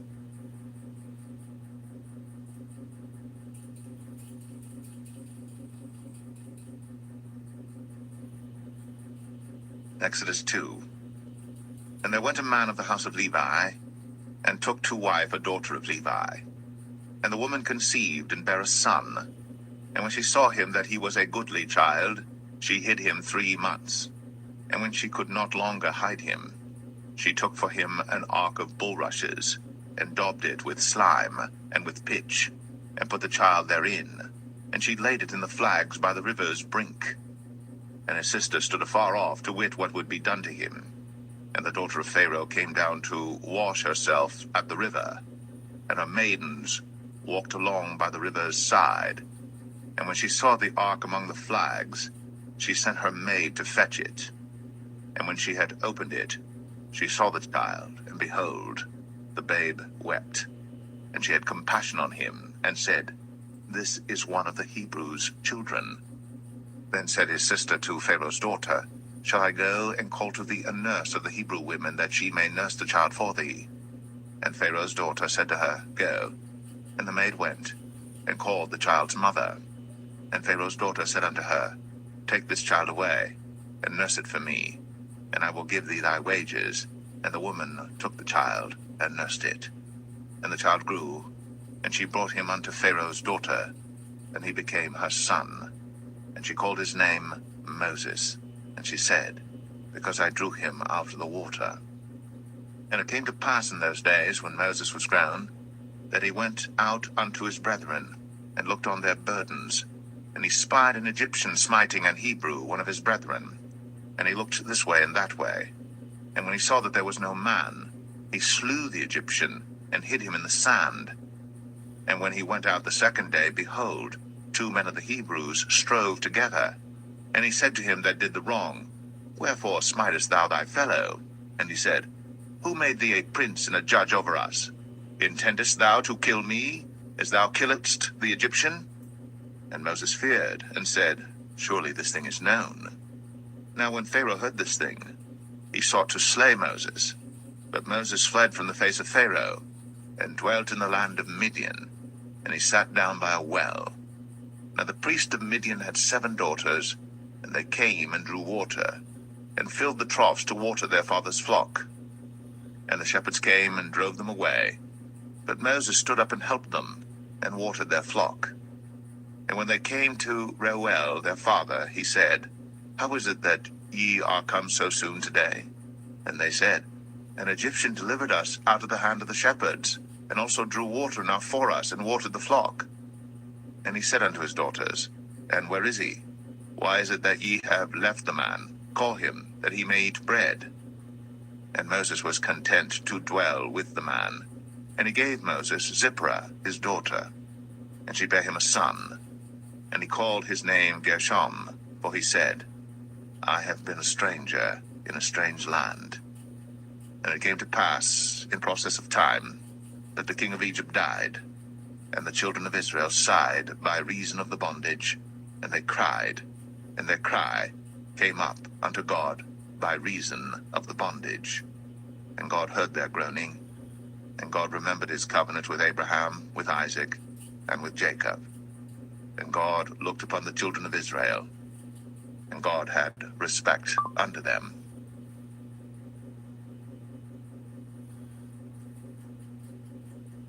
Exodus 3. Now Moses kept the flock of Jethro, his father-in-law, the priest of Midian. And he led the flock to the backside of the desert, and came to the mountain of God, even to Horeb. And the angel of the Lord appeared unto him in a flame of fire out of the midst of a bush. And he looked, and behold, the bush burned with fire, and the bush was not consumed.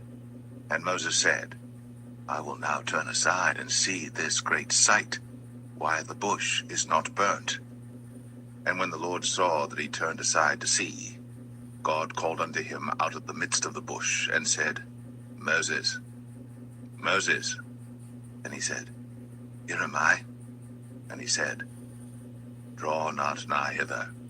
Put off thy shoes from off thy feet, for the place whereon thou standest is holy ground. Moreover, he said, I am the God of thy father, the God of Abraham, the God of Isaac, and the God of Jacob. And Moses hid his face, for he was afraid to look upon God. And the Lord said, I have surely seen the affliction of my people which are in Egypt, and have heard their cry by reason of their taskmasters. For I know their sorrows, and I am come down to deliver them out of the hand of the Egyptians, and to bring them up out of that land unto a good land, and a large, unto a land flowing with milk and honey, unto the place of the Canaanites, and the Hittites, and the Amorites, and the Perizzites, and the Hivites, and the Jebusites. Now therefore, behold, the cry of the children of Israel is come unto me, and I have also seen the oppression wherewith the Egyptians oppress them. Come now therefore, and I will send thee unto Pharaoh, that thou mayest bring forth my people, the children of Israel, out of Egypt. And Moses said unto God, Who am I that I should go unto Pharaoh, and that I should bring forth the children of Israel out of Egypt? And he said, Certainly I will be with thee, and this shall be a token unto thee, that I have sent thee.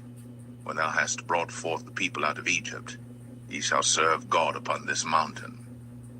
And Moses said unto God, Behold, when I come unto the children of Israel, and shall say unto them, The God of your fathers has sent me unto you, and they shall say to me, What is his name? What shall I say unto them? And God said unto Moses, I am that I am. And he said, Thus shalt thou say unto the children of Israel, I am hath sent me unto you. And God said moreover unto Moses, Thus shalt thou say unto the children of Israel, The Lord God of your fathers, the God of Abraham, the God of Isaac, and the God of Jacob, hath sent me unto you. This is my name forever, and this is my memorial unto all generations. Go and gather the elders of Israel together, and say unto them, The Lord God of your fathers, the God of Abraham, of Isaac, and of Jacob, appeared unto me, saying, I have surely visited you, and seen that which is done to you in Egypt. And I have said, I will bring you up out of the affliction of Egypt, unto the land of the Canaanites, and the Hittites, and the Amorites, and the Perizzites, and the Hivites, and the Jebusites, unto a land flowing with milk and honey. And they shall hearken to thy voice, and thou shalt come, thou and the elders of Israel, unto the king of Egypt, and ye shall say unto him, The Lord God of the Hebrews hath met with us. And now let us go, we beseech thee, 3 days' journey into the wilderness, that we may sacrifice to the Lord our God. And I am sure that the king of Egypt will not let you go, no, not by a mighty hand. And I will stretch out my hand, and smite Egypt with all my wonders which I will do in the midst thereof. And after that, he will let you go.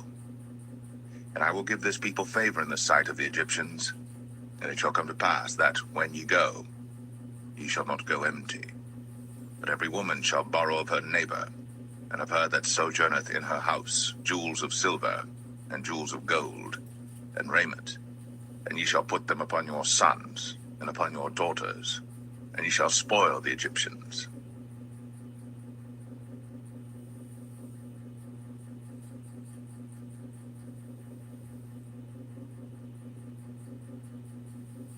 Exodus 4.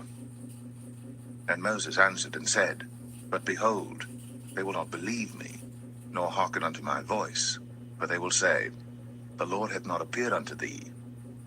And the Lord said unto him, What is that in thine hand? And he said, A rod. And he said, Cast it on the ground. And he cast it on the ground, and it became a serpent. And Moses fled from before it. And the Lord said unto Moses, Put forth thine hand, and take it by the tail. And he put forth his hand, and caught it.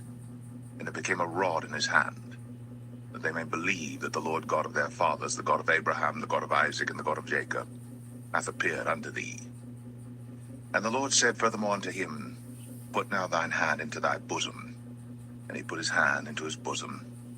And when he took it out, behold, his hand was leprous as snow. And he said, Put thine hand into thy bosom again. And he put his hand into his bosom again, and plucked it out of his bosom. And behold, it was turned again as his other flesh. And it shall come to pass, if they will not believe thee, neither hearken to the voice of the first sign, that they will believe the voice of the latter sign. And it shall come to pass, if they will not believe also these two signs, neither hearken unto thy voice, that thou shalt take of the water of the river, and pour it upon the dry land. And the water which thou takest out of the river shall become blood upon the dry land. And Moses said unto the Lord, O my Lord, I am not eloquent, neither heretofore nor since thou hast spoken unto thy servant, but I am slow of speech and of a slow tongue. And the Lord said unto him, Who hath made man's mouth? Or who maketh the dumb, or deaf, or the seeing, or the blind? Have not I the Lord? Now therefore go, and I will be with thy mouth, and teach thee what thou shalt say. And he said, O my Lord, send, I pray thee, by the hand of him whom thou wilt send. And the anger of the Lord was kindled against Moses. And he said, Is not Aaron the Levite thy brother? I know that he can speak well, and also, behold, he cometh forth to meet thee. And when he seeth thee, he will be glad in his heart. And thou shalt speak unto him, and put words in his mouth. And I will be with thy mouth, and with his mouth, and will teach you what ye shall do. And he shall be thy spokesman unto the people, and he shall be, even he shall be to thee instead of a mouth, and thou shalt be to him instead of God. And thou shalt take this rod in thine hand, wherewith thou shalt do signs. And Moses went, and returned to Jethro his father-in-law, and said unto him, Let me go, I pray thee, and return unto my brethren which are in Egypt, and see whether they be yet alive. And Jethro said to Moses, Go in peace. And the Lord said unto Moses in Midian, Go, return into Egypt, for all the men are dead which sought thy life. And Moses took his wife and his sons, and set them upon an ass, and he returned to the land of Egypt. And Moses took the rod of God in his hand. And the Lord said unto Moses, When thou goest to return into Egypt, see that thou do all those wonders before Pharaoh, which I have put in thine hand. But I will harden his heart, that he shall not let the people go. And thou shalt say unto Pharaoh, Thus saith the Lord, Israel is my son, even my firstborn. And I say unto thee, Let my son go, that he may serve me. And if thou refuse to let him go, behold, I will slay thy son, even thy firstborn. And it came to pass by the way in the inn, that the Lord met him, and sought to kill him. Then Zipporah took a sharp stone, and cut off the foreskin of her son, and cast it at his feet, and said, Surely a bloody husband art thou to me. So he let him go. Then she said, A bloody husband thou art, because of the circumcision. And the Lord said to Aaron, Go into the wilderness to meet Moses. And he went, and met him in the mount of God, and kissed him. And Moses told Aaron all the words of the Lord who had sent him, and all the signs which he had commanded him. And Moses and Aaron went, and gathered together all the elders of the children of Israel. And Aaron spake all the words which the Lord had spoken unto Moses, and did the signs in the sight of the people. And the people believed. And when they heard that the Lord had visited the children of Israel, and that he had looked upon their affliction, then they bowed their heads and worshipped.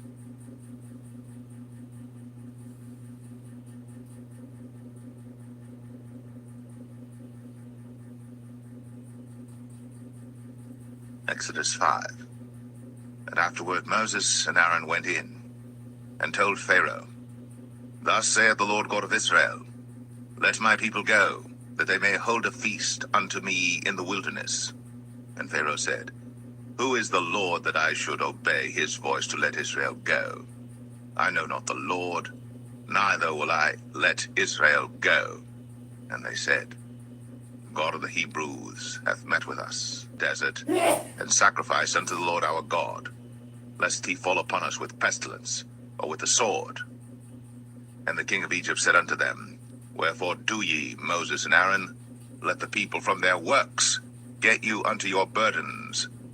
And Pharaoh said, Behold, the people of the land now are many, and ye make them rest from their burdens. And Pharaoh commanded the same day the taskmasters of the people and their officers, saying, Ye shall no more give the people straw to make brick, as heretofore. Let them go and gather straw for themselves. And the tale of the bricks which they did make heretofore, ye shall lay upon them. Ye shall not diminish aught thereof. For they be idle. Therefore they cry, saying, Let us go and sacrifice to our God. Let their more work be laid upon the men, that they may labor therein, and let them not regard vain words. And the taskmasters of the people went out, and their officers, and they spake to the people, saying, Thus saith Pharaoh, I will not give you straw. Go ye, get you straw where you can find it, yet not aught of your work shall be diminished. So the people were scattered abroad throughout all the land of Egypt to gather stubble instead of straw. And the taskmasters hasted them, saying, Fulfill your works, your daily tasks, as when there was straw. And the officers of the children of Israel, which Pharaoh's taskmasters had set over them, were beaten and demanded, Wherefore have ye not fulfilled your task in making brick both yesterday and today as heretofore? Then the officers of the children of Israel came and cried unto Pharaoh, saying, Wherefore dealest thou thus with thy servants? There is no straw given unto thy servants. And they say to us, Make brick. And behold, thy servants are beaten, but the fault is in thine own people. But he said, Ye are idle, ye are idle. Therefore ye say, Let us go and do sacrifice to the Lord. Go therefore now and work, for there shall no straw be given you. Yet shall ye deliver the tale of bricks.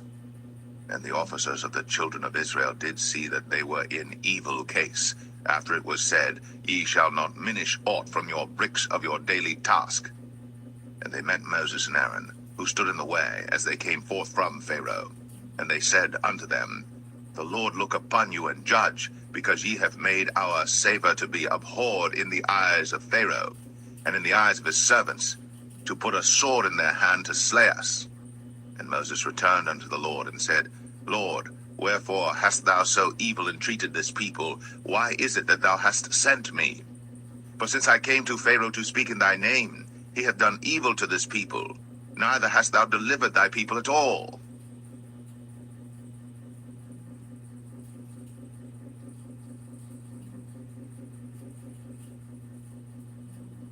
Exodus 6.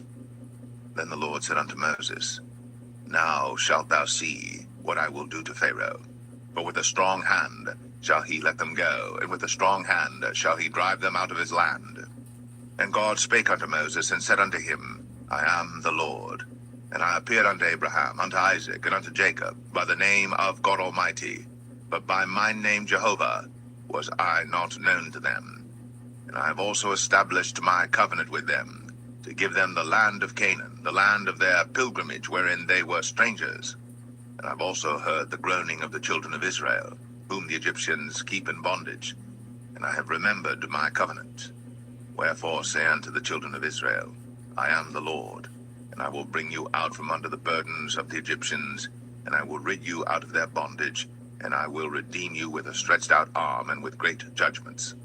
And I will take you to me for a people, and I will be to you a God, and ye shall know that I am the Lord your God, which bringeth you out from under the burdens of the Egyptians. And I will bring you in unto the land, concerning the which I did swear to give it to Abraham, to Isaac, and to Jacob, and I will give it you for an heritage. I am the Lord. And Moses spake so unto the children of Israel, but they hearkened not unto Moses for anguish of spirit, and for cruel bondage. And the Lord spake unto Moses, saying, Go in, speak unto Pharaoh king of Egypt, that he let the children of Israel go out of his land. And Moses spake before the Lord, saying, Behold, the children of Israel have not hearkened unto me. How then shall Pharaoh hear me, who am of uncircumcised lips? And the Lord spake unto Moses and unto Aaron, and gave them a charge unto the children of Israel, and unto Pharaoh king of Egypt, to bring the children of Israel out of the land of Egypt. These be the heads of their fathers' houses, the sons of Reuben, the firstborn of Israel, Hanok and Palu, Hezron and Carmi. These be the families of Reuben. And the sons of Simeon, Jemuel and Jamin. and Ohad, and Jachin, and Zohar, and Shaul the son of a Canaanitish woman. These are the families of Simeon. And these are the names of the sons of Levi according to their generations, Gershon, and Kohath, and Merari. And the years of the life of Levi were 137 years. The sons of Gershon, Libni, and Shimei, according to their families. And the sons of Kohath, Amram, and Izhar, and Hebron, and Uzziel. And the years of the life of Kohath were 133 years. And the sons of Merari, Mahalai, and Mushai. These are the families of Levi according to their generations. And Amram took him Jochebed, his father's sister, to wife, and she bare him Aaron and Moses. And the years of the life of Amram were 137 years. And the sons of Izhar, Korah, and Nepheg, and Zichri. And the sons of Uzziel, Mishael, and Elzaphan, and Zithri. And Aaron took him Elisheba, daughter of Aminadab, sister of Nahshon, to wife, and she bare him Nadab and Abihu, Eleazar, and Ithamar. And the sons of Korah, Asir, and Elkanah, and Abiasaph. These are the families of the Korhites. And Eleazar, Aaron's son, took him one of the daughters of Putiel to wife, and she bare him Phinehas. These are the heads of the fathers of the Levites according to their families. These are that Aaron and Moses, to whom the Lord said, Bring out the children of Israel from the land of Egypt, according to their armies. These are they which spake to Pharaoh king of Egypt, to bring out the children of Israel from Egypt. These are that Moses and Aaron. And it came to pass on the day when the Lord spake unto Moses in the land of Egypt, that the Lord spake unto Moses, saying, I am the Lord. Speak thou unto Pharaoh king of Egypt all that I say unto thee. And Moses said before the Lord, Behold, I am of uncircumcised lips, and how shall Pharaoh hearken unto me?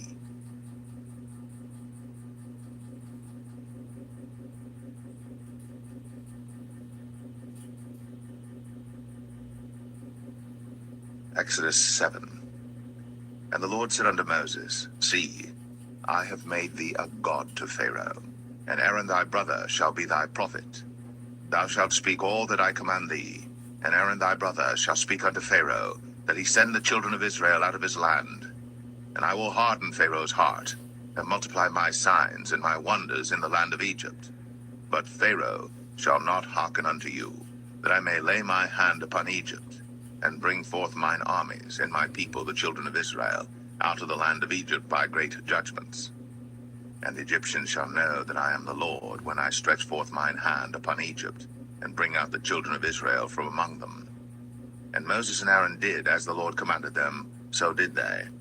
And Moses was 80 years old, and Aaron 83 years old, when they spake unto Pharaoh. And the Lord spake unto Moses and unto Aaron, saying, When Pharaoh shall speak unto you, saying, Show a miracle for you, then thou shalt say unto Aaron, Take thy rod, and cast it before Pharaoh, and it shall become a serpent. And Moses and Aaron went in unto Pharaoh, and they did so as the Lord had commanded. And Aaron cast down his rod before Pharaoh, and before his servants, and it became a serpent. Then Pharaoh also called the wise men and the sorcerers. Now the magicians of Egypt they also did in like manner with their enchantments. For they cast down every man his rod, and they became serpents. But Aaron's rod swallowed up their rods. And he hardened Pharaoh's heart, that he hearkened not unto them, as the Lord had said. And the Lord said unto Moses, Pharaoh's heart is hardened, he refuseth to let the people go. Get thee unto Pharaoh in the morning. Lo, he goeth out unto the water, and thou shalt stand by the river's brink against he come. And the rod which was turned to a serpent shalt thou take in thine hand. And thou shalt say unto him, The Lord God of the Hebrews hath sent me unto thee, saying, Let my people go, that they may serve me in the wilderness. And behold, hitherto thou wouldest not hear. Thus saith the Lord, In this thou shalt know that I am the Lord. Behold, I will smite with the rod that is in mine hand upon the waters which are in the river, and they shall be turned to blood. And the fish that is in the river shall die, and the river shall stink, and the Egyptians shall loathe to drink of the water of the river. And the Lord spake unto Moses, Say unto Aaron, Take thy rod, and stretch out thine hand upon the waters of Egypt, upon their streams, upon their rivers, and upon their ponds, and upon all their pools of water, that they may become blood, and that there may be blood throughout all the land of Egypt, both in vessels of wood and in vessels of stone. And Moses and Aaron did so, as the Lord commanded. And he lifted up the rod, and smote the waters that were in the river, in the sight of Pharaoh, and in the sight of his servants, and all the waters that were in the river were turned to blood. And the fish that was in the river died, and the river stank, and the Egyptians could not drink of the water of the river, and there was blood throughout all the land of Egypt. And the magicians of Egypt did so with their enchantments, and Pharaoh's heart was hardened, neither did he hearken unto them, as the Lord had said. And Pharaoh turned and went into his house, neither did he set his heart to this also.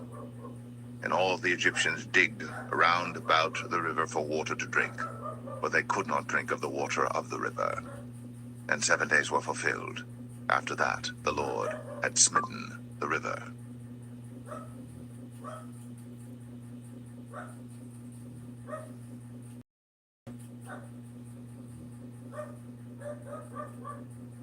Exodus 8. And the Lord spake unto Moses, Go unto Pharaoh, and say unto him, Thus saith the Lord, Let my people go, that they may serve me. And if thou refuse to let them go, behold, I will smite all thy borders with frogs, and the river shall bring forth frogs abundantly, which shall go up and come into thine house, and into thy bedchamber, and upon thy bed, and into the house of thy servants, and upon thy people, and into thine ovens, and into thy kneading troughs. And the frogs shall come up both on thee, and upon thy people, and upon all thy servants. And the Lord spake unto Moses, Say unto Aaron, Stretch forth thine hand with thy rod over the streams, over the rivers, and over the ponds, and cause frogs to come up upon the land of Egypt. And Aaron stretched out his hand over the waters of Egypt, and the frogs came up and covered the land of Egypt. And the magicians did so with their enchantments, and brought up frogs upon the land of Egypt. Then Pharaoh called for Moses and Aaron, and said, Entreat the Lord, that he may take away the frogs from me, and from my people, and I will let the people go, that they may do sacrifice unto the Lord. And Moses said unto Pharaoh, Glory over me. When shall I entreat for thee, and for thy servants, and for thy people, to destroy the frogs from thee, and thy houses, that they may remain in the river only? And he said, Tomorrow. And he said, Be it according to thy word, that thou mayest know that there is none like unto the Lord our God. And the frogs shall depart from thee, and from thy houses, and from thy servants, and from thy people. They shall remain in the river only. And Moses and Aaron went out from Pharaoh, and Moses cried unto the Lord because of the frogs, which he had brought against Pharaoh. And the Lord did according to the word of Moses, and the frogs died out of the houses, out of the villages, and out of the fields. And they gathered them together upon heaps, and the land stank. But when Pharaoh saw that there was respite, he hardened his heart, and hearkened not unto them, as the Lord had said. And the Lord said unto Moses, Say unto Aaron, Stretch out thy rod, and smite the dust of the land, that it may become lice throughout all the land of Egypt. And they did so.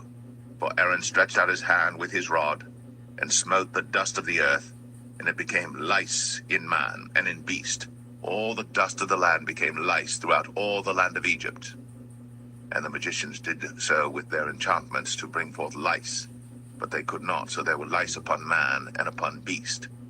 Then the magicians said unto Pharaoh, This is the finger of God. And Pharaoh's heart was hardened, and he hearkened not unto them, as the Lord had said.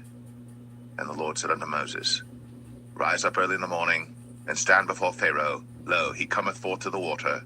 And say unto him, Thus saith the Lord, Let my people go, that they may serve me. Else, if thou wilt not let my people go, behold, I will send swarms of flies upon thee, and upon thy servants, and upon thy people, and into thy houses, and the houses of the Egyptians shall be full of swarms of flies, and also the ground whereon they are. And I will sever in that day the land of Goshen, in which my people dwell, that no swarms of flies shall be there, to the end thou mayest know that I am the Lord in the midst of the earth. And I will put a division between my people and thy people. Tomorrow shall this sign be. And the Lord did so. And there came a grievous swarm of flies into the house of Pharaoh, and into his servants' houses, and into all the land of Egypt. The land was corrupted by reason of the swarm of flies. And Pharaoh called for Moses and for Aaron, and said, Go ye, sacrifice to your God in the land. And Moses said, It is not meet so to do, for we shall sacrifice the abomination of the Egyptians to the Lord our God. Lo, shall we sacrifice the abomination of the Egyptians before their eyes? And will they not stone us? We will go 3 days' journey into the wilderness, and sacrifice to the Lord our God, as he shall command us. And Pharaoh said, I will let you go, that ye may sacrifice to the Lord your God in the wilderness. Only ye shall not go very far away. Entreat for me. And Moses said, Behold, I go out from thee, and I will entreat the Lord that the swarms of flies may depart from Pharaoh, from his servants, and from his people tomorrow. But let not Pharaoh deal deceitfully any more, not letting the people go to sacrifice to the Lord. And Moses went out from Pharaoh, and entreated the Lord. And the Lord did according to the word of Moses, and he removed the swarms of flies from Pharaoh, from his servants, and from his people. There remained not one.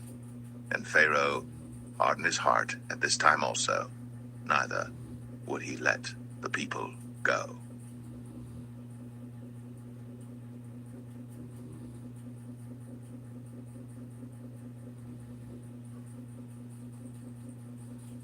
Exodus 9.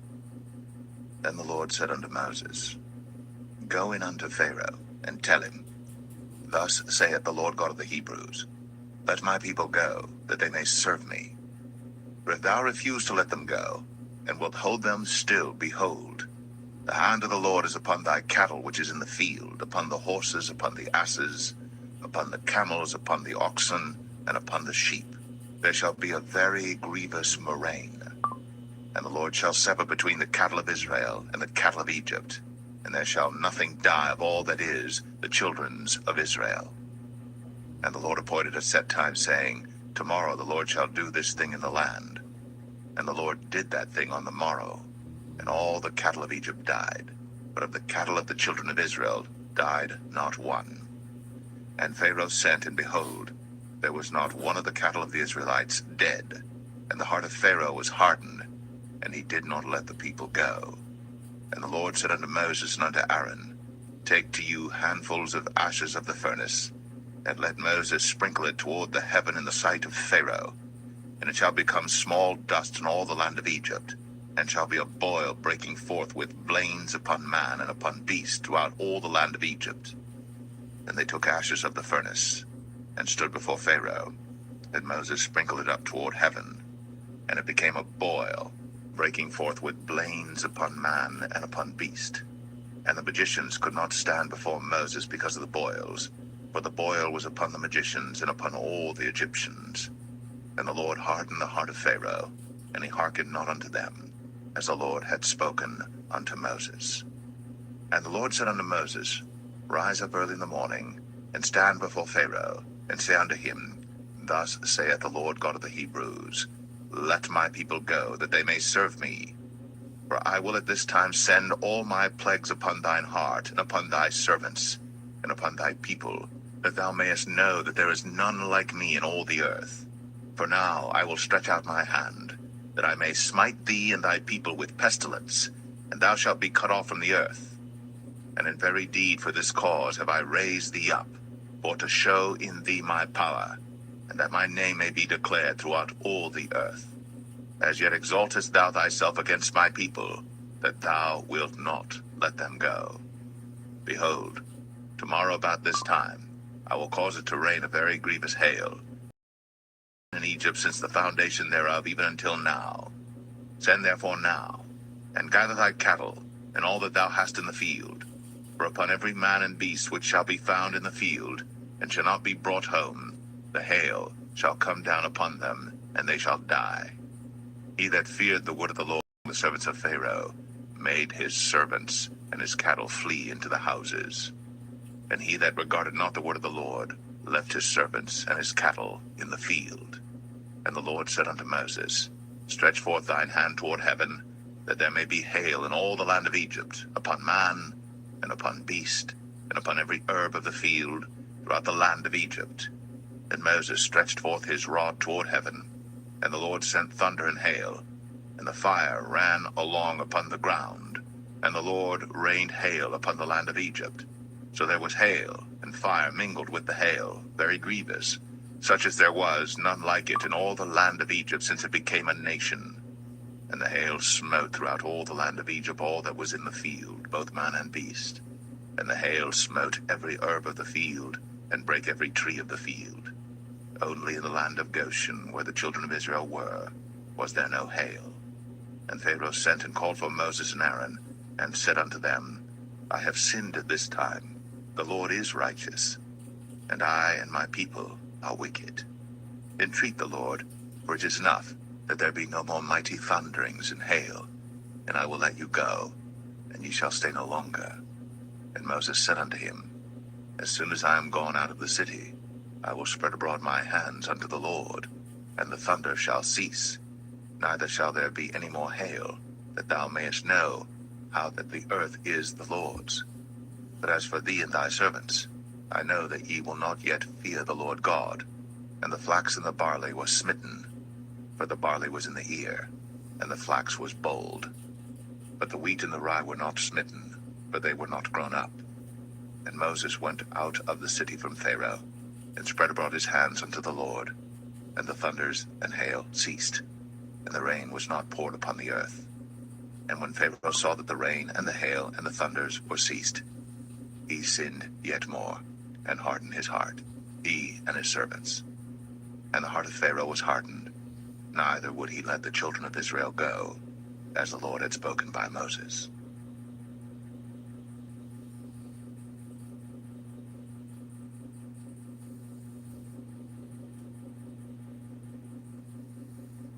Exodus 10. And the Lord said unto Moses, Go in unto Pharaoh, for I have hardened his heart, and the heart of his servants, that I might show these my signs before him, and that thou mayest tell in the ears of thy son, and of thy son's son, what things I have wrought in Egypt, and my signs which I have done among them, that ye may know how that I am the Lord. And Moses and Aaron came in unto Pharaoh, and said unto him, Thus saith the Lord God of the Hebrews, How long wilt thou refuse to humble thyself before me? Let my people go, that they may serve me. Else, if thou refuse to let my people go, behold, tomorrow will I bring the locusts into thy coast, and they shall cover the face of the earth, that one cannot be able to see the earth. And they shall eat the residue of that which is escaped, which remaineth unto you from the hail, and shall eat every tree which groweth for you out of the field. And they shall fill thy houses, and the houses of all thy servants, and the houses of all the Egyptians, which neither thy fathers nor thy fathers' fathers have seen, since the day that they were upon the earth unto this day. And he turned himself, and went out from Pharaoh. And Pharaoh's servants said unto him, How long shall this man be a snare unto us? Let the men go, that they may serve the Lord their God. Knowest thou not yet that Egypt is destroyed? And Moses and Aaron were brought again unto Pharaoh, and he said unto them, Go, serve the Lord your God. But who are they that shall go? And Moses said, We will go with our young and with our old, with our sons and daughters, with our flocks and with our herds will we go, for we must hold a feast unto the Lord. And he said unto them, Let the Lord be so with you, as I will let you go, and your little ones. Look to it, for evil is before you. Not so. Go now, ye that are men, and serve the Lord, for that ye did desire. And they were driven out from Pharaoh's presence.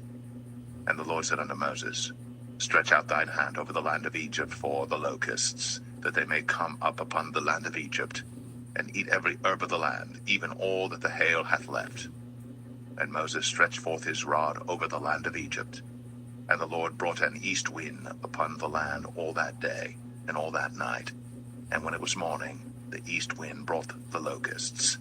And the locusts went up over all the land of Egypt, and rested in all the coasts of Egypt. Very grievous were they. Before them there were no such locusts as they, neither after them shall be such, for they covered the face of the whole earth. so that the land was darkened, and they did eat every herb of the land, and all the fruit of the trees which the hail had left, and there remained not any green thing in the trees, or in the herbs of the field, through all the land of Egypt. Then Pharaoh called for Moses and Aaron in haste, and he said, I have sinned against the Lord your God and against you. Now therefore forgive, I pray thee, my sin only this once, and entreat the Lord your God, that he may take away from me this death only. And he went out from Pharaoh, and entreated the Lord. And the Lord turned a mighty strong west wind, which took away the locusts, and cast them into the Red Sea. There remained not one locust in all the coasts of Egypt. But the Lord hardened Pharaoh's heart, so that he would not let the children of Israel go. And the Lord said unto Moses, Stretch out thine hand toward heaven, that there may be darkness over the land of Egypt, even darkness which may be felt. And Moses stretched forth his hand toward heaven, and there was a thick darkness in all the land of Egypt 3 days. They saw not one another, neither rose any from his place for 3 days. But all the children of Israel had light in their dwellings. And Pharaoh called unto Moses and said, Go ye, serve the Lord. Only let your flocks and your herds be stayed. Let your little ones also go with you. And Moses said, Thou must give us also sacrifices and burnt offerings, that we may sacrifice unto the Lord our God. Our cattle also shall go with us. There shall not an hoof be left behind. For thereof must we take to serve the Lord our God, and we know not with what we must serve the Lord until we come thither. But the Lord hardened Pharaoh's heart, and he would not let them go. And Pharaoh said unto him, Get thee from me, take heed to thyself, see my face no more, for in that day thou seest my face, thou shalt die. And Moses said, Thou hast spoken well. I will see thy face again no more.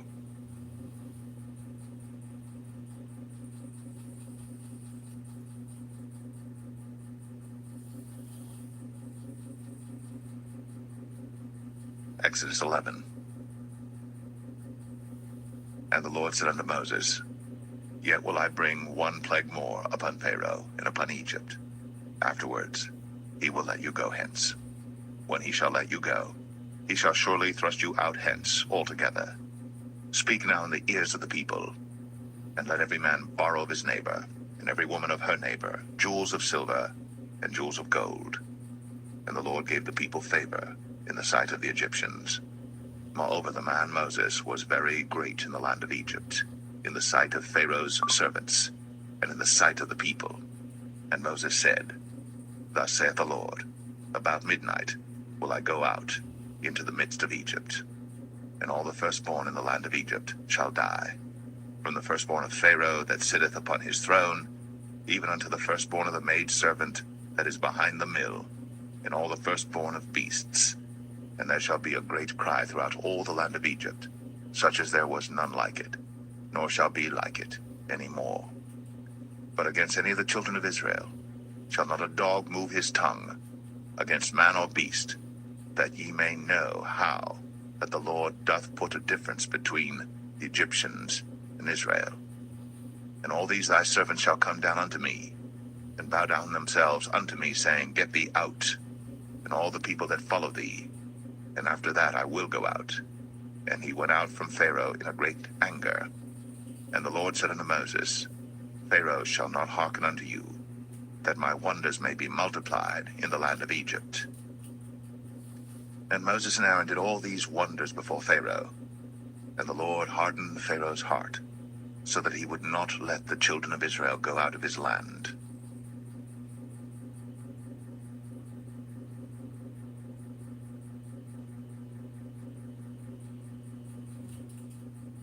Exodus 12. And the Lord spake unto Moses and Aaron in the land of Egypt, saying, This month shall be unto you the beginning of months. It shall be the first month of the year to you. Speak ye unto all the congregation of Israel, saying, In the 10th day of this month they shall take to them every man a lamb, according to the house of their fathers, a lamb for an house. And if the household be too little for the lamb, let him and his neighbor next unto his house take it according to the number of the souls. Every man according to his eating shall make your count for the lamb. Your lamb shall be without blemish, a male of the first year. Ye shall take it out from the sheep or from the goats. And ye shall keep it up until the 14th day of the same month. And the whole assembly of the congregation of Israel shall kill it in the evening. And they shall take of the blood, and strike it on the 2 side posts, and on the upper door post of the houses wherein they shall eat it.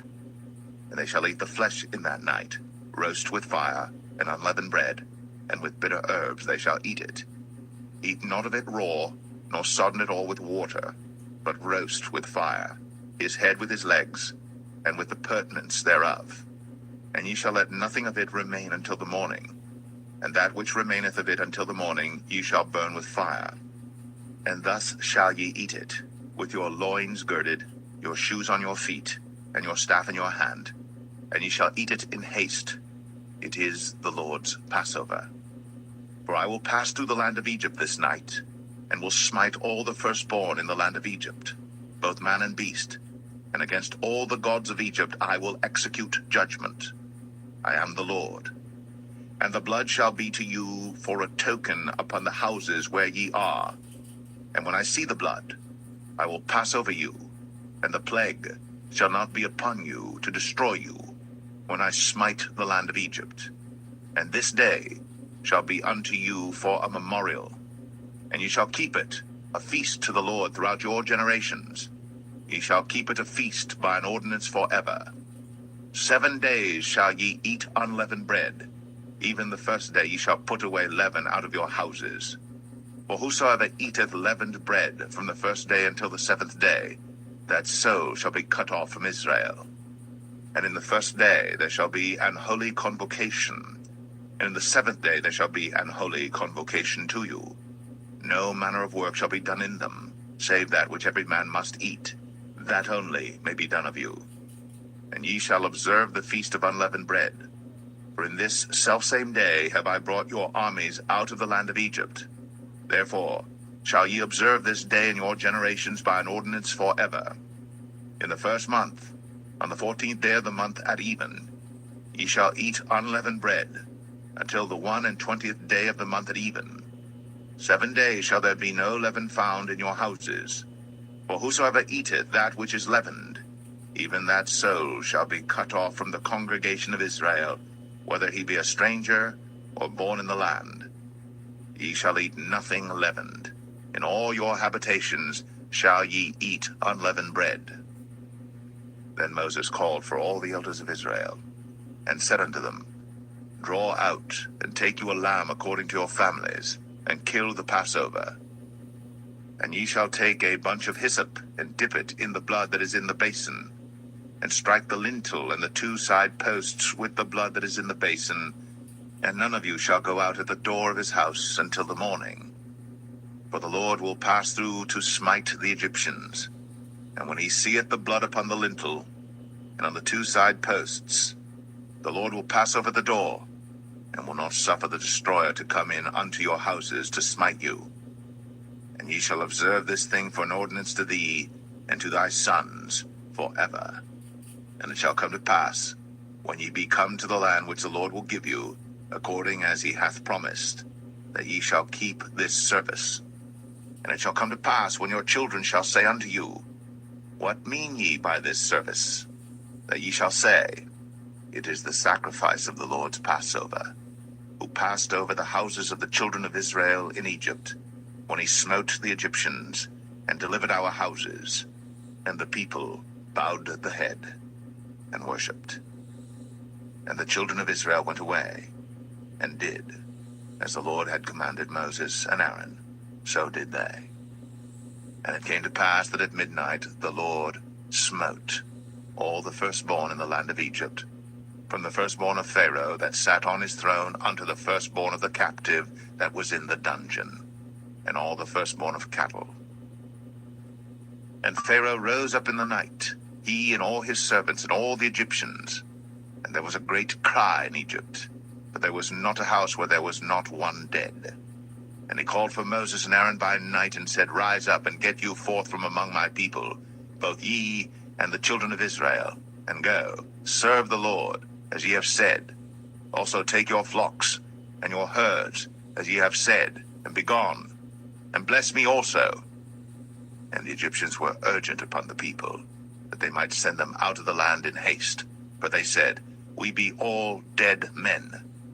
And the people took their dough before it was leavened, their kneading troughs being bound up in their clothes upon their shoulders. And the children of Israel did according to the word of Moses. And they borrowed of the Egyptians jewels of silver, and jewels of gold and raiment. And the Lord gave the people favor in the sight of the Egyptians, so that they lent unto them such things as they required, and they spoiled the Egyptians. And the children of Israel journeyed from Ramses to Succoth, about 600,000 on foot, that were men, beside children. And a mixed multitude went up also with them, and flocks and herds, even very much cattle. And they baked unleavened cakes of the dough which they brought forth out of Egypt, for it was not leavened, because they were thrust out of Egypt, and could not tarry, neither had they prepared for themselves any victual. Now the sojourning of the children of Israel, who dwelt in Egypt, was 430 years. And it came to pass at the end of the 430 years, even the selfsame day it came to pass, that all the hosts of the Lord went out from the land of Egypt. It is a night to be much observed unto the Lord for bringing them out from the land of Egypt. This is that night of the Lord to be observed of all the children of Israel in their generations. And the Lord said unto Moses and Aaron, This is the ordinance of the Passover. There shall no stranger eat thereof. But every man's servant that is bought for money, when thou hast circumcised him, then shall he eat thereof. A foreigner and an hired servant shall not eat thereof. In one house shall it be eaten. Thou shalt not carry forth aught of the flesh abroad out of the house, neither shall ye break a bone thereof. All the congregation of Israel shall keep it. And when a stranger shall sojourn with thee, and will keep the Passover to the Lord, let all his males be circumcised, and then let him come near and keep it. And he shall be as one that is born in the land. For no uncircumcised person shall eat thereof. One law shall be to him that is homeborn, and unto the stranger that sojourneth among you. Thus did all the children of Israel, as the Lord commanded Moses and Aaron, so did they. And it came to pass the selfsame day, that the Lord did bring the children of Israel out of the land of Egypt by their armies.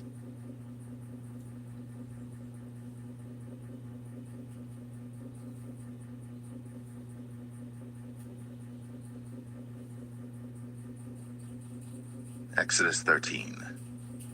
And the Lord spake unto Moses, saying, Sanctify unto me all the firstborn, whatsoever openeth the womb among the children of Israel, both of man and of beast, it is mine.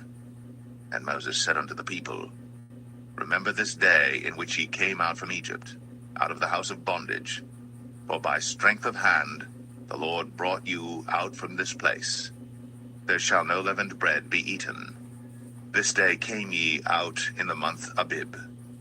And it shall be, when the Lord shall bring thee into the land of the Canaanites, and the Hittites, and the Amorites, and the Hivites, and the Jebusites, which he sware unto thy fathers to give thee, a land flowing with milk and honey, that thou shalt keep this service in this month. 7 days thou shalt eat unleavened bread, and in the 7th day shall be a feast to the Lord. Unleavened bread shall be eaten 7 days, and there shall no leavened bread be seen with thee, neither shall there be leaven seen with thee in all thy quarters. And thou shalt show thy son in that day, saying, This is done because of that which the Lord did unto me, when I came forth out of Egypt. And it shall be for a sign unto thee upon thine hand, and for a memorial between thine eyes, that the Lord's law may be in thy mouth. For with a strong hand hath the Lord brought thee out of Egypt.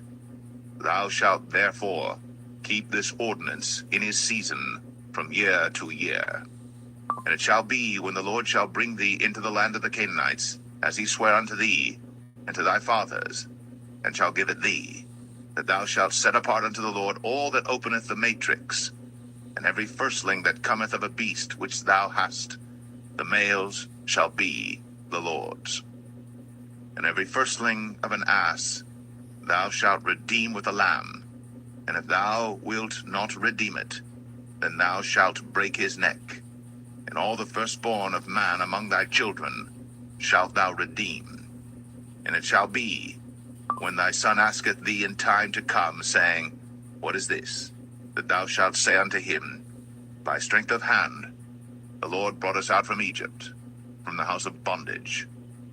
And it came to pass, when Pharaoh would hardly let us go, that the Lord slew all the firstborn in the land of Egypt, both the firstborn of man and the firstborn of beast. Therefore I sacrifice to the Lord all that openeth the matrix, being males, but all the firstborn of my children I redeem. And shall be for a token upon thine hand, and for frontlets between thine eyes. For by strength of hand the Lord brought us forth out of Egypt. And it came to pass, when Pharaoh had let the people go, that God led them not through the way of the land of the Philistines, although that was near, for God said, Lest peradventure the people repent when they see war, and they return to Egypt. But God led the people about through the way of the wilderness of the Red Sea. And the children of Israel went up harnessed out of the land of Egypt. And Moses took the bones of Joseph with him, for he had straitly sworn the children of Israel, saying, God will surely visit you, and ye shall carry up my bones away hence with you.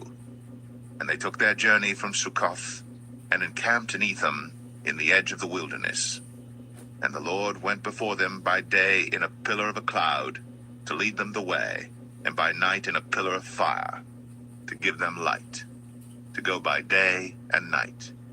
He took not away the pillar of the cloud by day, nor the pillar of fire by night, from before the people.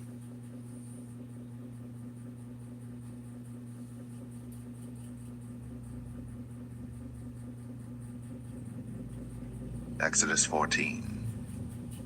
And the Lord spake unto Moses, saying, Speak unto the children of Israel, that they turn and encamp before Pi-hahiroth, between Migdal and the sea, over against Baal-zephon. Before it shall ye encamp by the sea.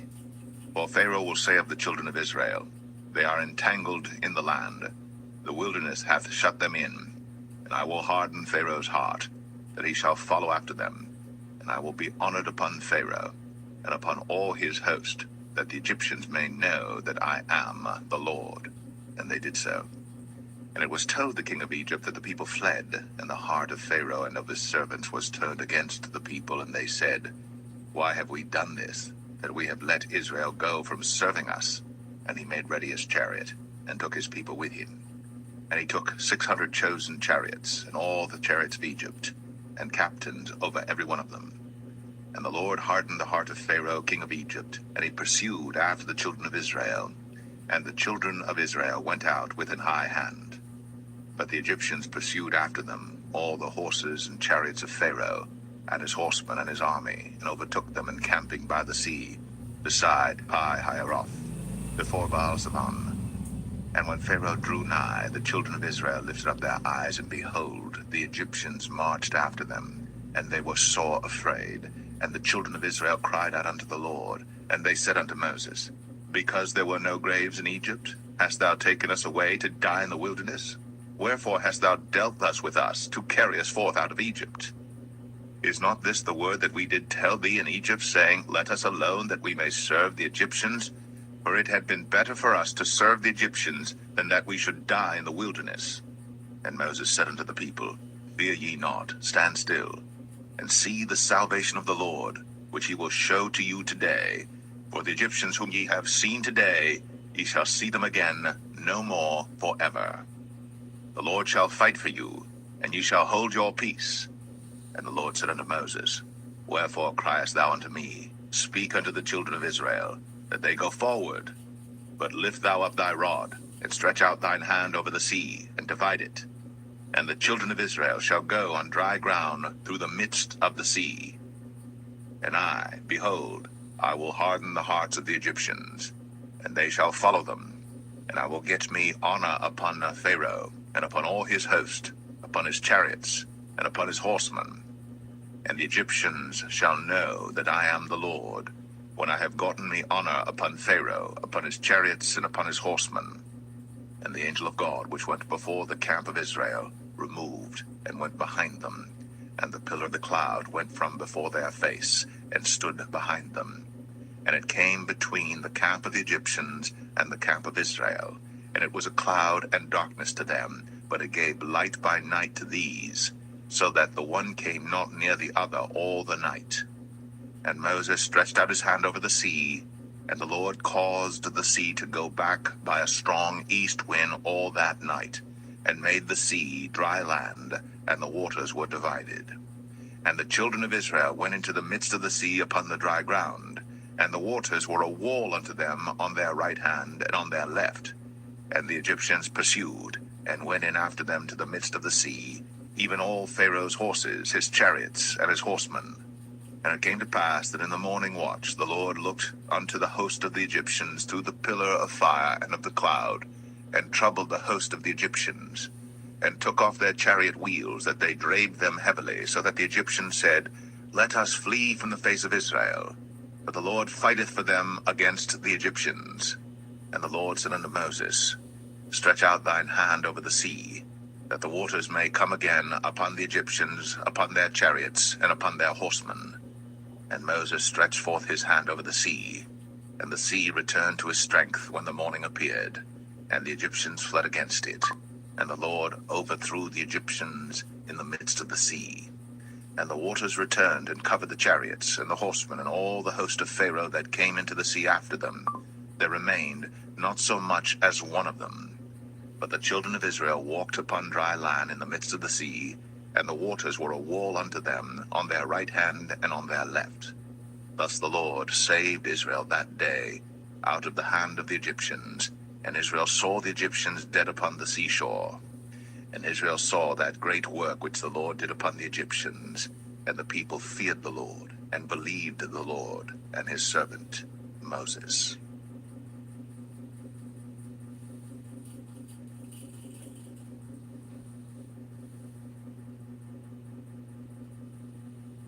Exodus 15. Then sang Moses and the children of Israel this song unto the Lord, and spake, saying, I will sing unto the Lord, for he hath triumphed gloriously. The horse and his rider hath he thrown into the sea. The Lord is my strength and song, and he is become my salvation. He is my God, and I will prepare him an habitation, my father's God, and I will exalt him. The Lord is a man of war. Pharaoh's chariots and his host hath he cast into the sea. His chosen captains also are drowned in the Red Sea. The depths have covered them. They sank into the bottom as a stone. Thy right hand, O Lord, is become glorious in power. Thy right hand, O Lord, hath dashed to pieces the enemy. And in the greatness of thine excellency thou hast overthrown them that rose up against thee. Thou sentest forth thy wrath, which consumed them as stubble. And with the blast of thy nostrils the waters were gathered together. The floods stood upright as an heap, and the depths were congealed in the heart of the sea. The enemy said, I will pursue, I will overtake, I will divide the spoil. My lust shall be satisfied upon them. I will draw my sword, my hand shall destroy them. Thou didst blow with thy wind, the sea covered them. They sank as lead in the mighty waters. Who is like unto thee, O Lord, among the gods? Who is like thee, glorious in holiness, fearful in praises, doing wonders? Thou stretchest out thy right hand, the earth swallowed them. Thou in thy mercy hast led forth the people which thou hast redeemed. Thou hast guided them in thy strength unto thy holy habitation. The people shall hear and be afraid. Sorrow shall take hold on the inhabitants of Palestina. Then the dukes of Edom shall be amazed. The mighty men of Moab, trembling, shall take hold upon them. All the inhabitants of Canaan shall melt away. Fear and dread shall fall upon them. By the greatness of thine arm they shall be known. Till thy people pass over, O Lord, till the people pass over, which thou hast purchased. Thou shalt bring them in, and plant them in the mountain of thine inheritance, in the place, O Lord, which thou hast made for thee to dwell in the sanctuary, O Lord, which thy hands have established. The Lord shall reign forever and ever. For the horse of Pharaoh went in with his chariots and with his horsemen into the sea, and the Lord brought again the waters of the sea upon them. But the children of Israel went on dry land in the midst of the sea. And Miriam the prophetess, the sister of Aaron, took a timbrel in her hand, and all the women went out after her with timbrels and with dances. And Miriam answered them, Sing ye to the Lord, for he hath triumphed gloriously. The horse and his rider hath he thrown into the sea. So Moses brought Israel from the Red Sea, and they went out into the wilderness of Shur. And they went 3 days in the wilderness and found no water. And when they came to Marah, they could not drink of the waters of Marah, for they were bitter. Therefore the name of it was called Marah. And the people murmured against Moses, saying, What shall we drink? And he cried unto the Lord, and the Lord showed him a tree, which when he had cast into the waters were made sweet. There he made for them a statute and an ordinance, and there he proved them, and said, If thou wilt diligently hearken to the voice of the Lord thy God, and wilt do that which is right in his sight, and wilt give ear to his commandments, and keep all his statutes, I will put none of these diseases upon thee, which I have brought upon the Egyptians, for I am the Lord that healeth thee. And they came to Elim, where were 12 wells of water, and 70 palm trees, and they encamped there by the waters.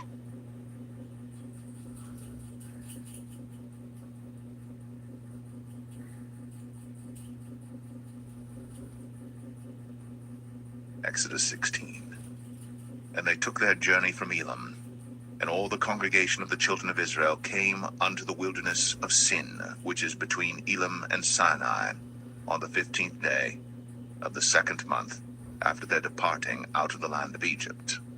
And the whole congregation of the children of Israel murmured against Moses and Aaron in the wilderness. And the children of Israel said unto them, Would to God we had died by the hand of the Lord in the land of Egypt, when we sat by the flesh pots, and when we did eat bread to the full. For ye have brought us forth into this wilderness to kill this whole assembly with hunger. Then said the Lord unto Moses, Behold, I will rain bread from heaven for you, and the people shall go out and gather a certain rate every day, that I may prove them, whether they will walk in my law or no. And it shall come to pass that on the 6th day they shall prepare that which they bring in, and it shall be twice as much as they gather daily. And Moses and Aaron said unto all the children of Israel, At even, then you shall know that the Lord hath brought you out from the land of Egypt. And in the morning, then ye shall see the glory of the Lord, for that he heareth your murmurings against the Lord. And what are we that ye murmur against us? And Moses said, This shall be when the Lord shall give you in the evening flesh to eat, and in the morning bread to the full, for that the Lord heareth your murmurings, which ye murmur against him. And what are we? Your murmurings are not against us, but against the Lord.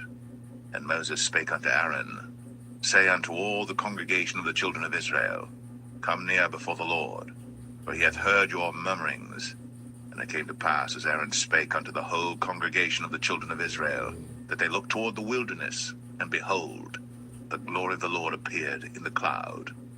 And the Lord spake unto Moses, saying, I have heard the murmurings of the children of Israel. Speak unto them, saying, At even ye shall eat flesh, and in the morning ye shall be filled with bread, and ye shall know that I am the Lord your God.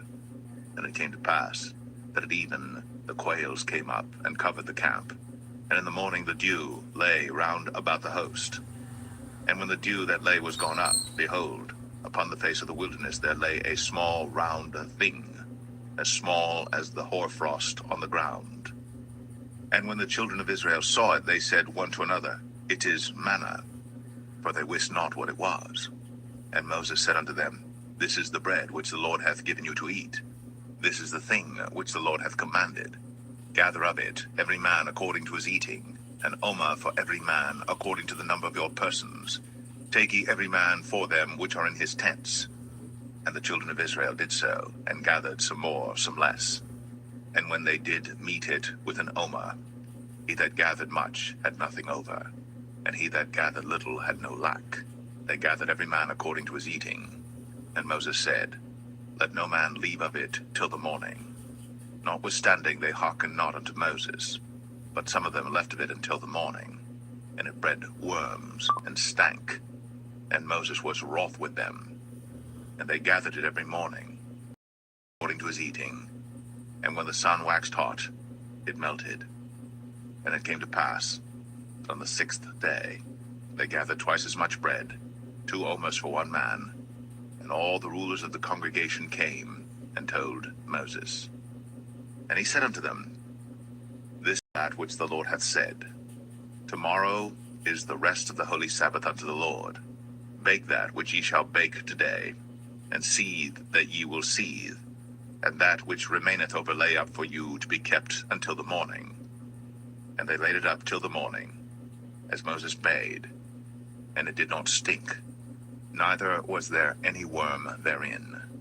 And Moses said, Eat that today, for today is a Sabbath unto the Lord. Today ye shall not find it in the field. 6 days ye shall gather it, for on the 7th day, which is the Sabbath, in it there shall be none.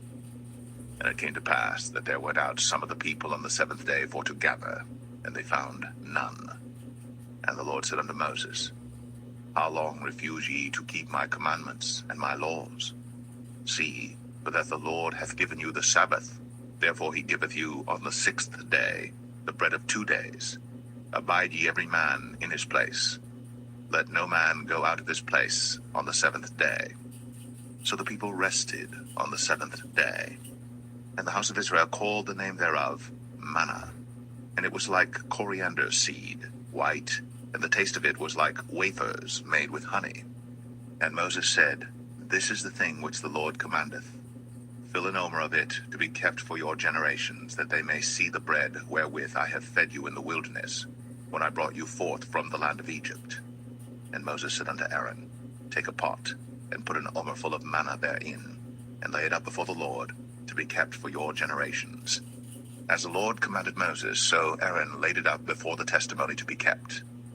And the children of Israel did eat manna 40 years, until they came to a land inhabited.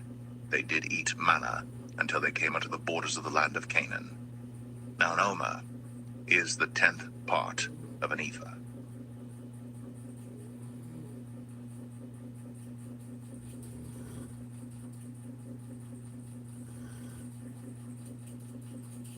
Exodus 17. And all the congregation of the children of Israel journeyed from the wilderness of Sin after their journeys, according to the commandment of the Lord, and pitched in Rephidim. And there was no water for the people to drink. Wherefore the people did chide with Moses, and said, Give us water that we may drink. And Moses said unto them, Why chide ye with me? Wherefore do ye tempt the Lord? And the people thirsted there for water. And the people murmured against Moses, and said, Wherefore is this that thou hast brought us up out of Egypt, to kill us, and our children, and our cattle with thirst? And Moses cried unto the Lord, saying, What shall I do unto this people? They be almost ready to stone me. And the Lord said unto Moses, Go on before the people, and take with thee of the elders of Israel, and thy rod wherewith thou smotest the river, take in thine hand, and go. Behold, I will stand before thee there upon the rock in Horeb, and thou shalt smite the rock. And there shall come water out of it, that the people may drink. And Moses did so in the sight of the elders of Israel. And he called the name of the place Massah and Meribah, because of the chiding of the children of Israel, and because they tempted the Lord, saying, Is the Lord among us or not? Then came Amalek and fought with Israel in Rephidim. And Moses said unto Joshua, Choose us out men, and go out, fight with Amalek. Tomorrow I will stand on the top of the hill with the rod of God in mine hand. So Joshua did as Moses had said to him, and fought with Amalek. And Moses, Aaron, and Hur went up to the top of the hill. And it came to pass, when Moses held up his hand, that Israel prevailed. And when he let down his hand, Amalek prevailed. But Moses' hands were heavy, and they took a stone and put it under him, and he sat thereon. And Aaron and Hur stayed up his hands, the one on the one side, and the other on the other side. And his hands were steady until the going down of the sun. And Joshua discomfited Amalek and his people with the edge of the sword. And the Lord said unto Moses, Write this for a memorial in a book, and rehearse it in the ears of Joshua. For I will utterly put out the remembrance of Amalek from under heaven. And Moses built an altar, and called the name of it Jehovah Nissi. For he said, because the Lord has sworn that the Lord will have war with Amalek from generation to generation.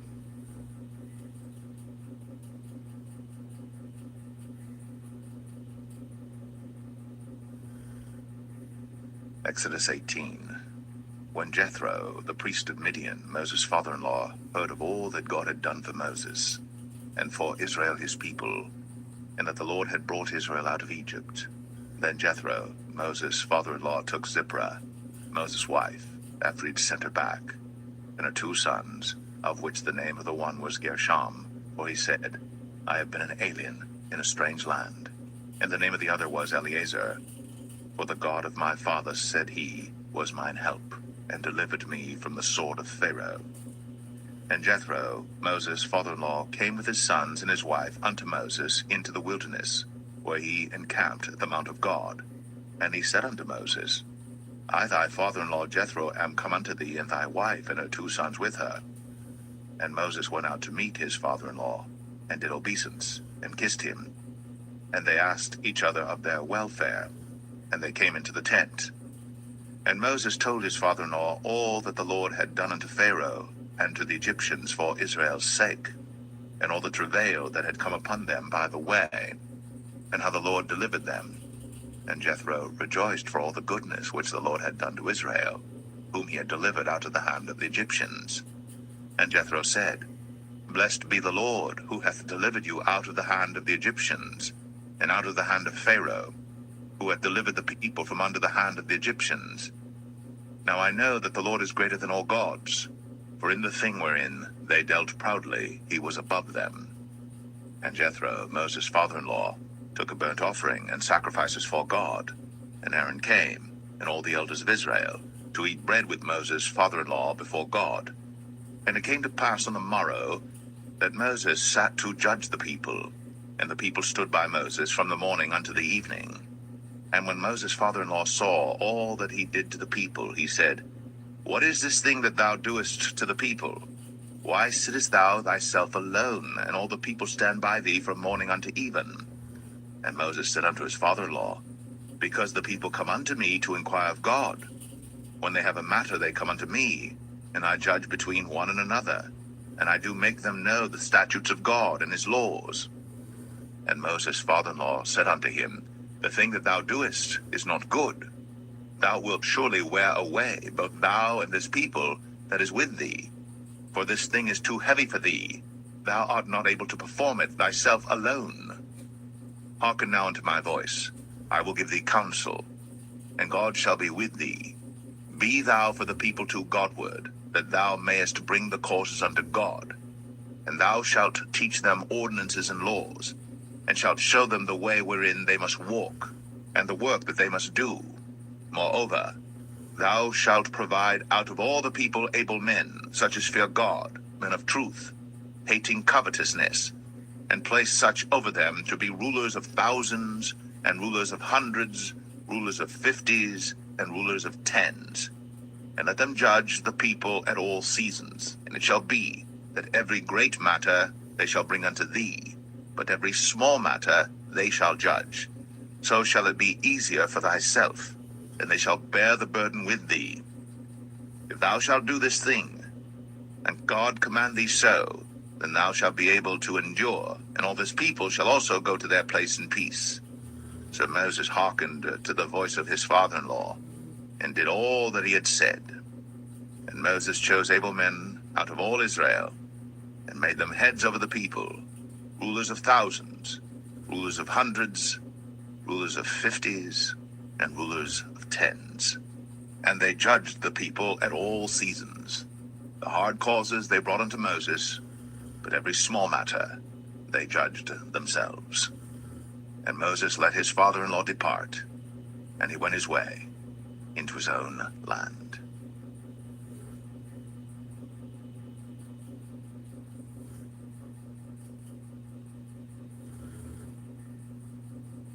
Exodus 19. in the 3rd month, when the children of Israel were gone forth out of the land of Egypt. The same day came they into the wilderness of Sinai, but they were departed from Rephidim, and were come to the desert of Sinai, and had pitched in the wilderness, and there Israel camped before the mount. And Moses went up unto God, and the Lord called unto him out of the mountain, saying, Thus shalt thou say to the house of Jacob, and tell the children of Israel, Ye have seen what I did unto the Egyptians, and how I bare you on eagle's wings, and brought you unto myself. Now therefore, if ye will obey my voice indeed, and keep my covenant, then ye shall be a peculiar treasure unto me above all people. For all the earth is mine, and ye shall be unto me a kingdom of priests, and an holy nation. These are the words which thou shalt speak unto the children of Israel. And Moses came and called for the elders of the people, and laid before their faces all these words which the Lord commanded him. And all the people answered together and said, All that the Lord hath spoken, we will do. And Moses returned the words of the people unto the Lord. And the Lord said unto Moses, Lo, I come unto thee in a thick cloud, that the people may hear when I speak with thee, and believe thee forever. And Moses told the words of the people unto the Lord. And the Lord said unto Moses, Go unto the people, and sanctify them today and tomorrow, and let them wash their clothes, and be ready against the 3rd day. For the 3rd day the Lord will come down in the sight of all the people upon Mount Sinai. And thou shalt set bounds unto the people round about, saying, Take heed to yourselves, that ye go not up into the mount, or touch the border of it. Whosoever toucheth the mount shall be surely put to death. There shall not an hand touch it, but he shall surely be stoned, or shot through, whether it be beast or man, it shall not live. When the trumpet soundeth long, they shall come up to the mount. And Moses went down from the mount unto the people, and sanctified the people, and they washed their clothes. And he said unto the people, Be ready against the 3rd day, come not at your wives. And it came to pass on the 3rd day in the morning, that there were thunders and lightnings, and a thick cloud upon the mount, and the voice of the trumpet exceeding loud, so that all the people that was in the camp trembled. And Moses brought forth the people out of the camp to meet with God. And they stood at the nether part of the mount. And Mount Sinai was altogether on a smoke, because the Lord descended upon it in fire, and the smoke thereof ascended as the smoke of a furnace, and the whole mount quaked greatly. And when the voice of the trumpet sounded long, and waxed louder and louder, Moses spake, and God answered him by a voice. And the Lord came down upon Mount Sinai, on the top of the mount, and the Lord called Moses up to the top of the mount, and Moses went up. And the Lord said unto Moses, Go down, charge the people, lest they break through unto the Lord to gaze, and many of them perish. And let the priests also, which come near to the Lord, sanctify themselves, lest the Lord break forth upon them. And Moses said unto the Lord, The people cannot come up to Mount Sinai, for thou chargest us, saying, Set bounds about the mount, and sanctify it. And the Lord said unto him, Away, get thee down, and thou shalt come up, thou and Aaron with thee. But let not the priests and the people break through to come up unto the Lord, lest he break forth upon them. So Moses went down unto the people, and spake unto them.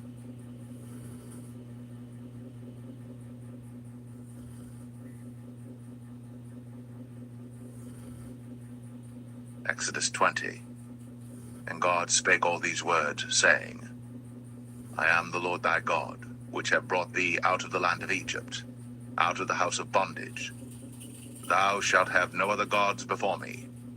Thou shalt not make unto thee any graven image, or any likeness of anything that is in heaven above, or that is in the earth beneath, or that is in the water under the earth. Thou shalt not bow down thyself to them, nor serve them.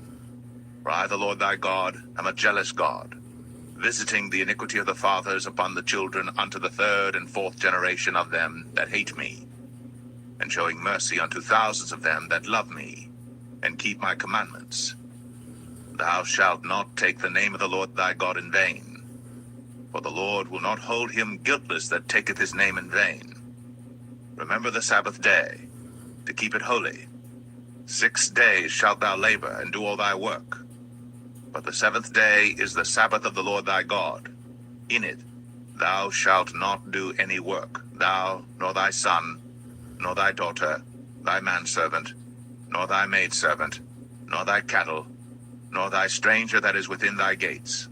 For in 6 days the Lord made heaven and earth, the sea, and all that in them is, and rested the seventh day. Wherefore the Lord blessed the Sabbath day and hallowed it. Honor thy father and thy mother, that thy days may be long upon the land which the Lord thy God giveth thee. Thou shalt not kill. Thou shalt not commit adultery. Thou shalt not steal. Thou shalt not bear false witness against thy neighbor. Thou shalt not covet thy neighbor's house. Thou shalt not covet thy neighbor's wife, nor his manservant, nor his maidservant, nor his ox, nor his ass, nor anything that is thy neighbor's. And all the people saw the thunderings, and the lightnings, and the noise of the trumpet, and the mountain smoking. And when the people saw it, they removed, and stood afar off. And they said unto Moses, Speak thou with us, and we will hear. But let not God speak with us, lest we die. And Moses said unto the people, Fear not, for God is come to prove you, and that his fear may be before your faces, that ye sin not. And the people stood afar off. And Moses drew near unto the thick darkness where God was. And the Lord said unto Moses, Thus thou shalt say unto the children of Israel, Ye have seen that I have talked with you from heaven. Ye shall not make with me gods of silver, neither shall ye make unto you gods of gold. An altar of earth thou shalt make unto me, and shalt sacrifice thereon thy burnt offerings, and thy peace offerings, thy sheep and thine oxen. In all places where I record my name I will come unto thee, and I will bless thee. And if thou wilt make me an altar of stone, thou shalt not build it of hewn stone, for if thou lift up thy tool upon it, thou hast polluted it. Neither shalt thou go up by steps unto mine altar, that thy nakedness be not discovered thereon.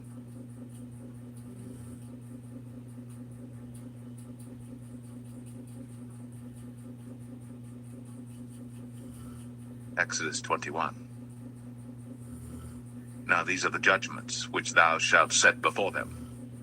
If thou buy an Hebrew servant, 6 years he shall serve, and in the 7th he shall go out free for nothing. If he came in by himself, he shall go out by himself. If he were married, then his wife shall go out with him. If his master have given him a wife, and she have borne him sons or daughters, the wife and her children shall be her master's, and he shall go out by himself. And if the servant shall plainly say, I love my master, my wife, and my children, I will not go out free, then his master shall bring him unto the judges. He shall also bring him to the door, or unto the doorpost, and his master shall bore his ear through with an awl, and he shall serve him forever. And if a man sell his daughter to be a maidservant, she shall not go out as the men servants do. If she please not her master, who hath betrothed her to himself, then shall he let her be redeemed. To sell her unto a strange nation, he shall have no power, seeing he hath dealt deceitfully with her. And if he have betrothed her unto his son, he shall deal with her after the manner of daughters. If he take him another wife, her food, her raiment, and her duty of marriage, shall he not diminish? And if he do not these 3 unto her, then shall she go out free without money. He that smiteth a man so that he die, shall be surely put to death. And if a man lie not in wait, but God deliver him into his hand, then I will appoint thee a place whither he shall flee. But if a man come presumptuously upon his neighbor, to slay him with guile, thou shalt take him from mine altar, that he may die. And he that smiteth his father or his mother shall be surely put to death. And he that stealeth a man and selleth him, or if he be found in his hand, he shall surely be put to death. And he that curseth his father or his mother shall surely be put to death. And if men strive together, and one smite another with a stone, or with his fist, and he die not, but keepeth his bed, if he rise again and walk abroad upon his staff, then shall he that smote him be quit, only he shall pay for the loss of his time, and shall cause him to be thoroughly healed. And if a man smite his servant or his maid with a rod, and he die under his hand, he shall be surely punished. Notwithstanding, if he continue a day or two, he shall not be punished, for he is his money. If men strive and hurt a woman with child, so that her fruit depart from her, and yet no mischief follow, he shall be surely punished, according as the woman's husband will lay upon him, and he shall pay as the judges determine.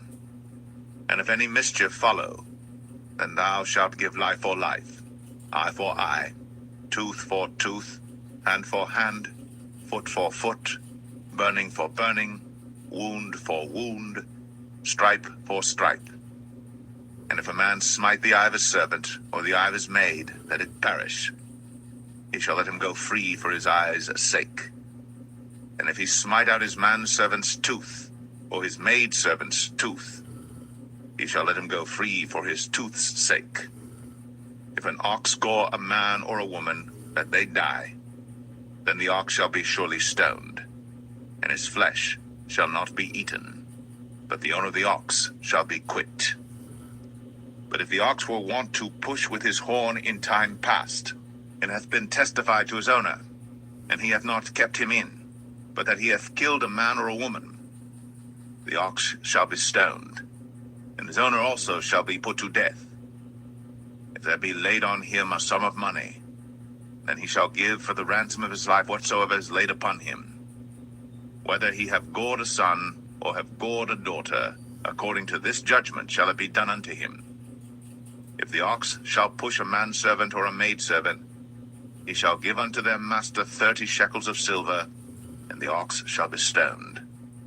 And if a man shall open a pit, if a man shall dig a pit, and not cover it, and an ox or an ass fall therein, the owner of the pit shall make it good, and give money unto the owner of them, and the dead beast shall be his.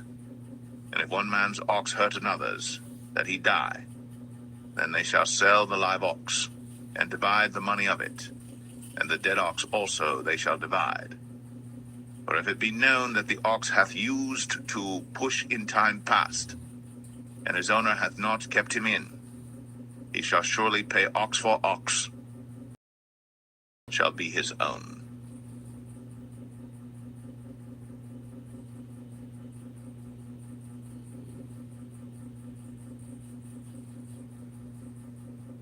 Exodus 22. If a man shall steal an ox or a sheep and kill it or sell it, he shall restore 5 oxen for an ox and 4 sheep for a sheep. If a thief be found breaking up and be smitten that he die, there shall no blood be shed for him. If the sun be risen upon him, there shall be blood shed for him, for he should make full restitution.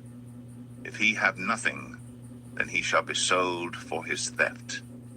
If the theft be certainly found in his hand alive, whether it be ox or ass or sheep, he shall restore double.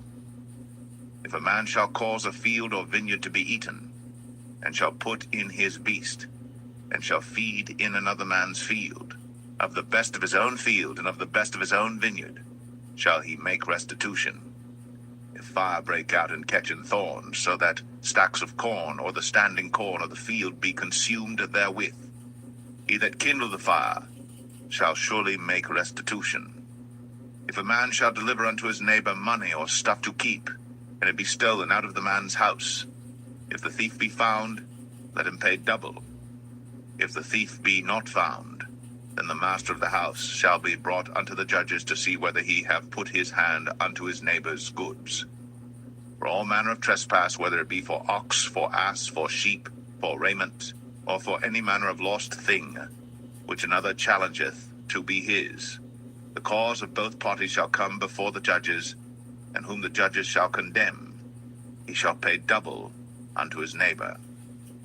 If a man deliver unto his neighbor an ass, or an ox, or a sheep, or any beast to keep, and it die, or be hurt, or driven away, no man seeing it, then shall an oath of the Lord be between them both, that he hath not put his hand unto his neighbor's goods, and the owner of it shall accept thereof, and he shall not make it good. And if it be stolen from him, he shall make restitution unto the owner thereof. If it be torn in pieces, then let him bring it for witness, and he shall not make good that which was torn. And if a man borrow aught of his neighbor, and it be hurt or die, the owner thereof being not with it, he shall surely make it good. But if the owner thereof be with it, he shall not make it good. If it be an hired thing, it came for his hire. And if a man entice a maid that is not betrothed, and lie with her, he shall surely endow her to be his wife. If her father utterly refuse to give her unto him, he shall pay money according to the dowry of virgins. Thou shalt not suffer a witch to live. Whosoever lieth with a beast shall surely be put to death. He that sacrificeth unto any god, save unto the Lord only, he shall be utterly destroyed. Thou shalt neither vex a stranger nor oppress him, for ye were strangers in the land of Egypt. Ye shall not afflict any widow or fatherless child.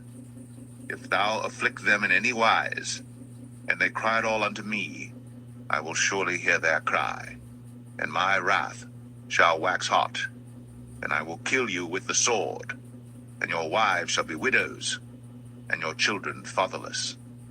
If thou lend money to any of my people that is poor by thee, thou shalt not be to him as an usurer, neither shalt thou lay upon him usury. If thou at all take thy neighbor's raiment to pledge, thou shalt deliver it unto him by that the sun goeth down. For that is his covering only, it is his raiment for his skin. Wherein shall he sleep? And it shall come to pass, when he crieth unto me, that I will hear, for I am gracious. Thou shalt not revile the gods, nor curse the ruler of thy people.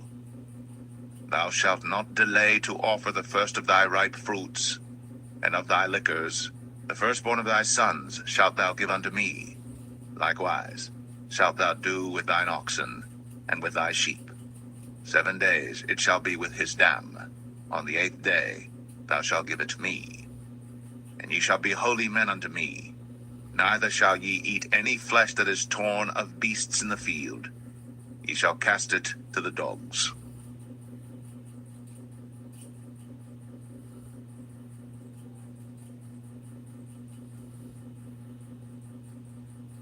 Exodus 23. Thou shalt not raise a false report. Put not thine hand with the wicked to be an unrighteous witness. Thou shalt not follow a multitude to do evil. Neither shalt thou speak in a cause to decline after many to wrest judgment. Neither shalt thou countenance a poor man in his cause. If thou meet thine enemy's ox or his ass going astray, thou shalt surely bring it back to him again. If thou see the ass of him that hateth thee lying under his burden, and wouldest forbear to help him, thou shalt surely help with him. Thou shalt not wrest the judgment of thy poor in his cause. Keep thee far from a false matter, and the innocent and righteous slay thou not. For I will not justify the wicked. And thou shalt take no gift, for the gift blindeth the wise, and perverteth the words of the righteous. Also, thou shalt not oppress a stranger. For ye know the heart of a stranger, seeing ye were strangers in the land of Egypt. And 6 years thou shalt sow thy land, and shalt gather in the fruits thereof. But the 7th year thou shalt let it rest and lie still, that the poor of thy people may eat, and what they leave the beasts of the field shall eat. In like manner thou shalt deal with thy vineyard, and with thy oliveyard. 6 days thou shalt do thy work, and on the 7th day thou shalt rest, that thine ox and thine ass may rest, and the son of thy handmaid, and the stranger may be refreshed. And all things that I have said unto you be circumspect, And make no mention of the name of other gods, neither let it be heard out of thy mouth. 3 times thou shalt keep a feast unto me in the year. Thou shalt keep the feast of unleavened bread. Thou shalt eat unleavened bread 7 days, as I commanded thee, in the time appointed of the month Abib. For in it thou camest out from Egypt, and none shall appear before me empty. And the feast of harvest, the first fruits of thy labors, which thou hast sown in the field, and the feast of ingathering, which is in the end of the year, when thou hast gathered in thy labors out of the field. 3 times in the year all thy males shall appear before the Lord God. Thou shalt not offer the blood of my sacrifice with leavened bread, neither shall the fat of my sacrifice remain until the morning.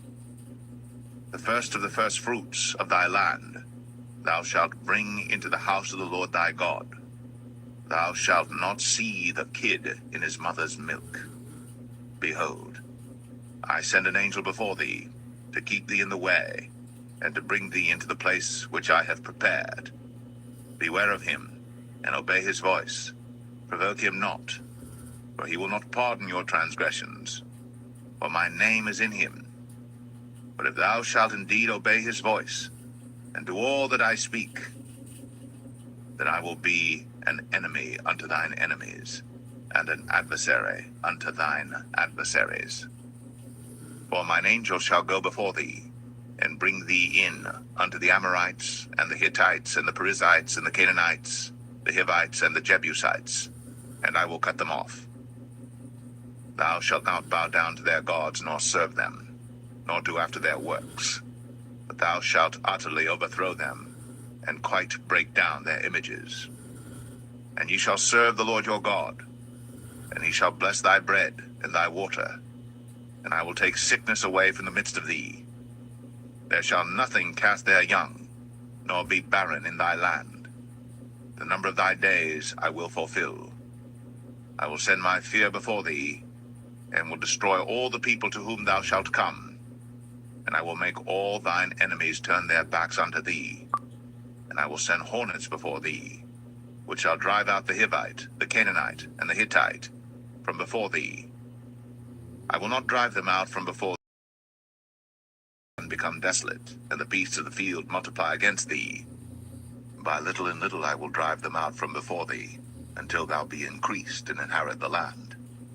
And I will set thy bounds from the Red Sea even unto the sea of the Philistines, and from the desert unto the river, for I will deliver the inhabitants of the land into your hand, and thou shalt drive them out before thee. Thou shalt make no covenant with them, nor with their gods. They shall not dwell in thy land, lest they make thee sin against me. For if thou serve their gods, it will surely be a snare unto thee.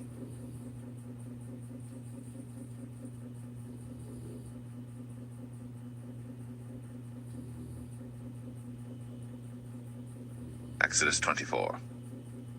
And he said unto Moses, Come up unto the Lord, thou and Aaron, Nadab and Abihu, and 70 of the elders of Israel, and worship ye afar off. And Moses alone shall come near the Lord, but they shall not come nigh, neither shall the people go up with him. And Moses came, and told the people all the words of the Lord, and all the judgments, and all the people answered with one voice, and said, All the words which the Lord hath said will we do. And Moses wrote all the words of the Lord, and rose up early in the morning, and builded an altar under the hill, and 12 pillars according to the 12 tribes of Israel. And he sent young men of the children of Israel, which offered burnt offerings, and sacrificed peace offerings of oxen unto the Lord. And Moses took half of the blood, and put it in basins, and half of the blood he sprinkled on the altar. And he took the book of the covenant, and read in the audience of the people, and they said, All that the Lord hath said will we do, and be obedient.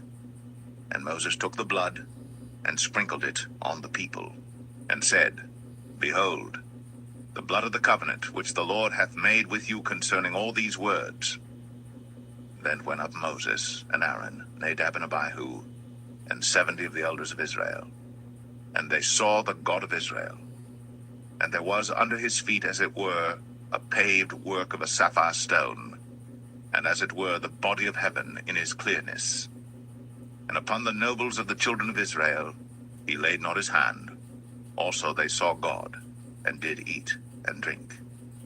And the Lord said unto Moses, Come up to me into the mount, and be there.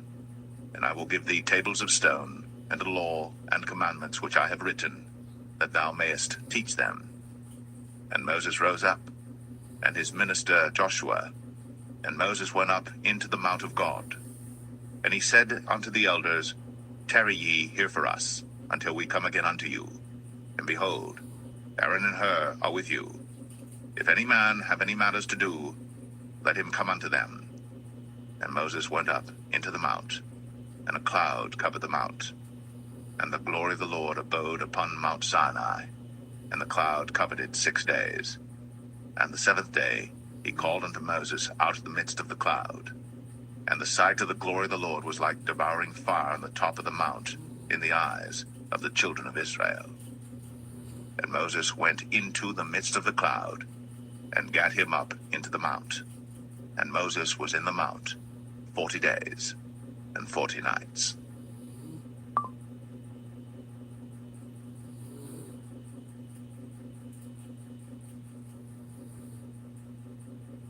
Exodus 25. And the Lord spake unto Moses, saying, Speak unto the children of Israel, that they bring me an offering of every man that giveth it willingly with his heart. Ye shall take my offering. And this is the offering which ye shall take of them: gold, and silver, and brass, and blue, and purple, and scarlet, and fine linen, and goat's hair, and rams' skins dyed red, and badgers' skins, and shittim wood, oil for the light, spices for anointing oil, and for sweet incense, onyx stones, and stones to be set in the ephod, and in the breastplate. And let them make me a sanctuary, that I may dwell among them, according to all that I show thee, after the pattern of the tabernacle, and the pattern of all the instruments thereof, even so shall ye make it. And they shall make an ark of shittim wood. 2 cubits and a half shall be the length thereof, and 1 cubit and a half the breadth thereof, and 1 cubit and a half the height thereof.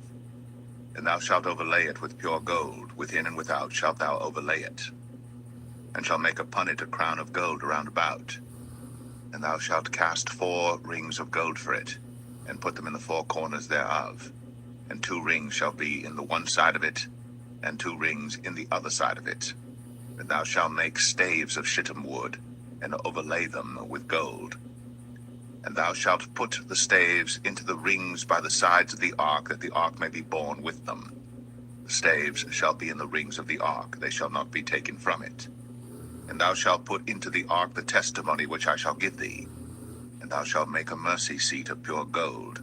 2 cubits and a half shall be the length thereof, and 1 cubit and a half the breadth thereof. And thou shalt make 2 cherubims of gold. Of beaten work shalt thou make them, in the 2 ends of the mercy seat. And make 1 cherub on the one end, and the other cherub on the other end. Even of the mercy seat shall ye make the cherubims on the 2 ends thereof. And the cherubims shall stretch forth their wings on high, covering the mercy seat with their wings, and their faces shall look one to another. Toward the mercy seat shall the faces of the cherubims be. And thou shalt put the mercy seat above upon the ark, and in the ark thou shalt put the testimony that I shall give thee. And there I will meet with thee, and I will commune with thee from above the mercy seat, from between the 2 cherubims which are upon the ark of the testimony, of all things which I will give thee in commandment unto the children of Israel. Thou shalt also make a table of shittim wood. 2 cubits shall be the length thereof, and 1 cubit the breadth thereof, and 1 cubit and a half the height thereof. And thou shalt overlay it with pure gold, and make thereto a crown of gold round about. And thou shalt make unto it a border of an handbreadth round about. And thou shalt make a golden crown to the border thereof round about. And thou shalt make for it 4 rings of gold, and put the rings in the 4 corners that are on the 4 feet thereof. Over against the border shall the rings be for places of the staves to bear the table. And thou shalt make the staves of shittim wood, and overlay them with gold, that the table may be borne with them. And thou shalt make the dishes thereof, and spoons thereof, and covers thereof, and bowls thereof, to cover withal. Of pure gold shalt thou make them. And thou shalt set upon the table showbread before me always. And thou shalt make a candlestick of pure gold. Of beaten work shall the candlestick be made. His shaft and his branches, his bowls, his knobs and his flowers shall be of the same. And 6 branches shall come out of the sides of it, 3 branches of the candlestick out of the one side, and 3 branches of the candlestick out of the other side. 3 bowls made like unto almonds, with a knob and a flower in one branch, and 3 bowls made like almonds in the other branch, with a knob and a flower. So in the 6 branches that come out of the candlestick. And in the candlestick shall be 4 bowls made like unto almonds, with their knobs and their flowers. And there shall be a knob under 2 branches of the same, and a knob under 2 branches of the same, and a knob under 2 branches of the same, according to the 6 branches that proceed out of the candlestick. Their knobs and their branches shall be of the same. All it shall be one beaten work of pure gold. And thou shalt make the 7 lamps thereof, and they shall light the lamps thereof, that they may give light over against it. And the tongs thereof, and the snuff dishes thereof, shall be of pure gold. Of a talent of pure gold shall he make it with all these vessels. And look that thou make them after their pattern, which was shown thee in the mount.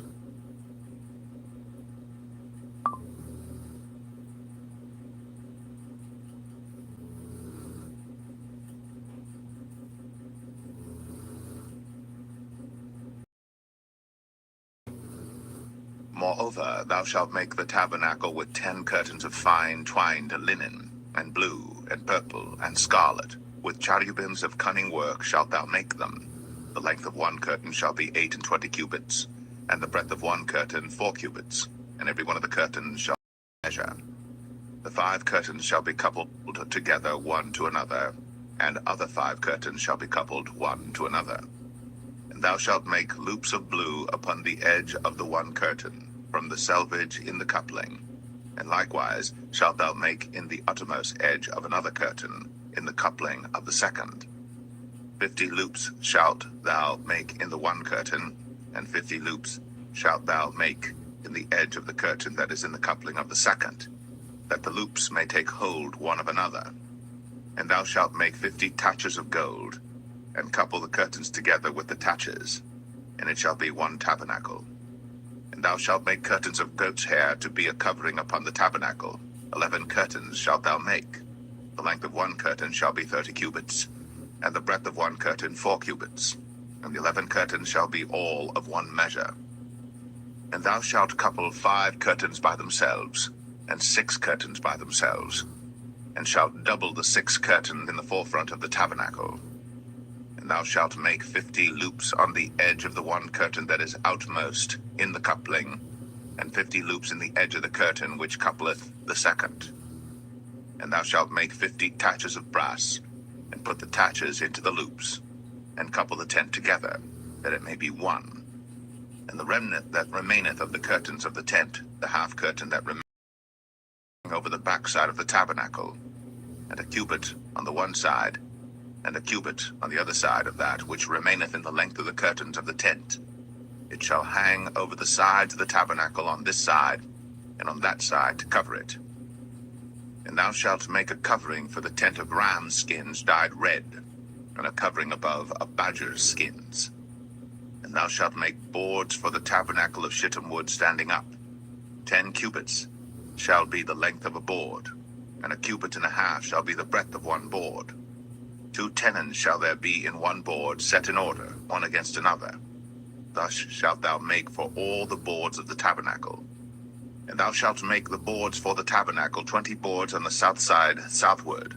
And thou shalt make 40 sockets of silver under the 20 boards, 2 sockets under one board for his 2 tenons, and 2 sockets under another board for his 2 tenons.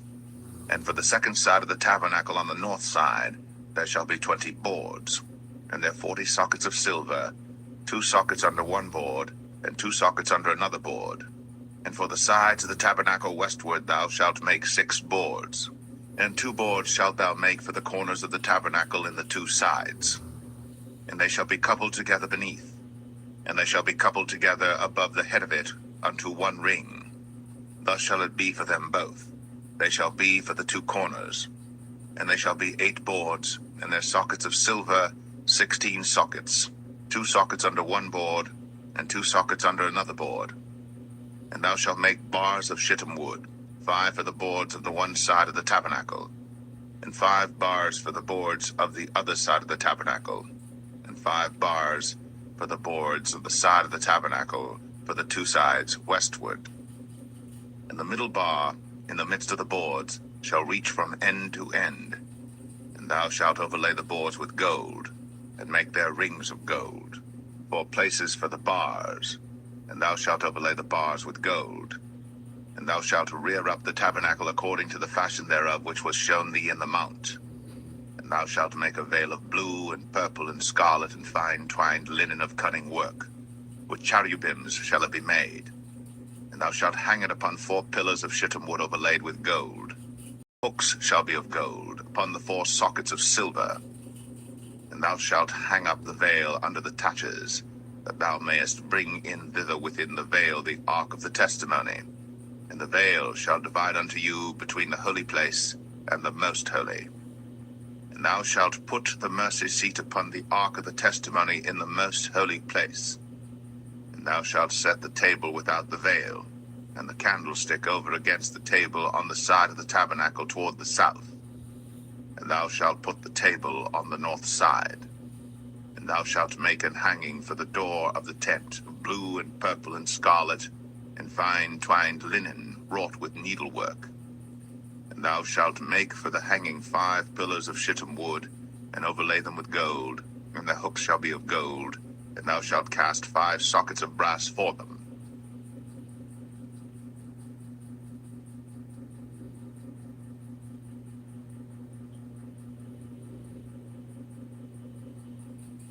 Exodus 27. And thou shalt make an altar of shittim wood, 5 cubits long and 5 cubits broad. The altar shall be 4 square, and the height thereof shall be 3 cubits. And thou shalt make the horns of it upon the 4 corners thereof. His horns shall be of the same, and thou shalt overlay it with brass. And thou shalt make his pans to receive his ashes, and his shovels, and his basins, and his flesh hooks, and his fire pans. All the vessels thereof thou shalt make of brass. And thou shalt make for it a grate of network of brass, and upon the net shalt thou make 4 brazen rings in the 4 corners thereof. And thou shalt put it under the compass of the altar beneath, that the net may be even to the midst of the altar. And thou shalt make staves for the altar, staves of shittim wood, and overlay them with brass. And the staves shall be put into the rings, and the staves shall be upon the 2 sides of the altar to bear it. Hollow with boards shalt thou make it, as it was shown thee in the mount. So shall they make it. And thou shalt make the court of the tabernacle for the south side. Southward there shall be hangings for the court of fine twined linen, of 100 cubits long for one side. And the 20 pillars thereof, and their 20 sockets shall be of brass. The hooks of the pillars, and the fillets, shall be of silver. And likewise for the north side in length there shall be hangings of 100 cubits long, and his 20 pillars, and their 20 sockets of brass, the hooks of the pillars, and their fillets of silver. And for the breadth of the court on the west side shall be hangings of 50 cubits, their pillars 10, and their sockets 10. And the breadth of the court on the east side eastward shall be 50 cubits. The hangings of one side of the gate shall be 15 cubits, their pillars 3, and their sockets 3. And on the other side shall be hangings 15 cubits, their pillars 3, and their sockets 3. And for the gate of the court shall be an hanging of 20 cubits of blue and purple and scarlet and fine twined linen, wrought with needlework, and their pillars shall be 4, and their sockets 4. All the pillars round about the court shall be filleted with silver. Their hooks shall be of silver, and their sockets of brass. The length of the court shall be 100 cubits, and the breadth 50 everywhere, and the height 5 cubits of fine twined linen, and their sockets of brass. All the vessels of the tabernacle, and all the service thereof, and all the pins thereof, and all the pins of the court shall be of brass. And thou shalt command the children of Israel that they bring thee pure oil, olive beaten for the light, to cause the lamp to burn always. In the tabernacle of the congregation without the veil, which is before the testimony, Aaron and his sons shall order it from evening to morning before the Lord. It shall be a statute forever unto their generations on the behalf of the children of Israel.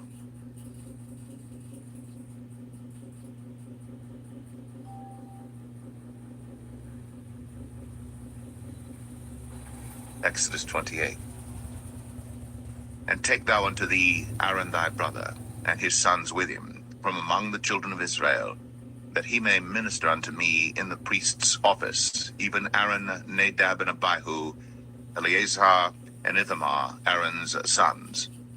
And thou shalt make holy garments for Aaron thy brother, for glory and for beauty. And thou shalt speak unto all that are wise-hearted, whom I have filled with the spirit of wisdom, that they may make Aaron's garments to consecrate him, that he may minister unto me in the priest's office. And these are the garments which they shall make: a breastplate, and an ephod, and a robe, and a broidered coat, a mitre, and a girdle. And they shall make holy garments for Aaron thy brother, and his sons, that he may minister unto me in the priest's office. And they shall take gold, and blue, and purple, and scarlet, and fine linen. And they shall make the ephod of gold, of blue, and of purple, of scarlet, and fine twined linen with cunning work. It shall have the two shoulder pieces thereof joined at the two edges thereof, and so it shall be joined together. And the curious girdle of the ephod which is upon it shall be of the same, according to the work thereof, even of gold, of blue, and purple, and scarlet, and fine twined linen.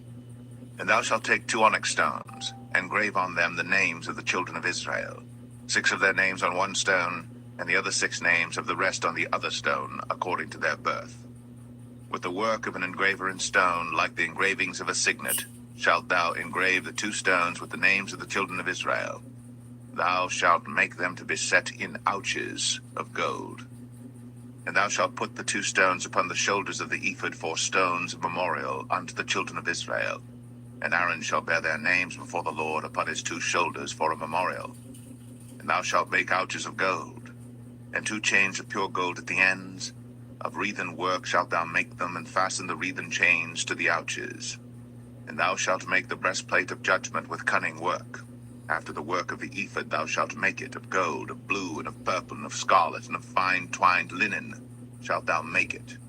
4 square it shall be, being doubled. A span shall be the length thereof, and a span shall be the breadth thereof. And thou shalt set in it settings of stones, even 4 rows of stones. The first row shall be a sardius, a topaz, and a carbuncle. This shall be the first row. And the second row shall be an emerald, a sapphire, and a diamond. And the third row a ligure, an agate, and an amethyst. And the 4th row a beryl, and an onyx, and a jasper. They shall be set in gold in their enclosings. And the stone shall be with the names of the children of Israel, 12 according to their names, like the engravings of a signet. Every one with his name shall they be according to the 12 tribes. And thou shalt make upon the breastplate chains at the ends of wreathen work of pure gold. And thou shalt make upon the breastplate 2 rings of gold, and shalt put the 2 rings on the 2 ends of the breastplate. And thou shalt put the 2 wreathen chains of gold in the 2 rings which are on the ends of the breastplate. And the other 2 ends of the 2 wreathen chains thou shalt fasten in the 2 ouches, and put them on the shoulder pieces of the ephod before it. And thou shalt make 2 rings of gold, and thou shalt put them upon the 2 ends of the breastplate, in the border thereof, which is in the side of the ephod inward. And 2 other rings of gold thou shalt make, and shalt put them on the 2 sides of the ephod underneath, toward the forepart thereof, over against the other coupling thereof, above the curious girdle of the ephod. And they shall bind the breastplate by the rings thereof unto the rings of the ephod with a lace of blue, that it may be above the curious girdle of the ephod, and that the breastplate be not loosed from the ephod. And Aaron shall bear the names of the children of Israel in the breastplate of judgment upon his heart, when he goeth in unto the holy place for a memorial before the Lord continually. And thou shalt put in the breastplate of judgment the Urim and the Thummim, and they shall be upon Aaron's heart, when he goeth in before the Lord. And Aaron shall bear the judgment of the children of Israel upon his heart before the Lord continually. And thou shalt make the robe of the ephod all of blue.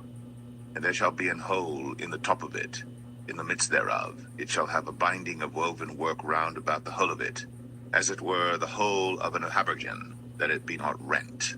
And beneath upon the hem of it thou shalt make pomegranates of blue, and of purple, and of scarlet round about the hem thereof, and bells of gold between them round about.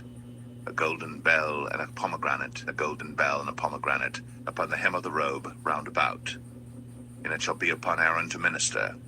And his sound shall be heard when he goeth in unto the holy place before the Lord, and when he cometh out, that he die not. And thou shalt make a plate of pure gold, and grave upon it, like the engravings of a signet, holiness to the Lord. And thou shalt put it on a blue lace, that it may be upon the mitre, upon the forefront of the mitre it shall be. And it shall be upon Aaron's forehead, that Aaron may bear the iniquity of the holy things, which the children of Israel shall hallow in all their holy gifts. And it shall be always upon his forehead, that they may be accepted before the Lord. And thou shalt embroider the coat of fine linen, and thou shalt make the mitre of fine linen, and thou shalt make the girdle of needlework. And for Aaron's sons thou shalt make coats, and thou shalt make for them girdles, and bonnets shalt thou make for them for glory and for beauty. And thou shalt put them upon Aaron thy brother, and his sons with him, and shalt anoint them, and consecrate them, and sanctify them, that they may minister unto me in the priest's office. And thou shalt make them linen breeches to cover their nakedness, from the loins even unto the thighs they shall reach. And they shall be upon Aaron and upon his sons when they come in unto the tabernacle of the congregation, or when they come near unto the altar to minister in the holy place, that they bear not iniquity and die. It shall be a statute forever unto him and his seed after him.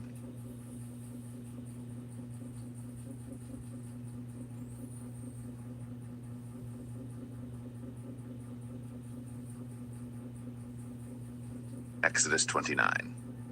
And this is the thing that thou shalt do unto them to hallow them, to minister unto me in the priest's office.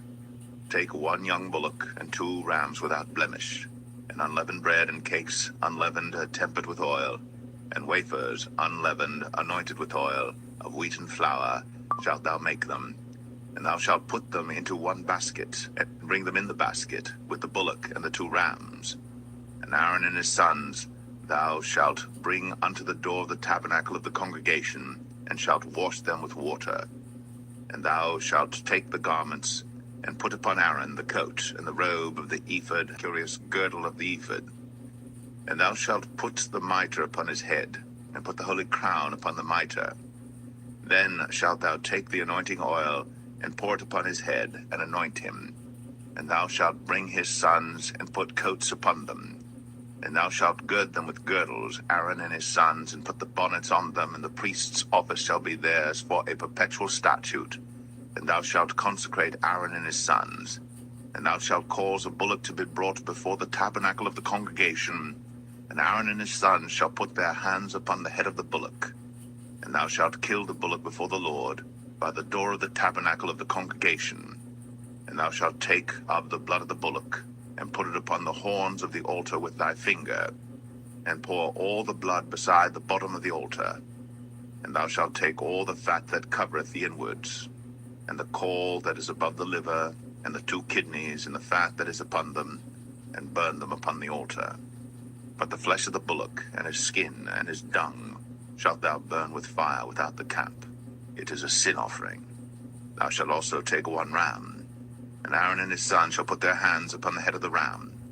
And thou shalt slay the ram, and thou shalt take his blood, and sprinkle it round about upon the altar. And thou shalt cut the ram in pieces, and wash the inwards of him and his legs, and put them unto his pieces and unto his head. And thou shalt burn the whole ram upon the altar. It is a burnt offering unto the Lord. It is a sweet savour, an offering made by fire unto the Lord. And thou shalt take the other ram, and Aaron and his sons shall put their hands upon the head of the ram. Then shalt thou kill the ram, and take of his blood, and put it upon the tip of the right ear of Aaron, and upon the tip of the right ear of his sons, and upon the thumb of their right hand, and upon the great toe of their right foot, and sprinkle the blood upon the altar round about. And thou shalt take of the blood that is upon the altar, and of the anointing oil, and sprinkle it upon Aaron, and upon his garments, and upon his sons, and upon the garments of his sons with him. And he shall be hallowed, and his garments, and his sons' garments with him. Also thou shalt take of the ram the fat and the rump, and the fat that covereth the inwards, and the caul above the liver, and the 2 kidneys, and and the fat that is upon them, and the right shoulder, for it is a ram of consecration. And 1 loaf of bread, and 1 cake of oiled bread, and 1 wafer out of the basket of the unleavened bread that is before the Lord. And thou shalt put all in the hands of Aaron, and in the hands of his sons, and shalt wave them for a wave offering before the Lord. And thou shalt receive them of their hands, and burn them upon the altar for a burnt offering, for a sweet savour before the Lord. It is an offering made by fire unto the Lord. And thou shalt take the breast of the ram of Aaron's consecration, and wave it for a wave offering before the Lord, and it shall be thy part. And thou shalt sanctify the breast of the wave offering, and the shoulder of the heave offering, which is waved, and which is heaved up, of the ram of the consecration, even of that which is for Aaron, and of that which is for his sons. And it shall be Aaron's and his sons by a statute forever from the children of Israel. For it is an heave offering, and it shall be an heave offering from the children of Israel of the sacrifice of their peace offerings, even their heave offering unto the Lord. And the holy garments of Aaron shall be his sons after him, to be anointed therein, and to be consecrated in them. And that son that is priest in his stead shall put them on 7 days, when he cometh into the tabernacle of the congregation to minister in the holy place. And thou shalt take the ram of the consecration, and seethe his flesh in the holy place. And Aaron and his sons shall eat the flesh of the ram, and the bread that is in the basket by the door of the tabernacle of the congregation. And they shall eat those things wherewith the atonement was made, to consecrate and to sanctify them. But a stranger shall not eat thereof, because they are holy. And if aught of the flesh of the consecrations, or of the bread, remain unto the morning, then thou shalt burn the remainder with fire. It shall not be eaten, because it is holy. And thus shalt thou do unto Aaron and to his sons, according to all things which I have commanded thee. 7 days shalt thou consecrate them. And thou shalt offer every day a bullock for a sin offering, for atonement. And thou shalt cleanse the altar, when thou hast made an atonement for it. And thou shalt anoint it, to sanctify it. 7 days thou shalt make an atonement for the altar, and sanctify it. And it shall be an altar most holy. Whatsoever toucheth the altar shall be holy. Now this is that which thou shalt offer upon the altar: 2 lambs of the first year, day by day, continually. The 1 lamb thou shalt offer in the morning, and the other lamb thou shalt offer at even. And with the 1 lamb a 10th deal of flour mingled with the 4th part of an hin of beaten oil, and the 4th part of wine for a drink offering. And the other lamb thou shalt offer at even, and shalt do thereto according to the meat offering of the morning, and according to the drink offering thereof, for a sweet savour, an offering made by fire unto the Lord. This shall be a continual burnt offering throughout your days at the door of the tabernacle of the congregation before the Lord, where I will meet you, to speak there unto thee. And there I will meet with the children of Israel, and the tabernacle shall be sanctified by my glory. And I will sanctify the tabernacle of the congregation and the altar. I will sanctify also both Aaron and his sons to minister to me in the priest's office. And I will dwell among the children of Israel, and will be their God. And they shall know that I am the Lord their God, that brought them forth out of the land of Egypt, that I may dwell among them. I am the Lord their God.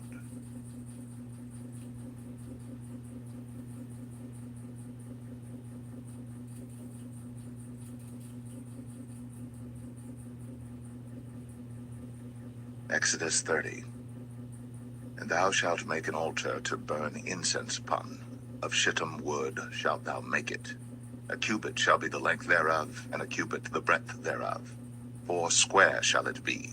And 2 cubits shall be the height thereof. The horns thereof shall be of the same. And thou shalt overlay it with pure gold, the top thereof and the sides thereof round about, and the horns thereof. And thou shalt make unto it a crown of gold round about. And 2 golden rings shalt thou make to it under the crown of it. By the 2 corners thereof upon the 2 sides of it shalt thou make it. And they shall be for places for the staves to bear it withal. And thou shalt make the staves of shittim wood, and overlay them with gold. And thou shalt put it before the veil that is by the ark of the testimony, before the mercy seat that is over the testimony, where I will meet with thee.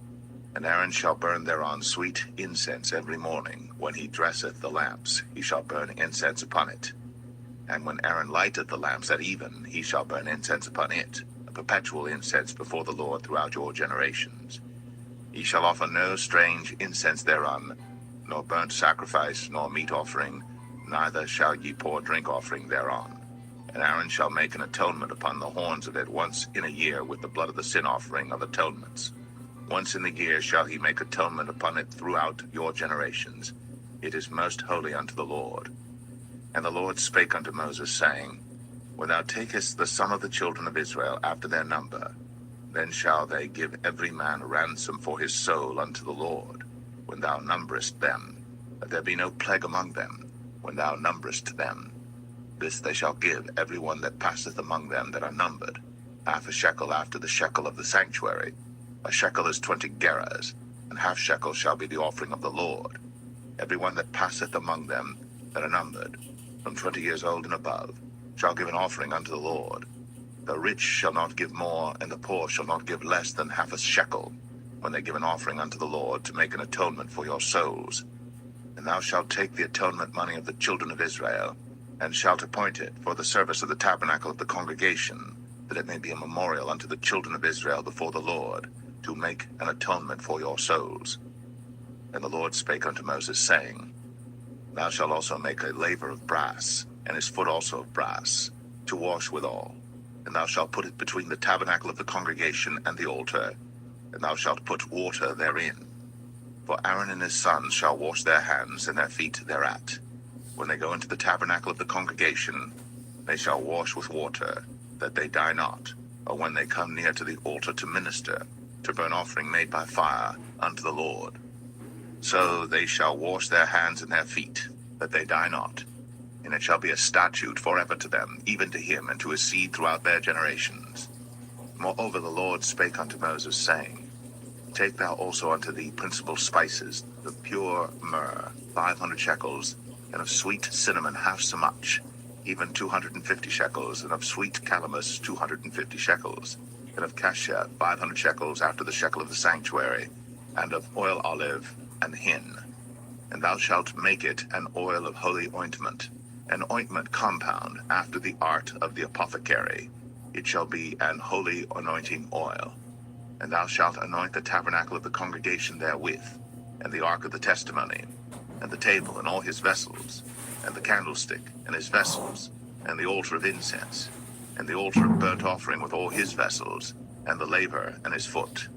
And thou shalt sanctify them, that they may be most holy. Whatsoever touches them shall be holy. And thou shalt anoint Aaron and his sons, and consecrate them, that they may minister unto me in the priest's office. And thou shalt speak unto the children of Israel, saying, This shall be an holy anointing oil unto me throughout your generations.